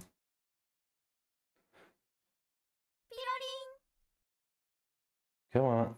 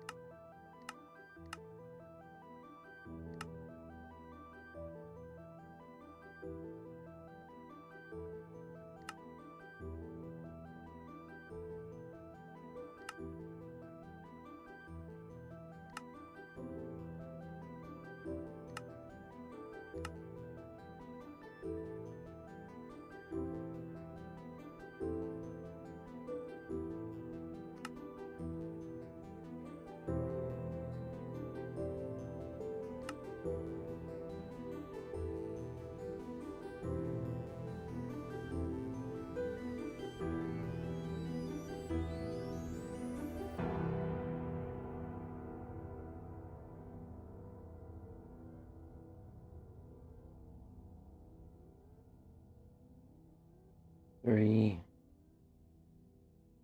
I want to do 10 for this.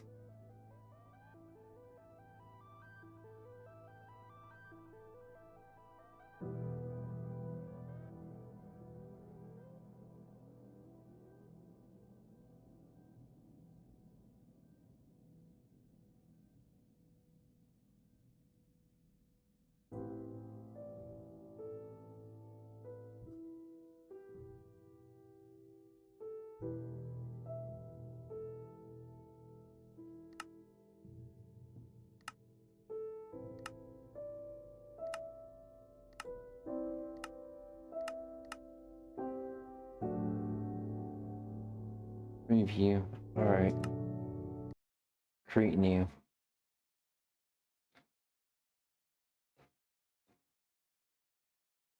Hopefully this works.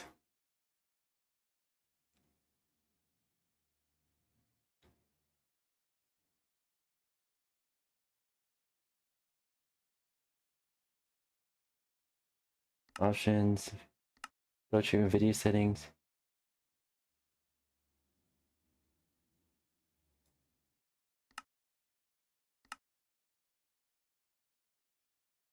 Music.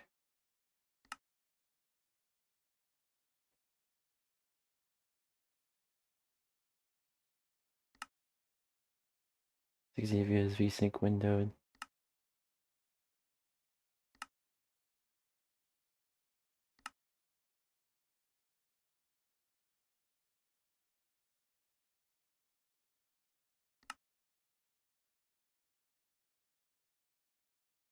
Resource packs.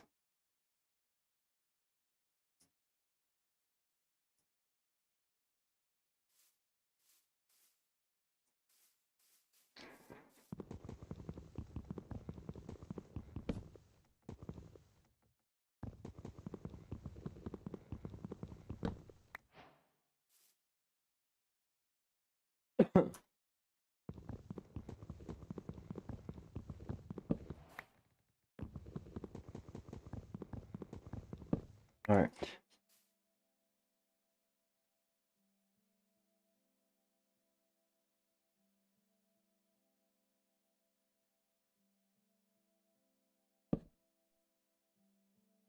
Alright.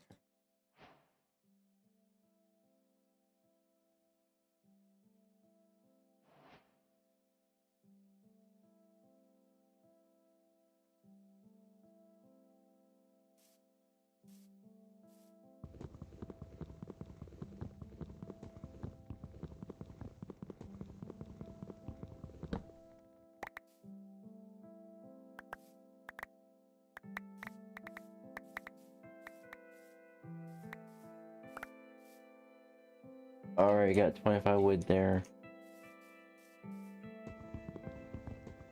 Got the tree harvester mod.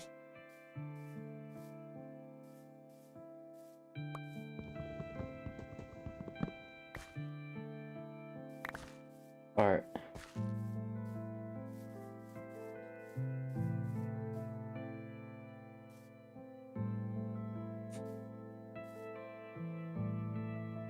Okay.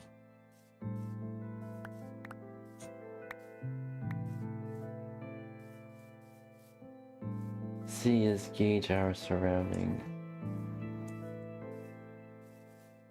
You know what? Let's 8 structure Plains Village.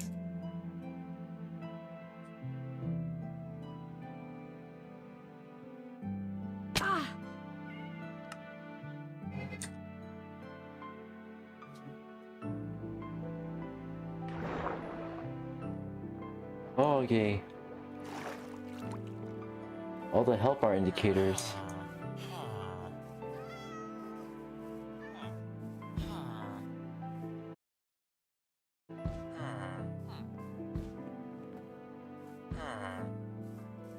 Unemployed 2020. Options. Mod?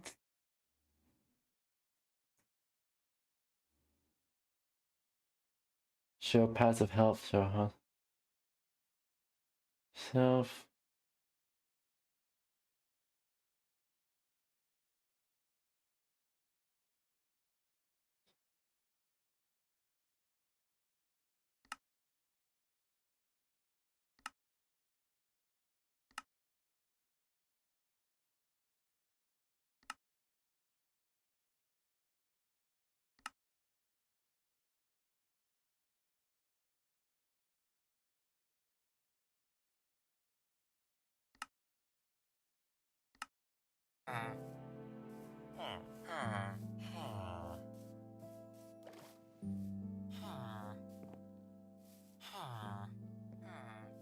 Ooh, okay, okay.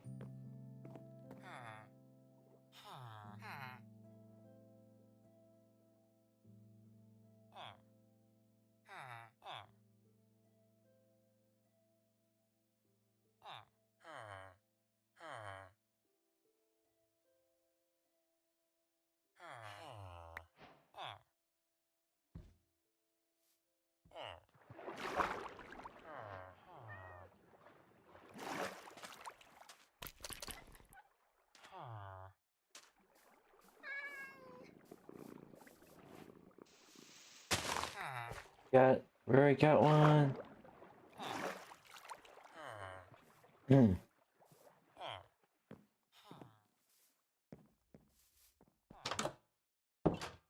You see her.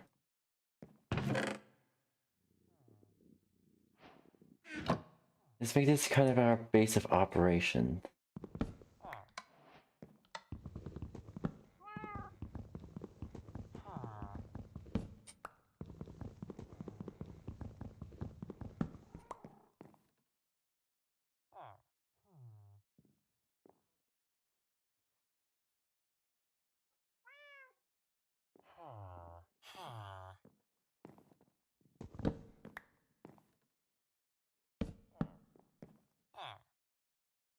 Alright. Gotta do it, gotta make the bunk bed.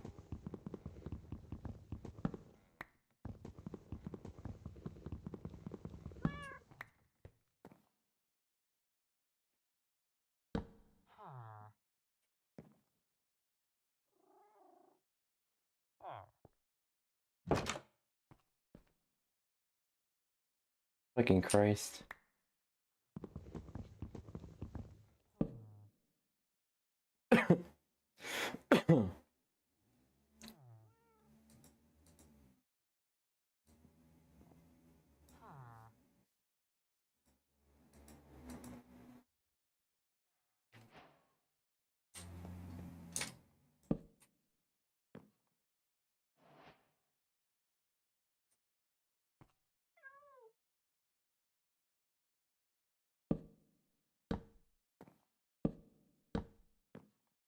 Alright.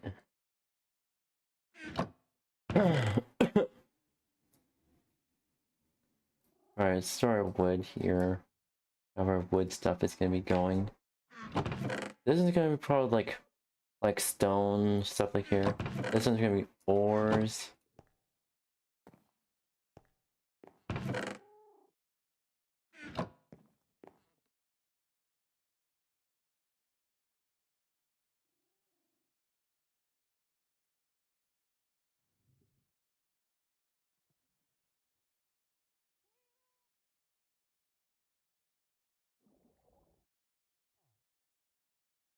Two, three, four, five, six. Alright. 1, 2.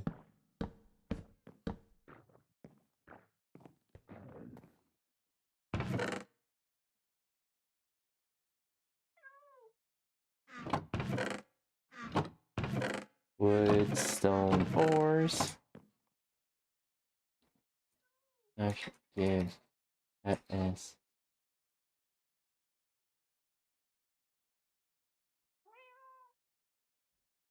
3, 4, 6, 6.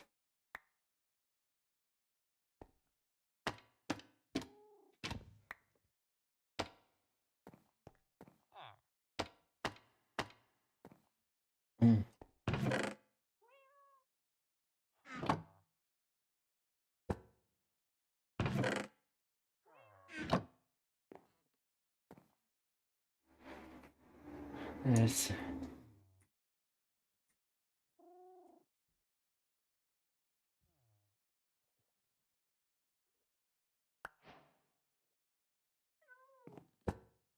Stone.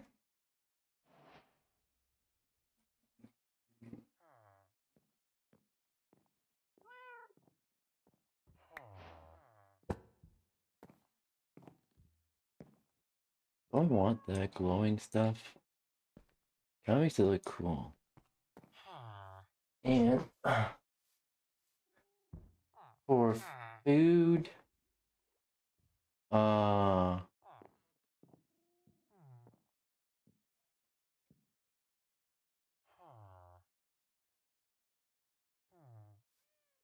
horse and stuff, food, armor, and weapons.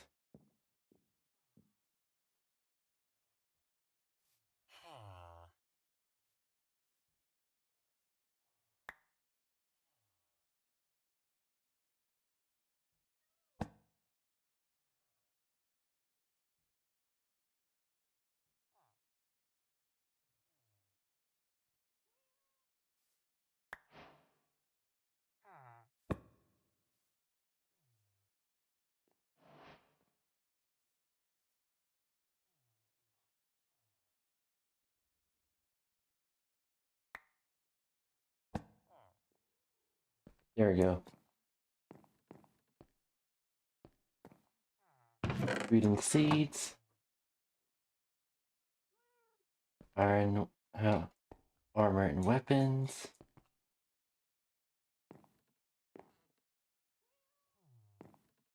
Mm.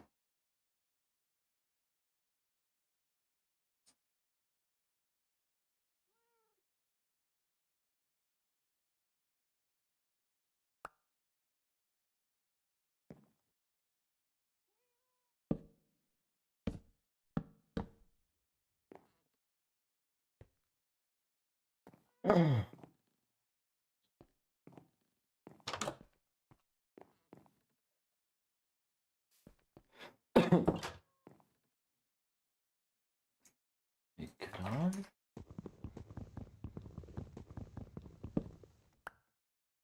Oh, that's a stair. Wait, that's a stair.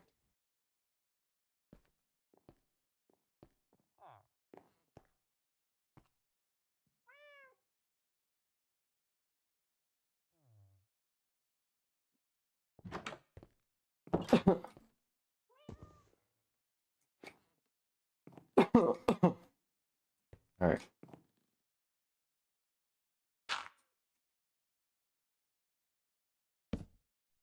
So I'm actually good on that. Dude.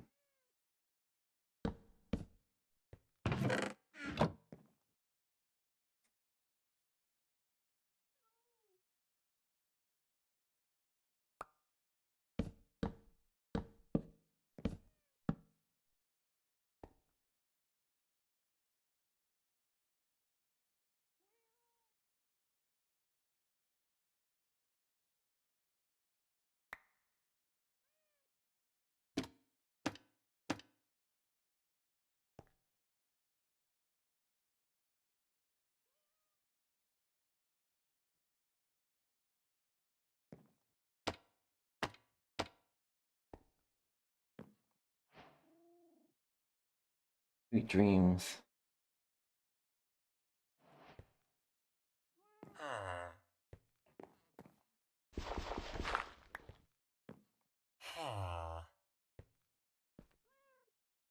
And I'm floating.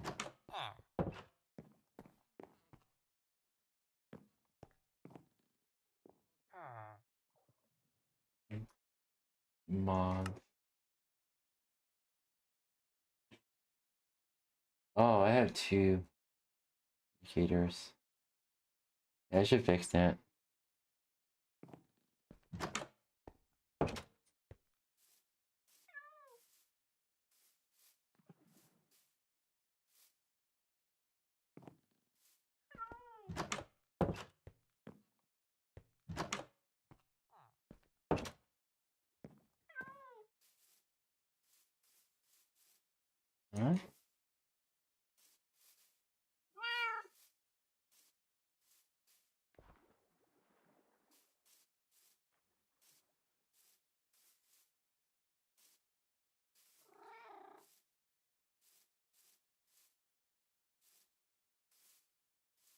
Come on.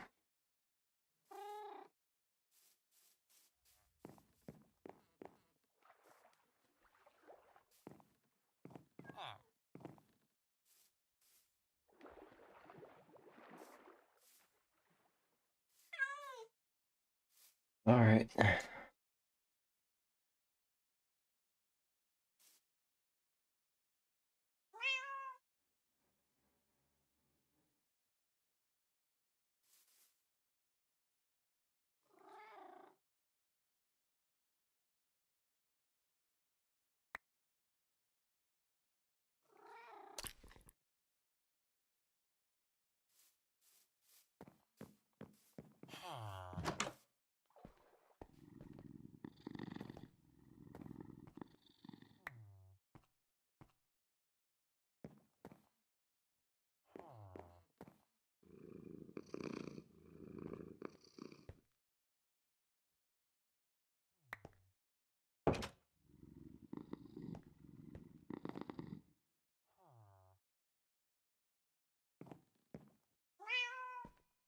Yes, but now you're in the way. Mm-hmm.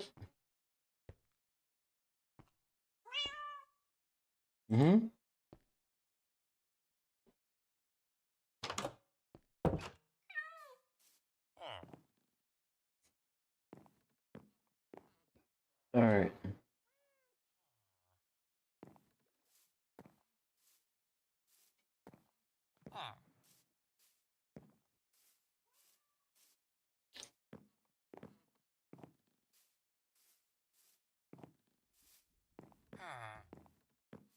Should totally plant more trees and stuff like that.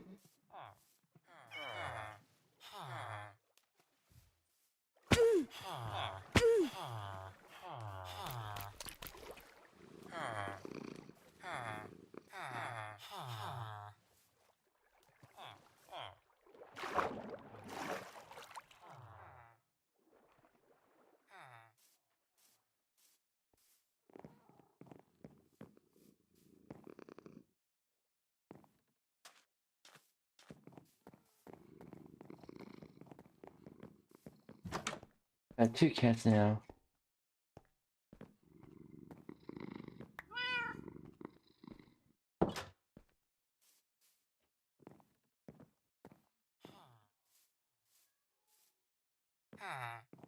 No, I want to fix the health bar issue.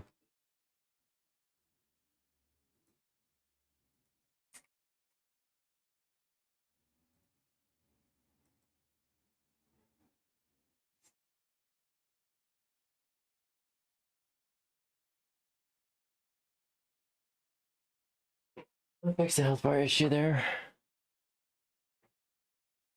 I need to the water. Hydrate it.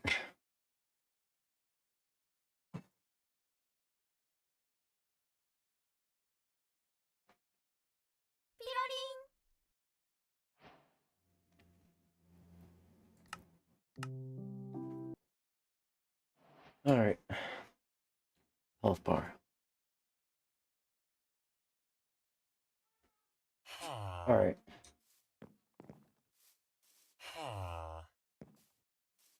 All right.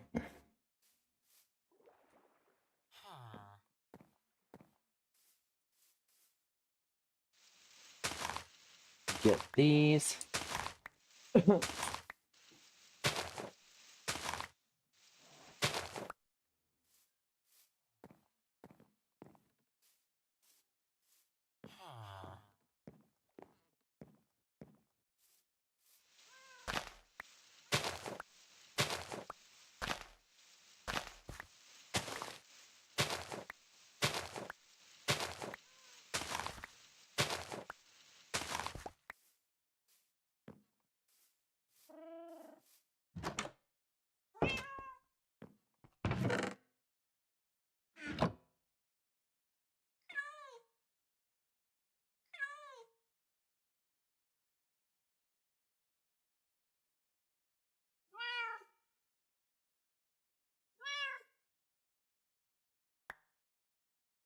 Blast furnace.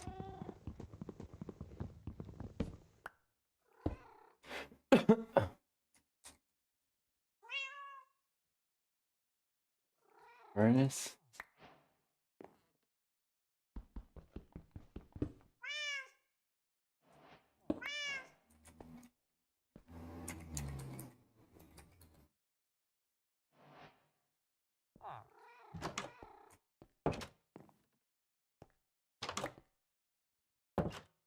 And smoker.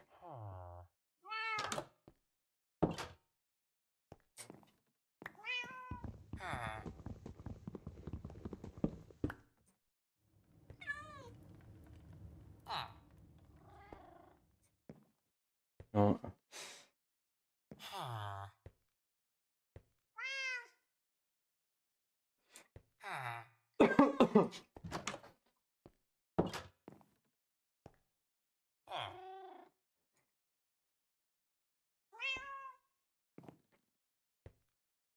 And gate.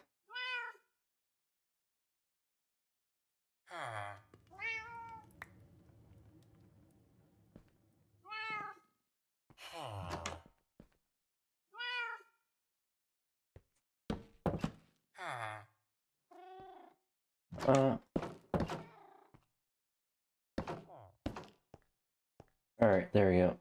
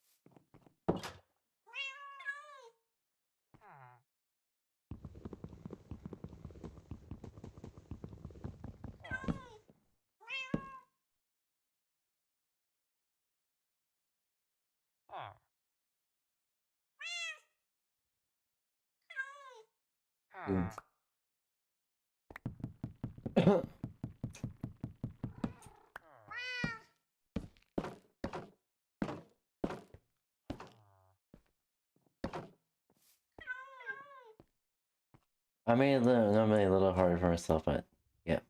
Also, kind of looks funny, like face.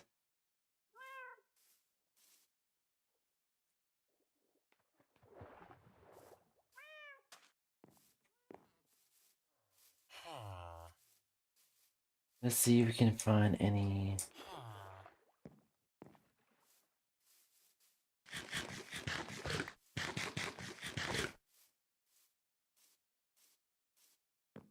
What we do? Let's make some bread.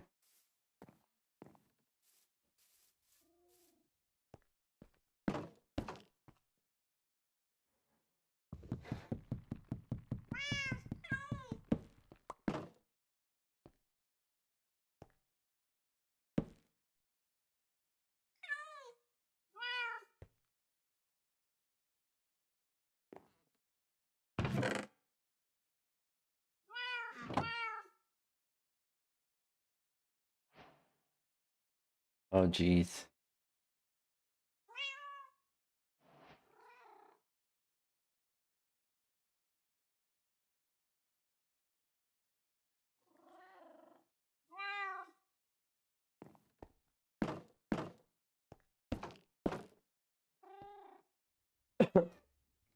And it's sunsetting again.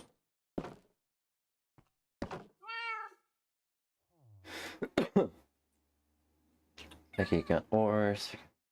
That,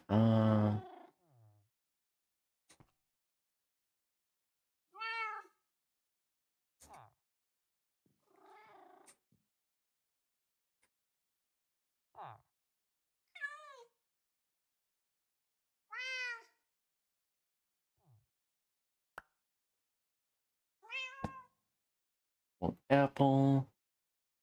Loot.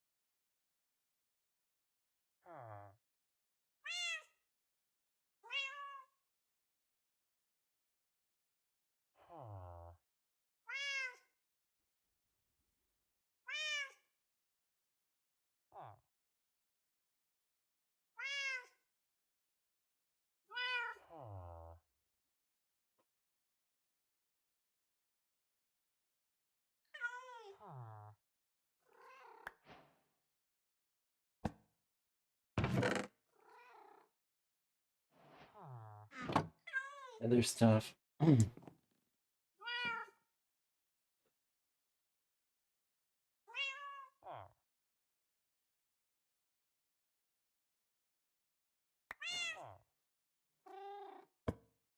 Any end stuff goes here.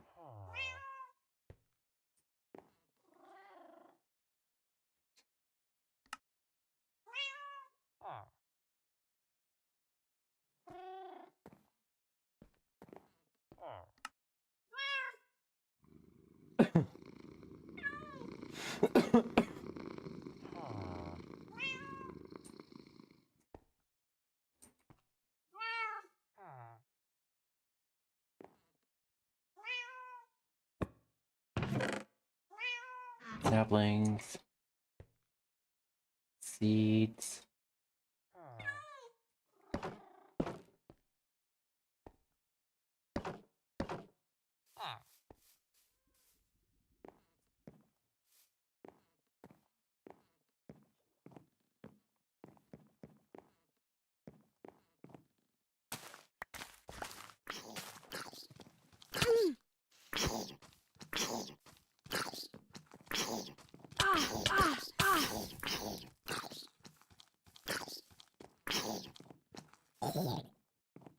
Jesus Christ.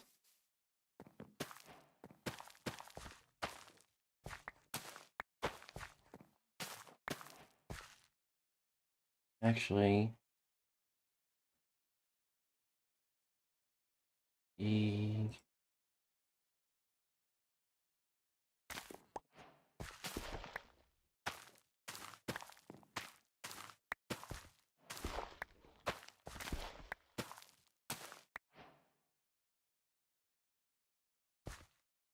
six.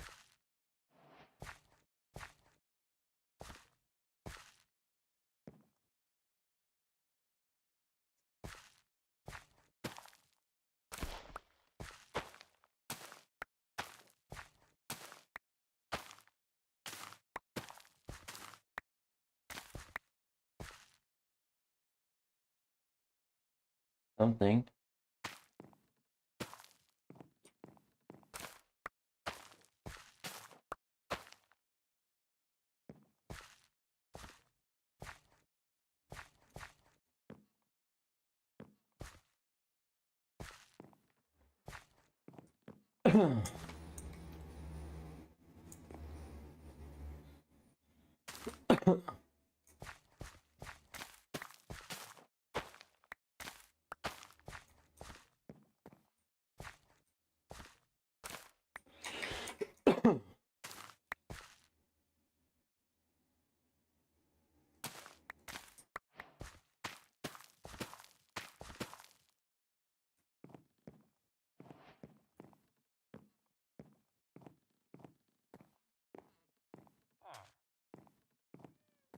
Play it softly.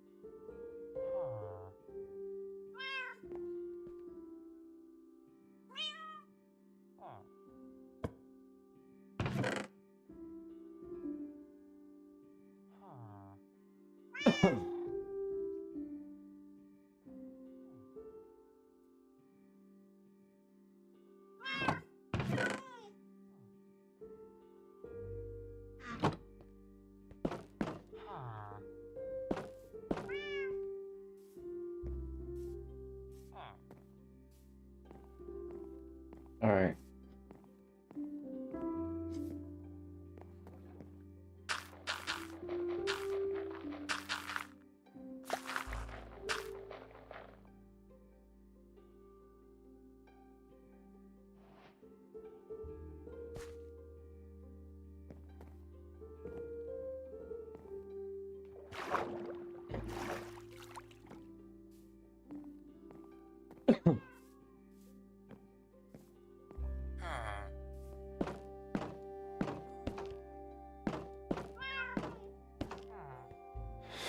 The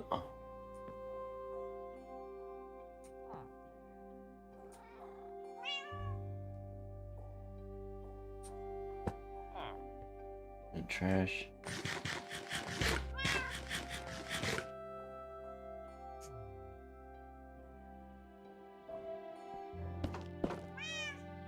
Alright.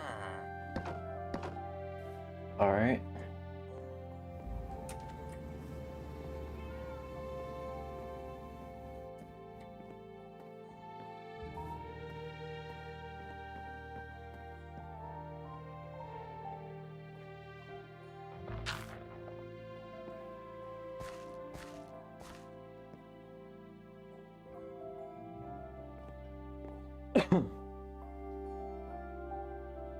Yeah.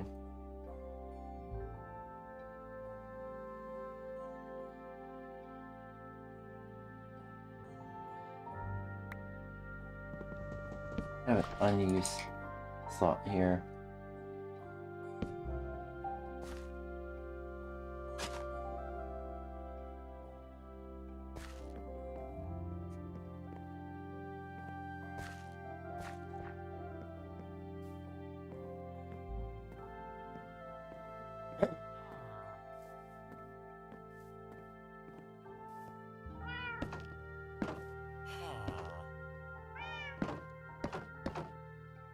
Alright.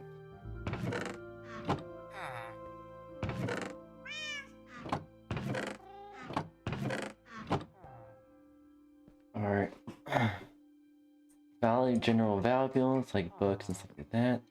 There's the end stuff we're gonna get. Hopefully.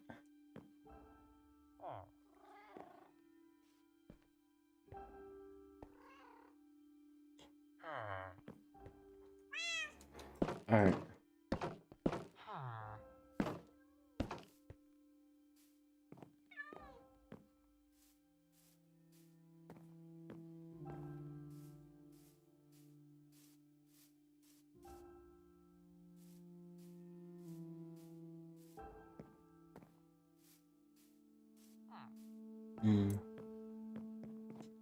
Alright.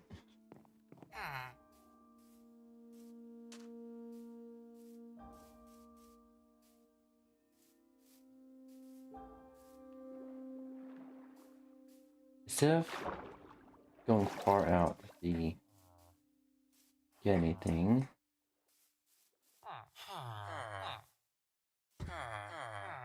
Oh yeah.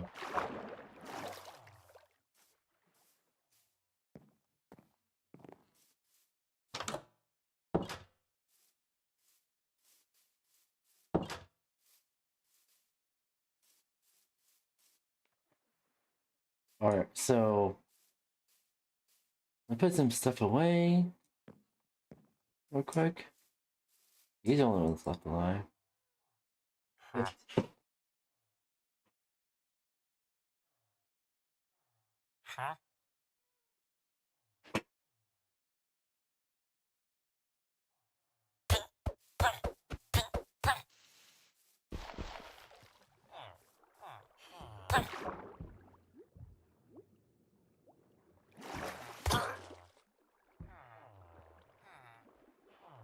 Yeah.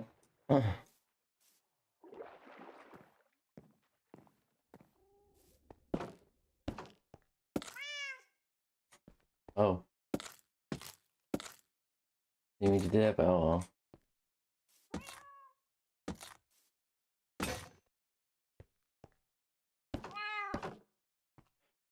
well.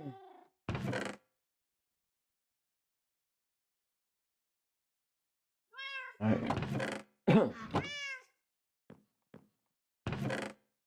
Wood stuff.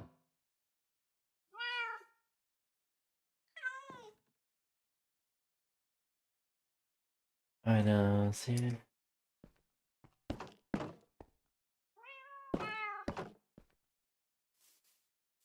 Okay, now we have another night.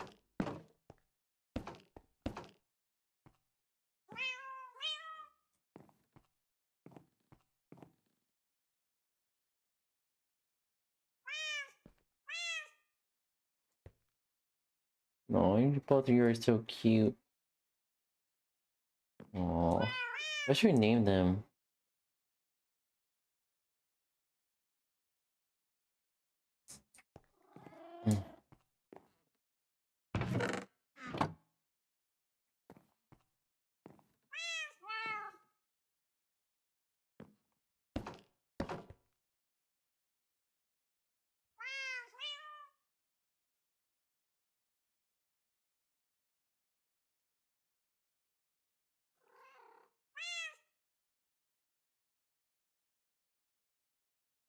What's 64 times 3?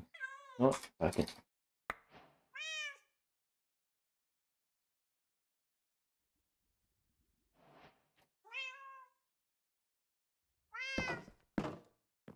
Oh.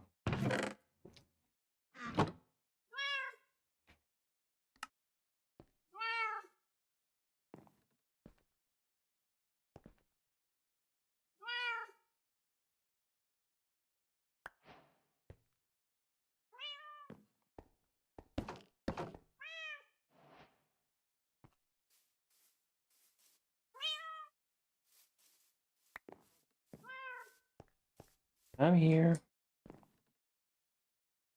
I'm here.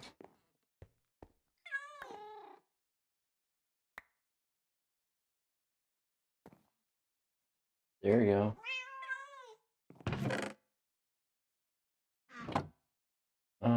Where do we put this?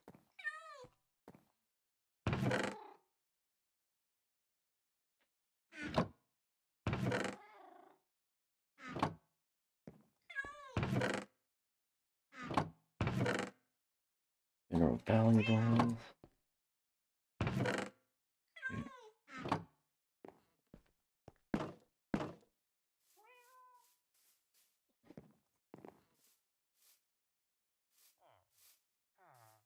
Slash give.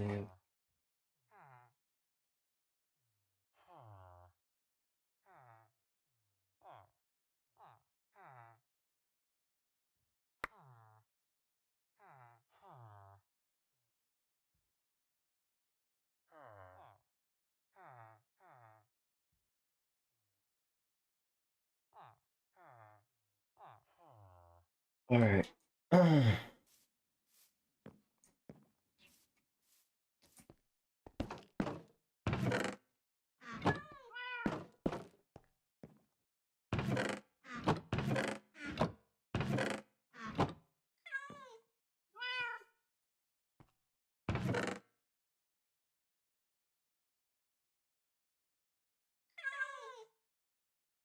I know.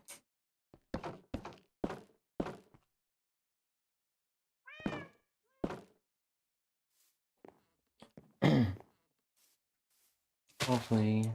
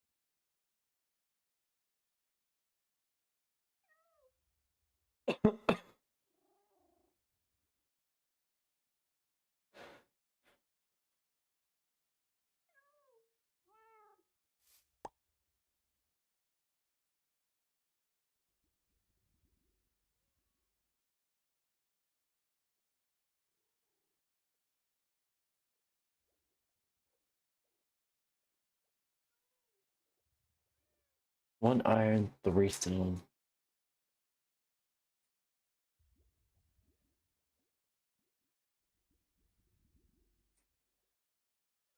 Stone cutter.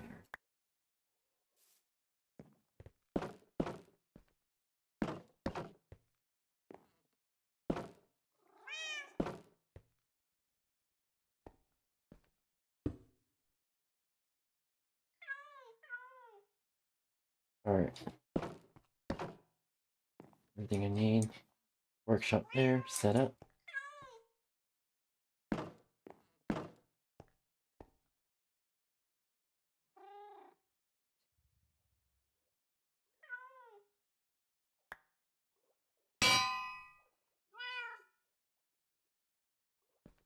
Don't know how that works, but well.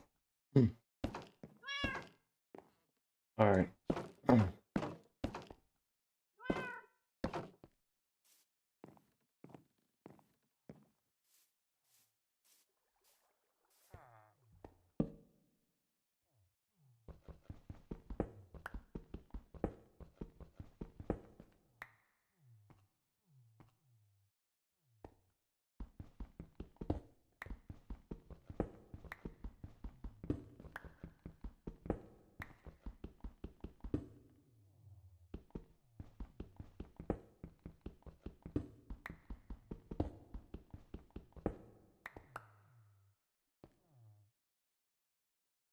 Get some stone tools now.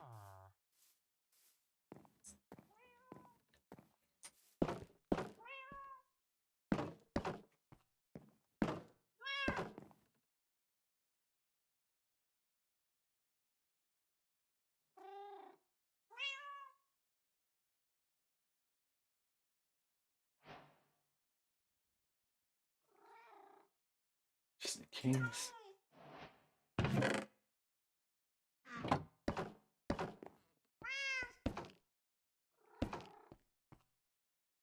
I don't think we need this.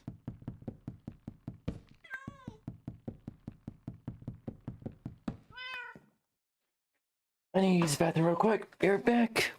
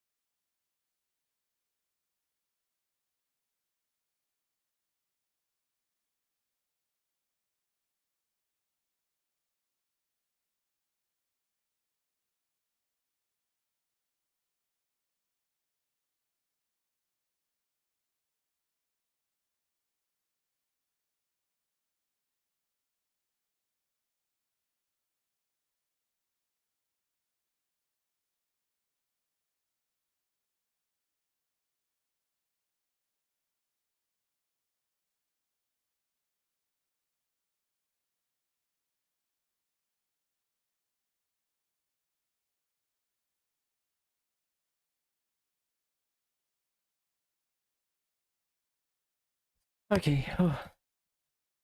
All right.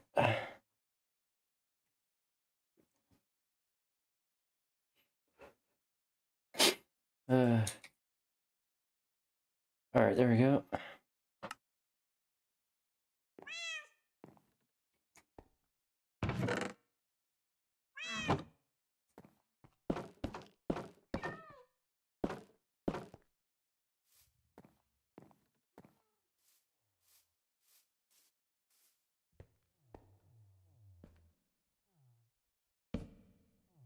All right.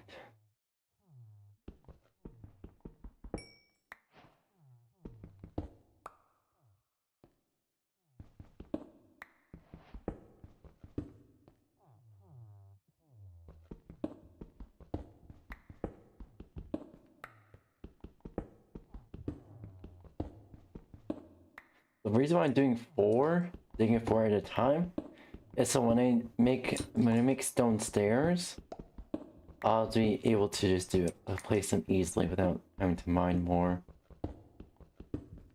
Okay,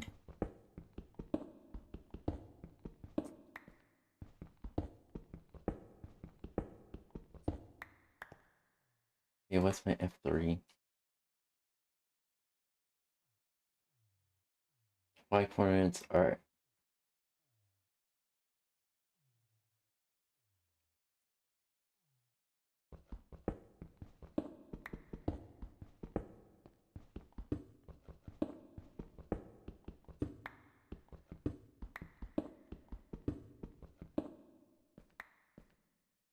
F3 plus 3.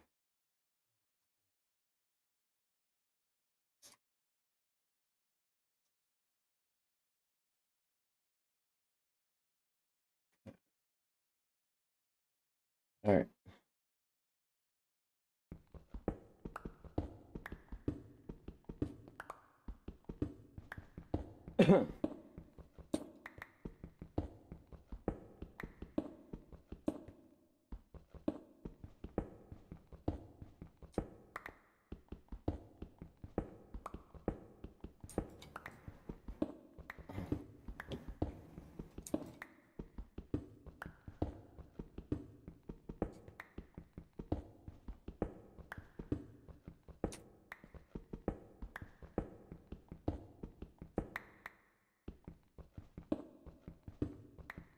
All right.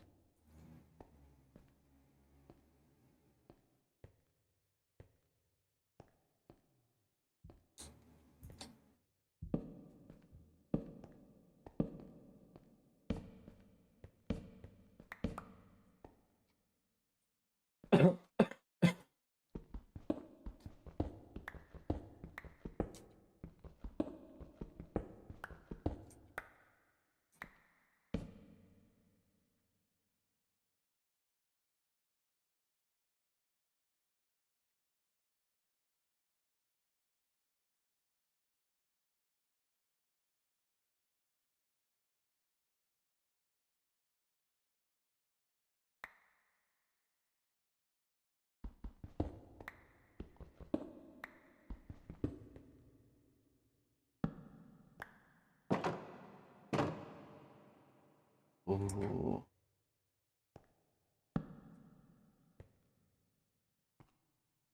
All right.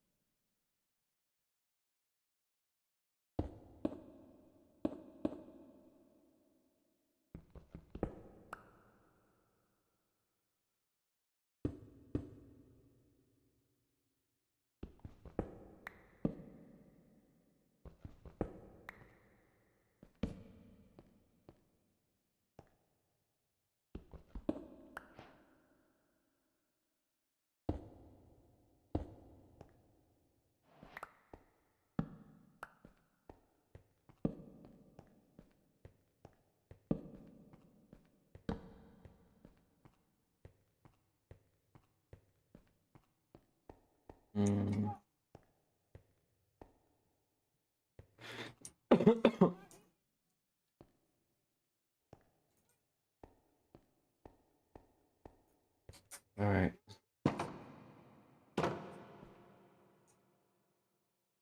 Slash.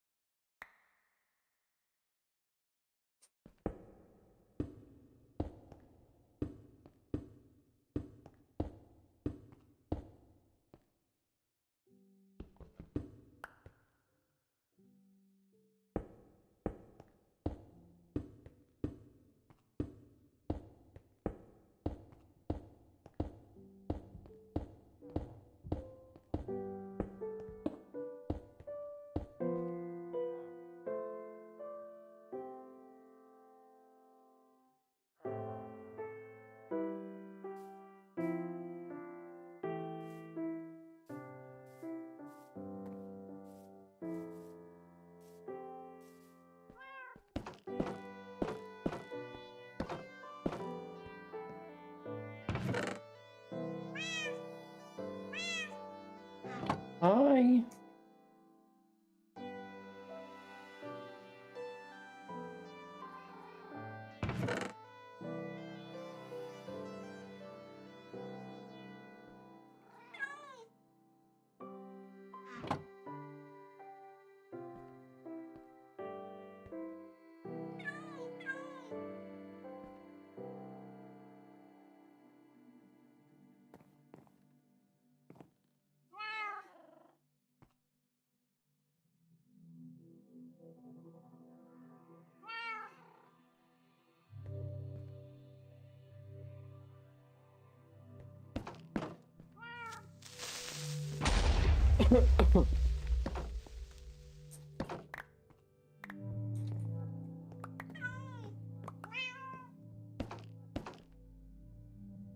uh.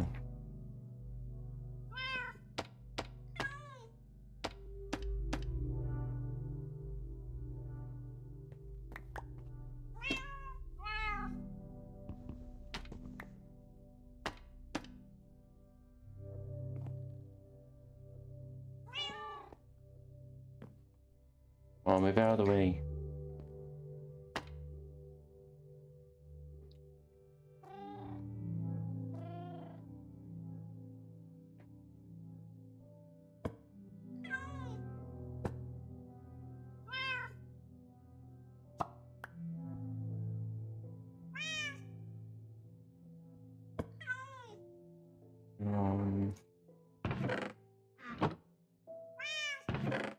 What was this gonna be?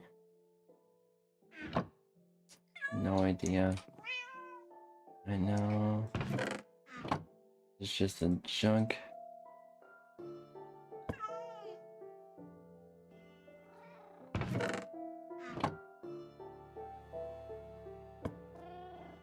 Oh, now I remember.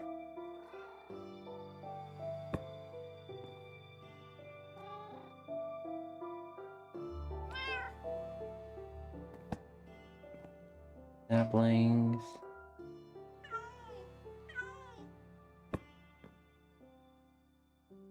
Okay.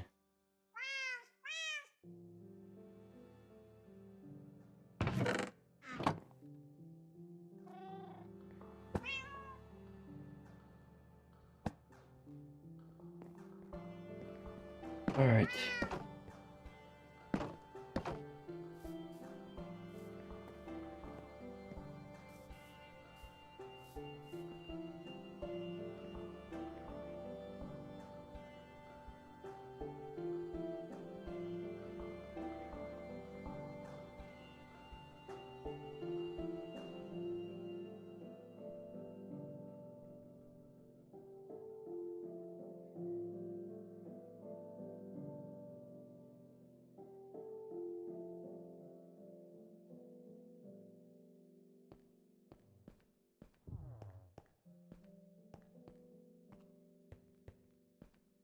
There we go, this is so much easier.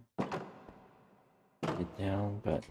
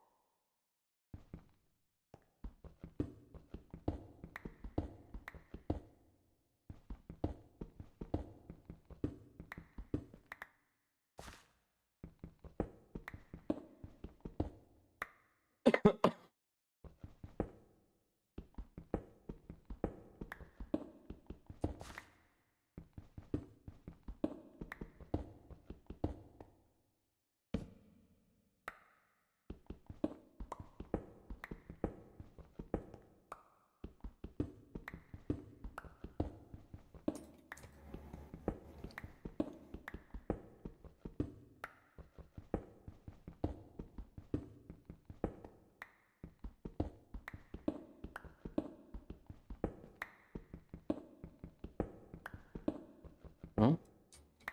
Hi, Ganger. How are you? Welcome, welcome. How you been? And thank you for following. I'm currently playing Minecraft. I thought the Game of Choice Award was gonna be like today, but didn't have that vein miner on. Hold on, hold on, hold on.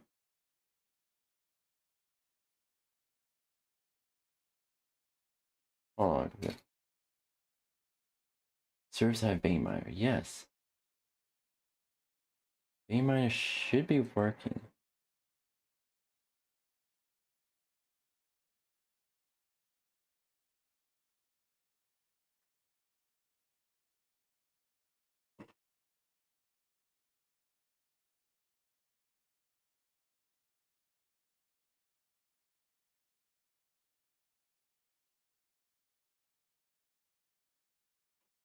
Punch.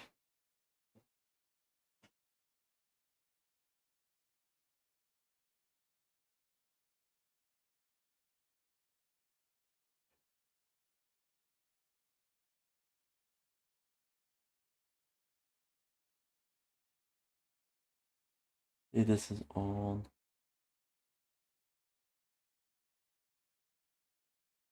Okay, let's just see if this works.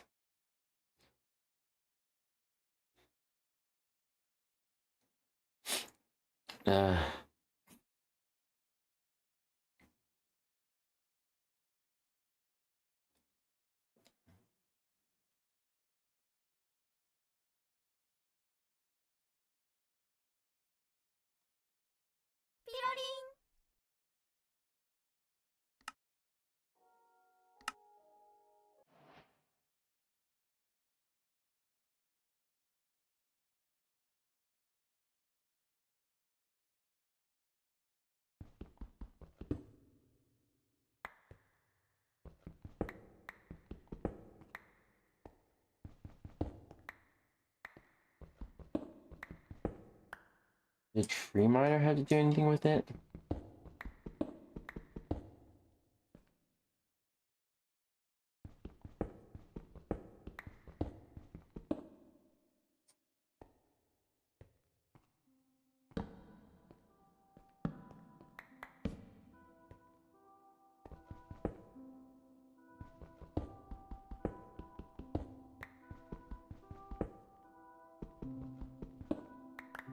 Like the crouch ending? I think it's the Tree Miner that's having issues messing these up.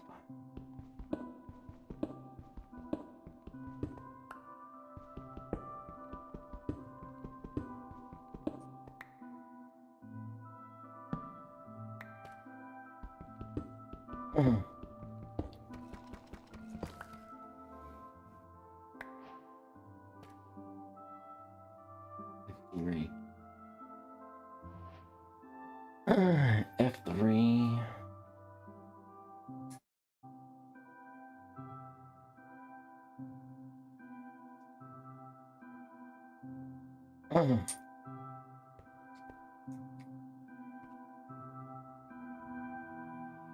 Oh, getting some clipping. All right.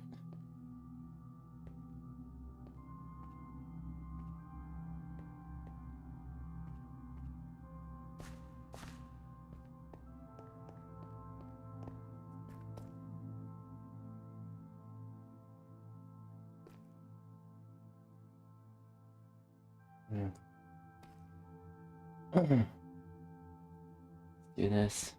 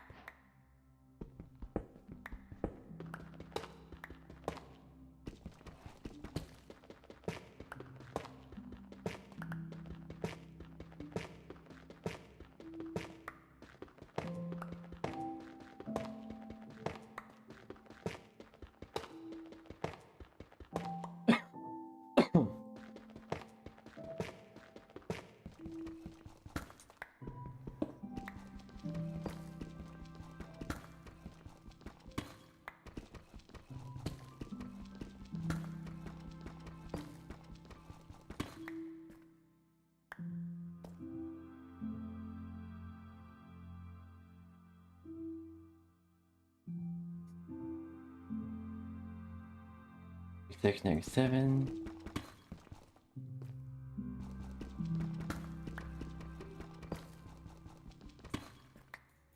Eight.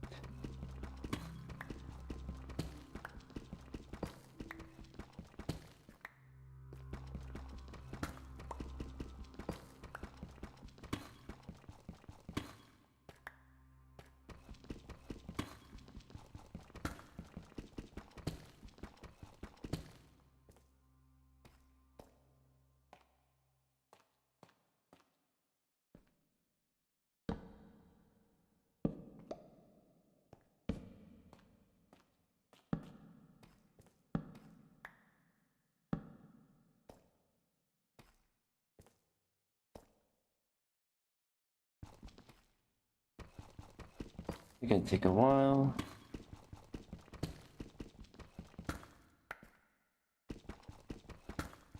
Found some more iron, hopefully redstone too. And hopefully diamonds.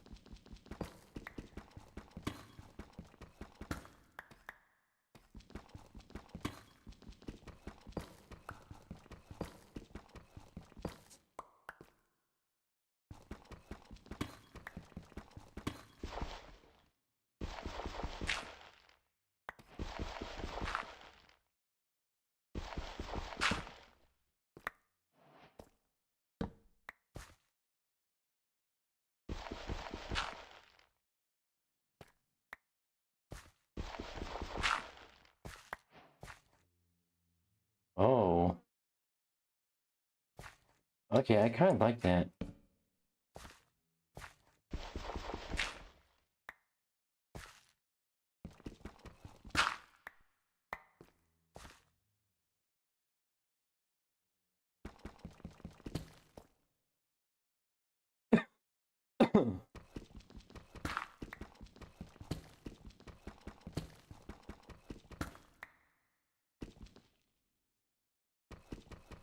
Alright.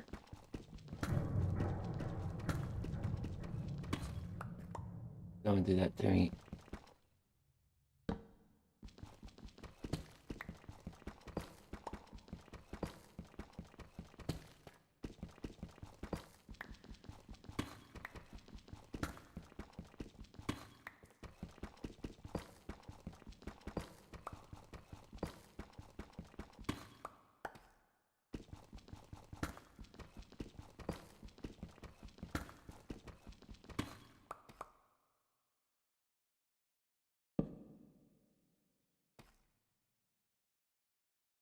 Oh, what are we at now?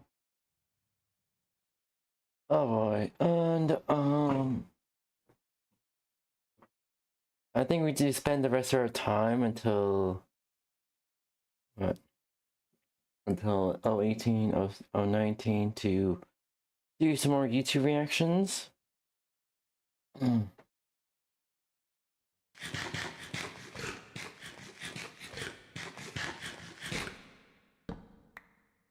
Alright. Yeah.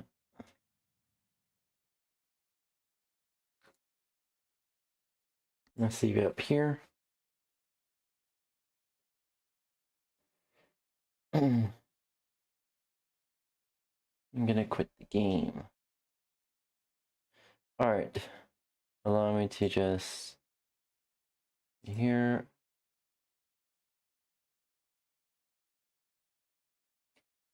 And I'm gonna switch the actual.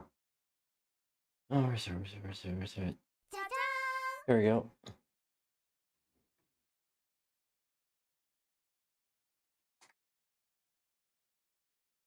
I know that it was a bit of a boring Minecraft gameplay, but sorry. Sorry for not being talkative. Alright, I'm gonna be.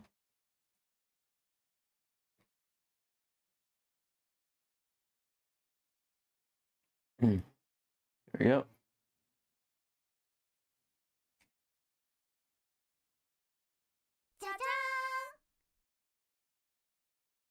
Okay.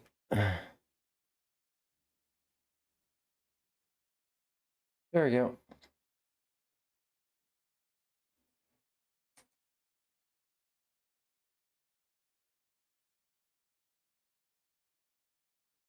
And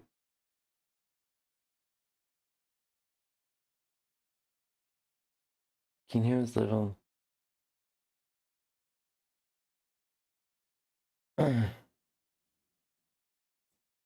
Alright.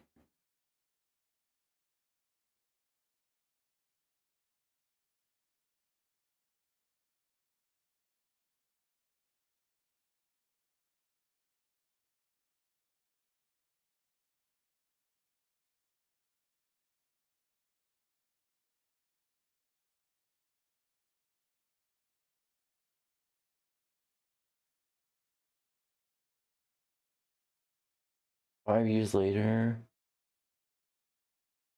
Okay. I think I've seen this one already.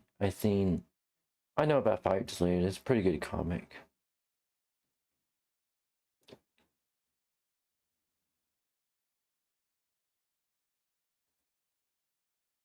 Wait, what was that previous part? Oh, okay. From But Ned yeah. Fulmer breaking the trust of the Try Guys. We feel saddened, not just personally. From Ned Fulmer breaking the trust of the Try. From Ned Fulmer breaking the trust of the Try Guys. We feel saddened, not just personally. Okay, so allow me to get a snack real quick. Stretch. Oh. Oh, I just cracked my shoulder.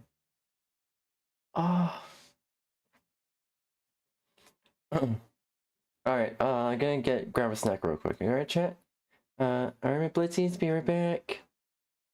Personally, but on behalf of our staff and What our tonight? fans who believed in us. To David Dobrik pushing Jeff Wittek to a breaking point. I wish I could just erase my association with him after seeing his true colors. Here are 7 times YouTubers betrayed their friends, starting with Logan Paul, who simply sat and watched when his co-host, George Janko, got humiliated by Bobby Lee on the Impulsive podcast. No, smell. You gotta smell it. I just wafted, dude, this is not gay. It's podcasting. It's for entertainment. It's material. And in improv, you never disagree. This was a line Bobby took too seriously, though, as throughout the rest of the episode, he made George feel uneasy. First of all, don't touch me. Yeah. Do not touch me. My bad. Despite George's discomfort, Logan turned a blind eye. I think he's tired of himself, bro. He gets a little further back every time I look.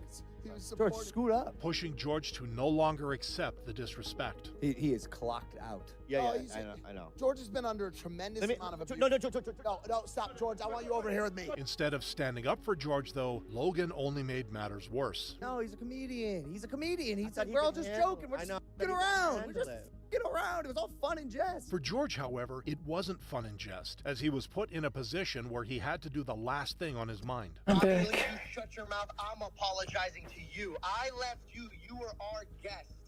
And I left you, Bobby. This wasn't the only thing George left, though, as just a month later, he officially departed from Impulsive to focus on his own podcast, where he confronted his ex-co-host, Mike Malak. I had a problem with the way that Logan and you were kind of gassing him to keep doing. How would you feel if a man that has his back completely towards you, that only turns around to grab your dick, talk shit to your face, and you can't smack or beat the living brakes off of this guy? Because Logan makes me apologize to this man, or I don't have a job on Impulsive anymore. This threat from Logan wasn't the end of the story, as George revealed his former friend's plan to sabotage his sponsorship with Celsius, a competitor to Prime. And then I said, well, what do you want me to do for my bills, bro? I got no money. And he says, go have your rich dad pay for it.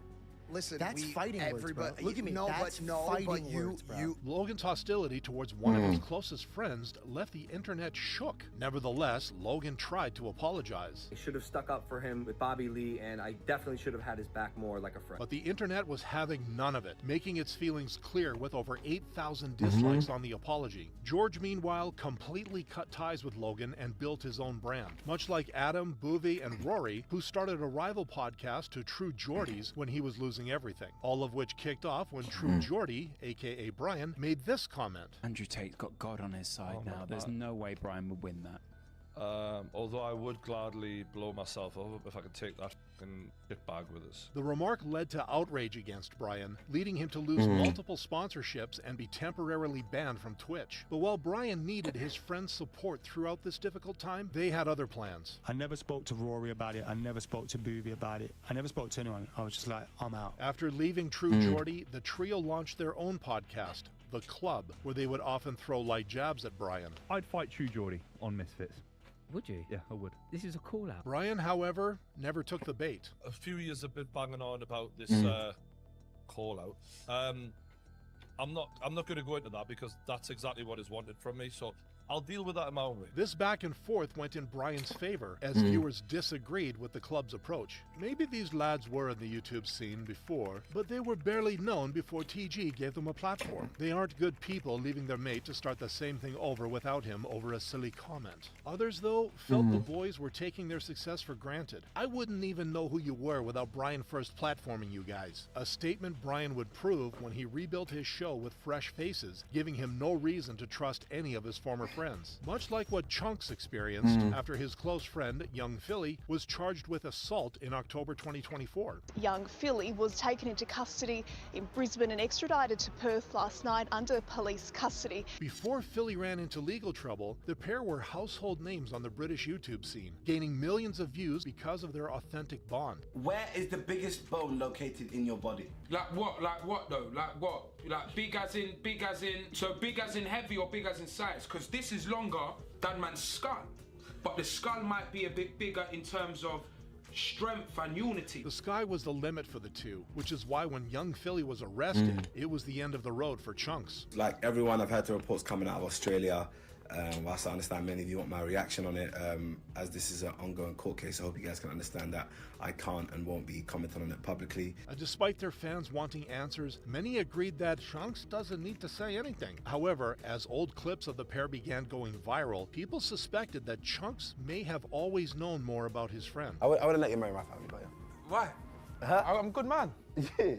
What's wrong with me? No, I have too many stories. Regardless, young Philly has distanced himself from many of his friends after the terms of his bail changed and he was allowed to move back to the UK. Now, back home, many people have noticed Philly's strange behavior through his Snapchat activity. Hey, I'm back on the pork. I was sleeping for years. I'm back on the pork.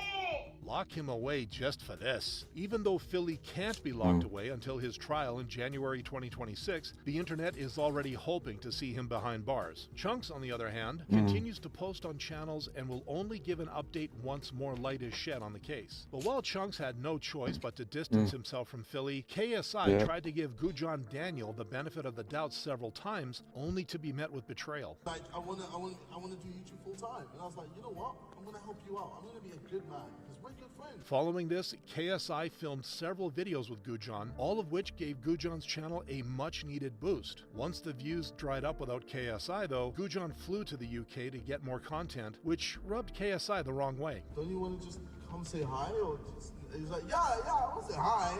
But then also videos, like a load of videos. And once 𝙂𝙤 had what he needed, he switched up, dishing the ultimate disrespect to his friend during an interview in 2014. Okay, fine. You play KSI. Who the is that? Okay. Okay, and don't go there. Which felt like a dagger to the heart for KSI. Who would I punch in the throat? Probably 𝙂𝙤 several times. Further explaining his true feelings about 𝙂𝙤. He used me. did he? Yeah. Well, how many subs you got now? Oh, he's losing subs, mate. And I'm enjoying every single moment. Following which, 𝙂𝙤's videos received an overwhelmingly negative response, with viewers telling him to quit YouTube. This backlash forced 𝙂𝙤 to make amends. I have never spoken about this before, but I'm gonna do it now. Well, mainly because this is my final video. He sounds like an idiot too. Oh my Just from the voice, just from the tone of his voice and pretty much the vibe he gives off, he sounds like an idiot. my god, so here we go. Let's just do this. KSI, whatever I did to you, I sincerely do apologize. Wow, apologize after years. You knew what you did. You knew what you did. Despite making a return 2 years later, 𝙂𝙤's channel was never the same, barely cracking 20,000 views on average. KSI, however, appears to have let the beef go as well. Ah, that's 𝙂𝙤. Me and him are blessed. I'm pretty sure he's married now, and he's actually a policeman in Iceland. So, yeah, how sick is that? Much like 𝙂𝙤 betraying KSI, Joe Weller was stabbed in the... Oh. And I have plans to move abroad. So, thank you for giving me the heads up. Backed by his supposed best friend. I just saw him become someone I didn't like. Referring to Elliot, who came into Joe's life when he was going through a rough patch. Elliot therefore came in with a set of fresh eyes and ideas. The school that I went to when I was in like up to year 2, I left in year 2, and then shortly after it closed down. It's been abandoned ever since. Despite Joe being hesitant about the idea initially, the video was a massive hit, gaining 10 million views. Over the next year, Elliot became a mainstay on Joe's channel, boosting his own online presence in the process. So when Joe was beefing with KSI, building up toward a highly anticipated boxing fight, Joe expected Elliot to return the favor. But instead, Elliot showed his true colors. Some funny events have occurred. Obviously, Mr. Creature was decided to hit me up and sent me this. Hope you dropped Joe, bro. Literally, I definitely did not expect this from Elliot. A feeling echoed by Joe himself. I just saw him become someone I didn't like. Yeah. Pretty much. Like very cocky, arrogant. Thought that the reason why he was big time was because of him. It's because he was in my video. Leading the internet to agree that Elliot was a bad friend, practically leaving Joe when he feels ish. This claim proved true when the two parted ways, and Elliot ended up fading into obscurity. But while Elliot ruined his career before it could even really take off, Ned Fulmer ruined his career at its peak. I think it's very important to highlight that Ned Fulmer's entire identity revolved around how much he loved his wife. If I remember this. Talked about in the videos was how much he loved his wife. And then it turns out he was cheating on her. Worse, Ned had been cheating on his wife with an employee in his company who was also engaged. How could you sleep with her husband, then look her in the eye every time she came to the office to film a video, forcing Ned to break his silence? Family should have always been my priority, but I lost focus and had a consensual workplace relationship. As a result of the consent.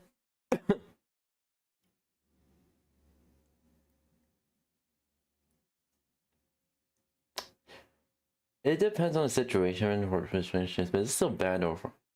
It's still frowned upon overall. But considering in this case, Ned essentially has power over the employees. So, I don't care what he's trying to say, what others think. A relationship between a manager and employee is automatically non-consensual, regardless of how people try to debate it. fan backlash, the Try Guys took immediate action. We refused to sweep things under the rug. That is not who we are, and it's not what we stand for. We immediately removed Ned from work activities and engaged an HR professional to conduct a thorough review of the facts. We also opted to remove Ned from our releases pending the results of that review. However, Keith, Eugene, and Zach couldn't hide just how betrayed they felt. I don't know that we'll ever be able to fully articulate the pain we feel at this moment. Following the incident, Ned vanished for 3 years, returning on September 17th, 2025 to announce his new podcast and a surprise first guest. People ask me, like, do you forgive Ned for what he did? And I mean, the answer is no, absolutely not. How can you forgive somebody for lying to you, for cheating on you?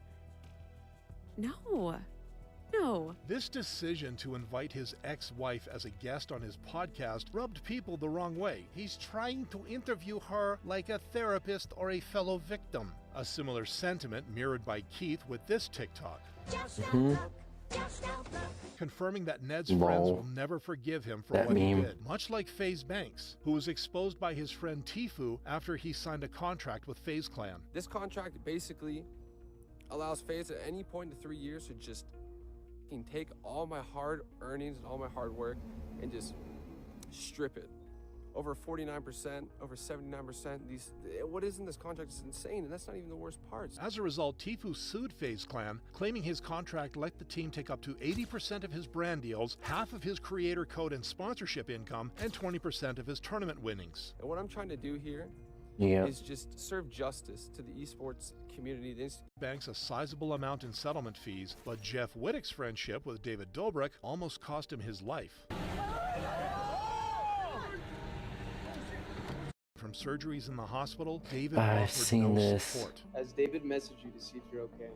Nope, not a text. Fake friend. An accident, if the evidence wasn't caught on camera. As a result, the backlash against David was severe, forcing him to try and save face. This weighs on me every minute of every day of my life. I'm so late. The sentiment, however, only had an overwhelmingly negative response. For Jeff, though, that video was the final straw. Don't want to be associated with him. I wish I could wipe his name off my fucking Wikipedia page. I wish I could just erase my association. Justice he deserves, the damage from the betrayal has closed the door on their friendship for good. Friends with Mr. Beast effect. Ooh, alright, that's a good one. It is a strange feeling to see your work being discussed by tens of thousands of people. It is even stranger when the work they're all discussing isn't actually the one you created. This video is less of a response and more of a case study. We're going to look at what happens when a piece of criticism is taken out of its original context, misrepresented by a much larger voice, and then released into a passionate and often argument as this simple tribalistic take. Genshin is Satan and Wuthering Waves is the Promised Land, a classic online feud. There is only one problem: my video never mentioned Wuthering Waves. Not first, you have the group of people practicing media literacy. These are the people who act as guardians of the community, and their content is Oh, this is already August the Duck. Let's see here. I have, over the last 3 days, been DMing her. I've sent her 3 DMs and I've liked 5 of her posts and I followed her and she hasn't followed me back. Yesterday, last night, I was going to the gym and I seen her through the window, spotted her. And so I say, hey, I've been DMing you. Have you been seeing that? Bait used to be believable. This is something that I feel like you hear a lot these days, but really, I disagree. I feel like trolling used to be very obvious unless you were just a child being trolled. That's the problem. I think people just used to be younger, and they just used to fall for trolls more often, therefore thinking I remember those days. used to be believable. I think we are living in a time where bait is more believable than ever. So much so that a lot of the times I don't think the average person can tell. People are just getting too good at it. Masturbators, you could call them.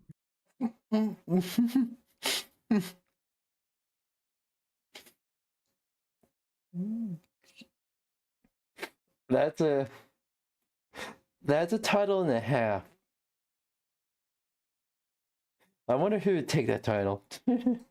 Guys, I'm beginning to feel like a Facebook mom. I really am. In the age of the internet that we're living in, where every single thing seems to be a shitty attempt at engagement bait or rage bait, at some point you really just start to think, what if these people are being for real? Like, after so many times of saying this just has to be rage bait, this is obviously engagement farming, you start to feel like you are being too generous to the average person. But something sort of interesting that I've noticed in all of this is that I feel like I can always tell when somebody who is 10 years older than me or 10 years younger than me is rage baiting or engagement farming. I don't know if it's like a generational thing or what, but just something about the way that they frame their bait, it doesn't work on me. I can always see through it, and I guess that's just because they're not trying to trick me, so they're not really saying or doing things that they think would work on a person my age. I don't really know. I don't know what it is. It's probably just that they're not as good at it as like a 20 to 30 year old. I feel like that's the sweet spot to be a good rage baiter. But even with all that being said, I feel like 95% of the time, regardless of your age, I'm going to be able to see through your bait. It's not going to work on me. But there is something about a certain brand of video that is usually made by guys my age that occasionally, you know, that 5% of the time, I just can't figure it out for certain. And that's why we're here today. The guy you're seeing in the background is a TikToker named 𝙂𝙚𝙣𝙚. And I'm using the phrase TikToker very lightly here because this is not a guy who has like a following on TikTok, which makes this even more confusing. He does not have like a character that he plays on his TikTok. He just uploads shit all the time, it seems like. And recently he's uploaded this like series of TikToks detailing how he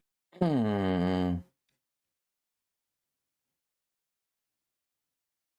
really don't like his vibe.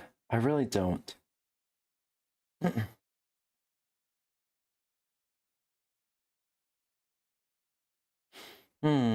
give it a good test, can we get the world's best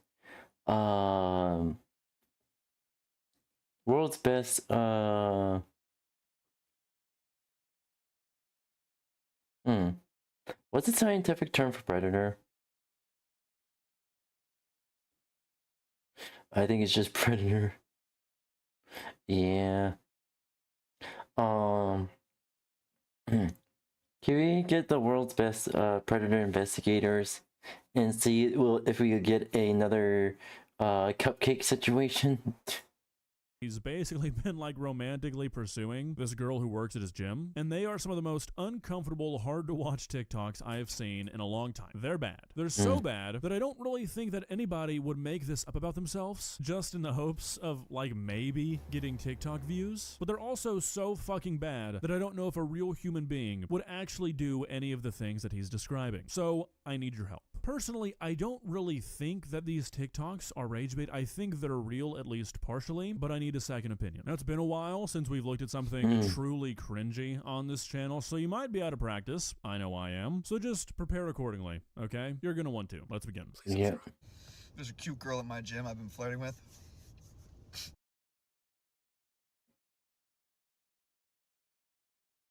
I already can tell. I already can tell. Oh my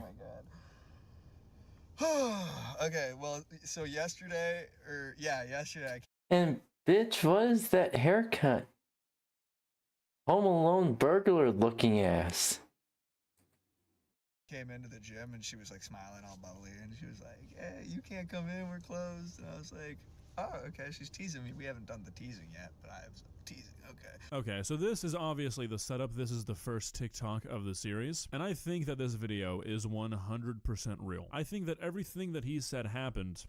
Now, I don't think that's necessarily the case for all the TikToks we're gonna watch today, but we'll get into that in a minute. But we all know a guy like this, or have known a guy like this, who thinks that every interaction he has with a woman is that woman flirting with him. Once he did that little hand rub move, yeah, I knew he was telling the truth. I know how to do this, so I look around, I see like 20 people in there. I'm like, yeah, okay. "Oh yeah?" She's like, "Yeah, we're closed. You can't come in, we closed." I'm like... Saying that to a person, period, is wacky work. To a person you've exchanged like 8 texts with? Yeah, that is psychotic behavior if this is not a joke. Not a whole lot in the response department. Whole lot of not responding. This little shit takes not responding as "you don't like me." And bitch, if I don't respond, I'm probably busy doing something. So, I'm excited. I'm very scared. I haven't been on a date in a very long time. Tuesday night date, you know? Hell no. Why would I ask a Hell date no. on Tuesday night? But she said yes. So, who says yes? This has been the most confusing. It's more of a yes out of pity. I'm not the type to say yes out of pity, unless it was someone I know. Because if it's a stranger, I'll be straight up blunt with them. In my life. I just cannot convince myself that these are the thoughts of a real human. I feel like his level of social awareness is just all over the place, and it just doesn't really make sense. I don't think a person who would willingly, like, walk up to another person and be like, "Hey, so I DM'd you a bunch of times, but you won't respond, so can you do that?" And then painfully try and keep a text conversation going as the other person obviously has zero interest in you whatsoever, would make the first video to begin with. You know what I mean? Like, I feel like a person who's okay doing these things would not even clock what happened in the first video as something awkward. Without a doubt. But I will, I'm gonna go on this date, and I'm gonna, I don't know, talk to her about anime. Oh, I'm so bad at talking to women. I'm so bad. Yeah, no shit. What is the problem? I genuinely keep going back and forth between wanting this to be a joke and wanting this to be real. Like I said earlier, if this is just a bit, I cannot understand for the life of me why you would ever, and I mean ever, want people to think that you are this guy. Because everybody knows a guy like this, and nobody likes him. Like, what could this possibly be worth? A few 100,000 views on TikTok that will lead to nothing because nobody's gonna, like, follow a guy who acts like this? Like, I don't really understand the angle if there is one, which leads me to think that this is genuine, and that's even worse. So yeah, that is even I worse. pick her up because she doesn't seem to have a car. I don't love picking up people for the first date.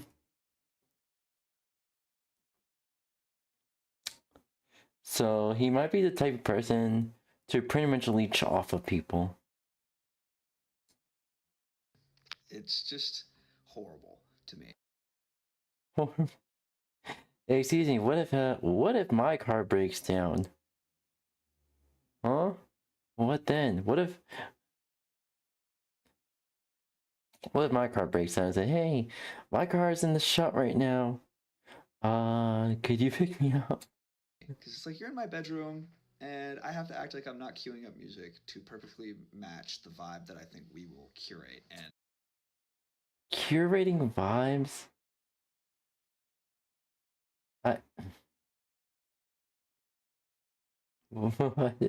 What is this?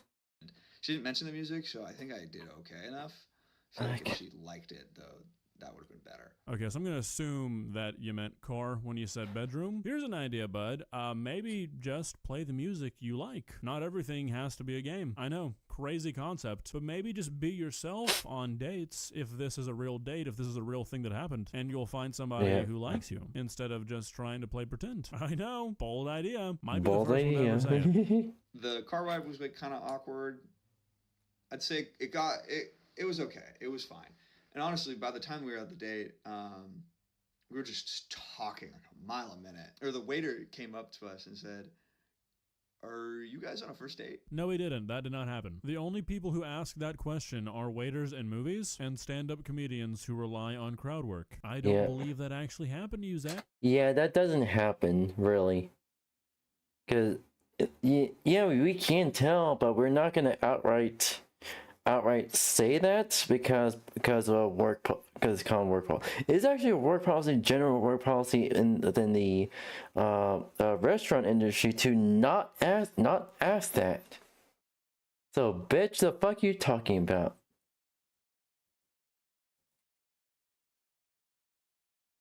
Calling your bluff. I'm just like, yeah, we are on a first date, and I think she thinks it's kind of funny, but I did not like that. So, yeah, the date goes well. I ask her what she likes to do for fun, and she says, "I play Mario Kart all the time." I'm like, "Oh, okay." So, that's cool. She's like, "Do you want to play Mario Kart? You want to come back to my place?" And I'm like, I don't do my mouth open like that. I just say, "Yeah, okay." I'm trying to be nonchalant, but anyway. Bitch, being nonchalant is a one-way ticket to being left behind. Not really left behind, but it's more like, you're always nonchalant about stuff. Can't tell if you're being serious or not, so I'm gonna move on. I say yes, and yeah, we go back to her place to play Mario. I'm gonna do a part 2 because he was expecting some action, not the Mario Kart kind. My god, the fact that this guy got an invite back to a woman's apartment shows that there's really hope for everybody. To get a quick recap here, so first of all, this guy basically broke into this woman's place of work as a joke. According to one of his replies to a comment, he asked this woman's co-worker what her name is so he could find her socials, DM'd her multiple times with no response, and decided to follow that up by showing back up to her place of work and being like, "Hey, why aren't you responding to me?" Managed to ignore every single sign that was sent his way, and the cherry on top, he has been documenting all of this on TikTok down to publicizing their texts. I guess there really is somebody for everyone. Okay, so we're in her apartment, the gym girl's apartment, and I am right outside her door. I'm struck by the smell and pungentness of weed. She opens her door, culprits right there on her windowsill. It's not that I've got a problem with that or anything, but quite strong. Her bed is like jammed in the corner. She's got clothes screwed about. She's got half full water glasses everywhere. Real big fan of how so far this has basically been 10 minutes of this guy being like, "Hey, let me tell you about all the creepy shit I've done the last couple of weeks." And out of nowhere, he gets the gall to just become Mr. Judgy McJudgerson. Her apartment stunk. Her bed looks stupid. She drank too much water. It's like, my god, man, the next thing I know, you're going to be complaining about how good she is in Mario Kart. We start playing Mario Kart, and we're sitting about this far. Dude, she is so good at it, and I think she invited me over just to decimate me and rail me in Mario Kart. So I'm just getting destroyed. It's going so far that that's why I'm thinking that is because I kept asking how to do things. I'm in 12th place and she's in 1st place lapping me. And I'm like, how do I drift? How are you doing that? How are you doing this? Because it's split screen. And she won't tell me. She's like, figure it out. Click the buttons. We have gotten to the point where this is such a fucking specific story that I just don't think anybody would make this up. Like, if you were going to make this big, long, elaborate story about how you're terrible with women, but you still managed to get invited back to a woman's apartment, are you really going to make the end of the story, "Yeah, I just got fucking dog walked in Mario Kart for 4 hours"? I mean, I guess it's funny, so maybe, but like, I think this actually happened. So my confidence gets so low, I refuse to to initiate physical contact in any regard. And eventually she takes a fat dab and gets hungry, and I Uber Eats some food for her from Taco Bell. And she goes and gets a glass of water, puts another half glass full water on the floor after she drinks half of it, and she just dominates me for like 3 hours straight.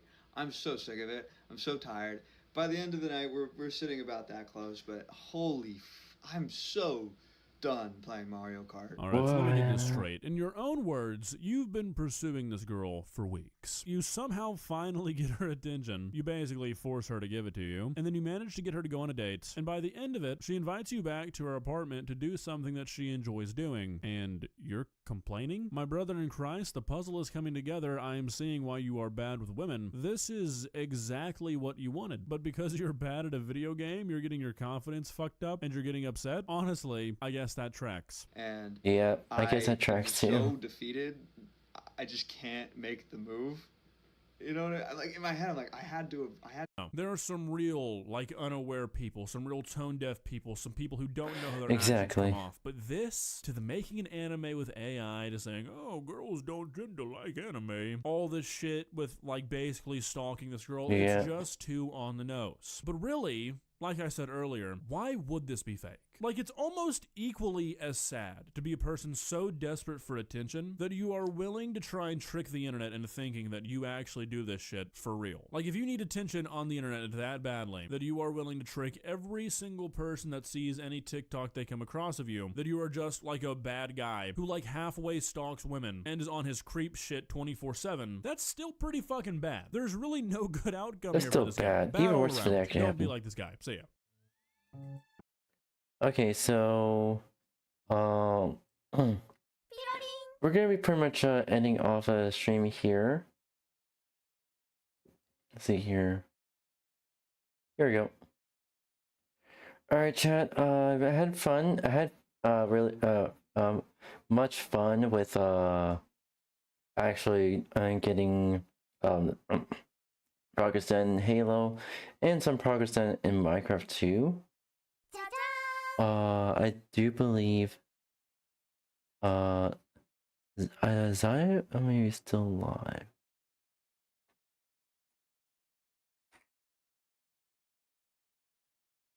Oh, Zaya's not alive anymore. Shit.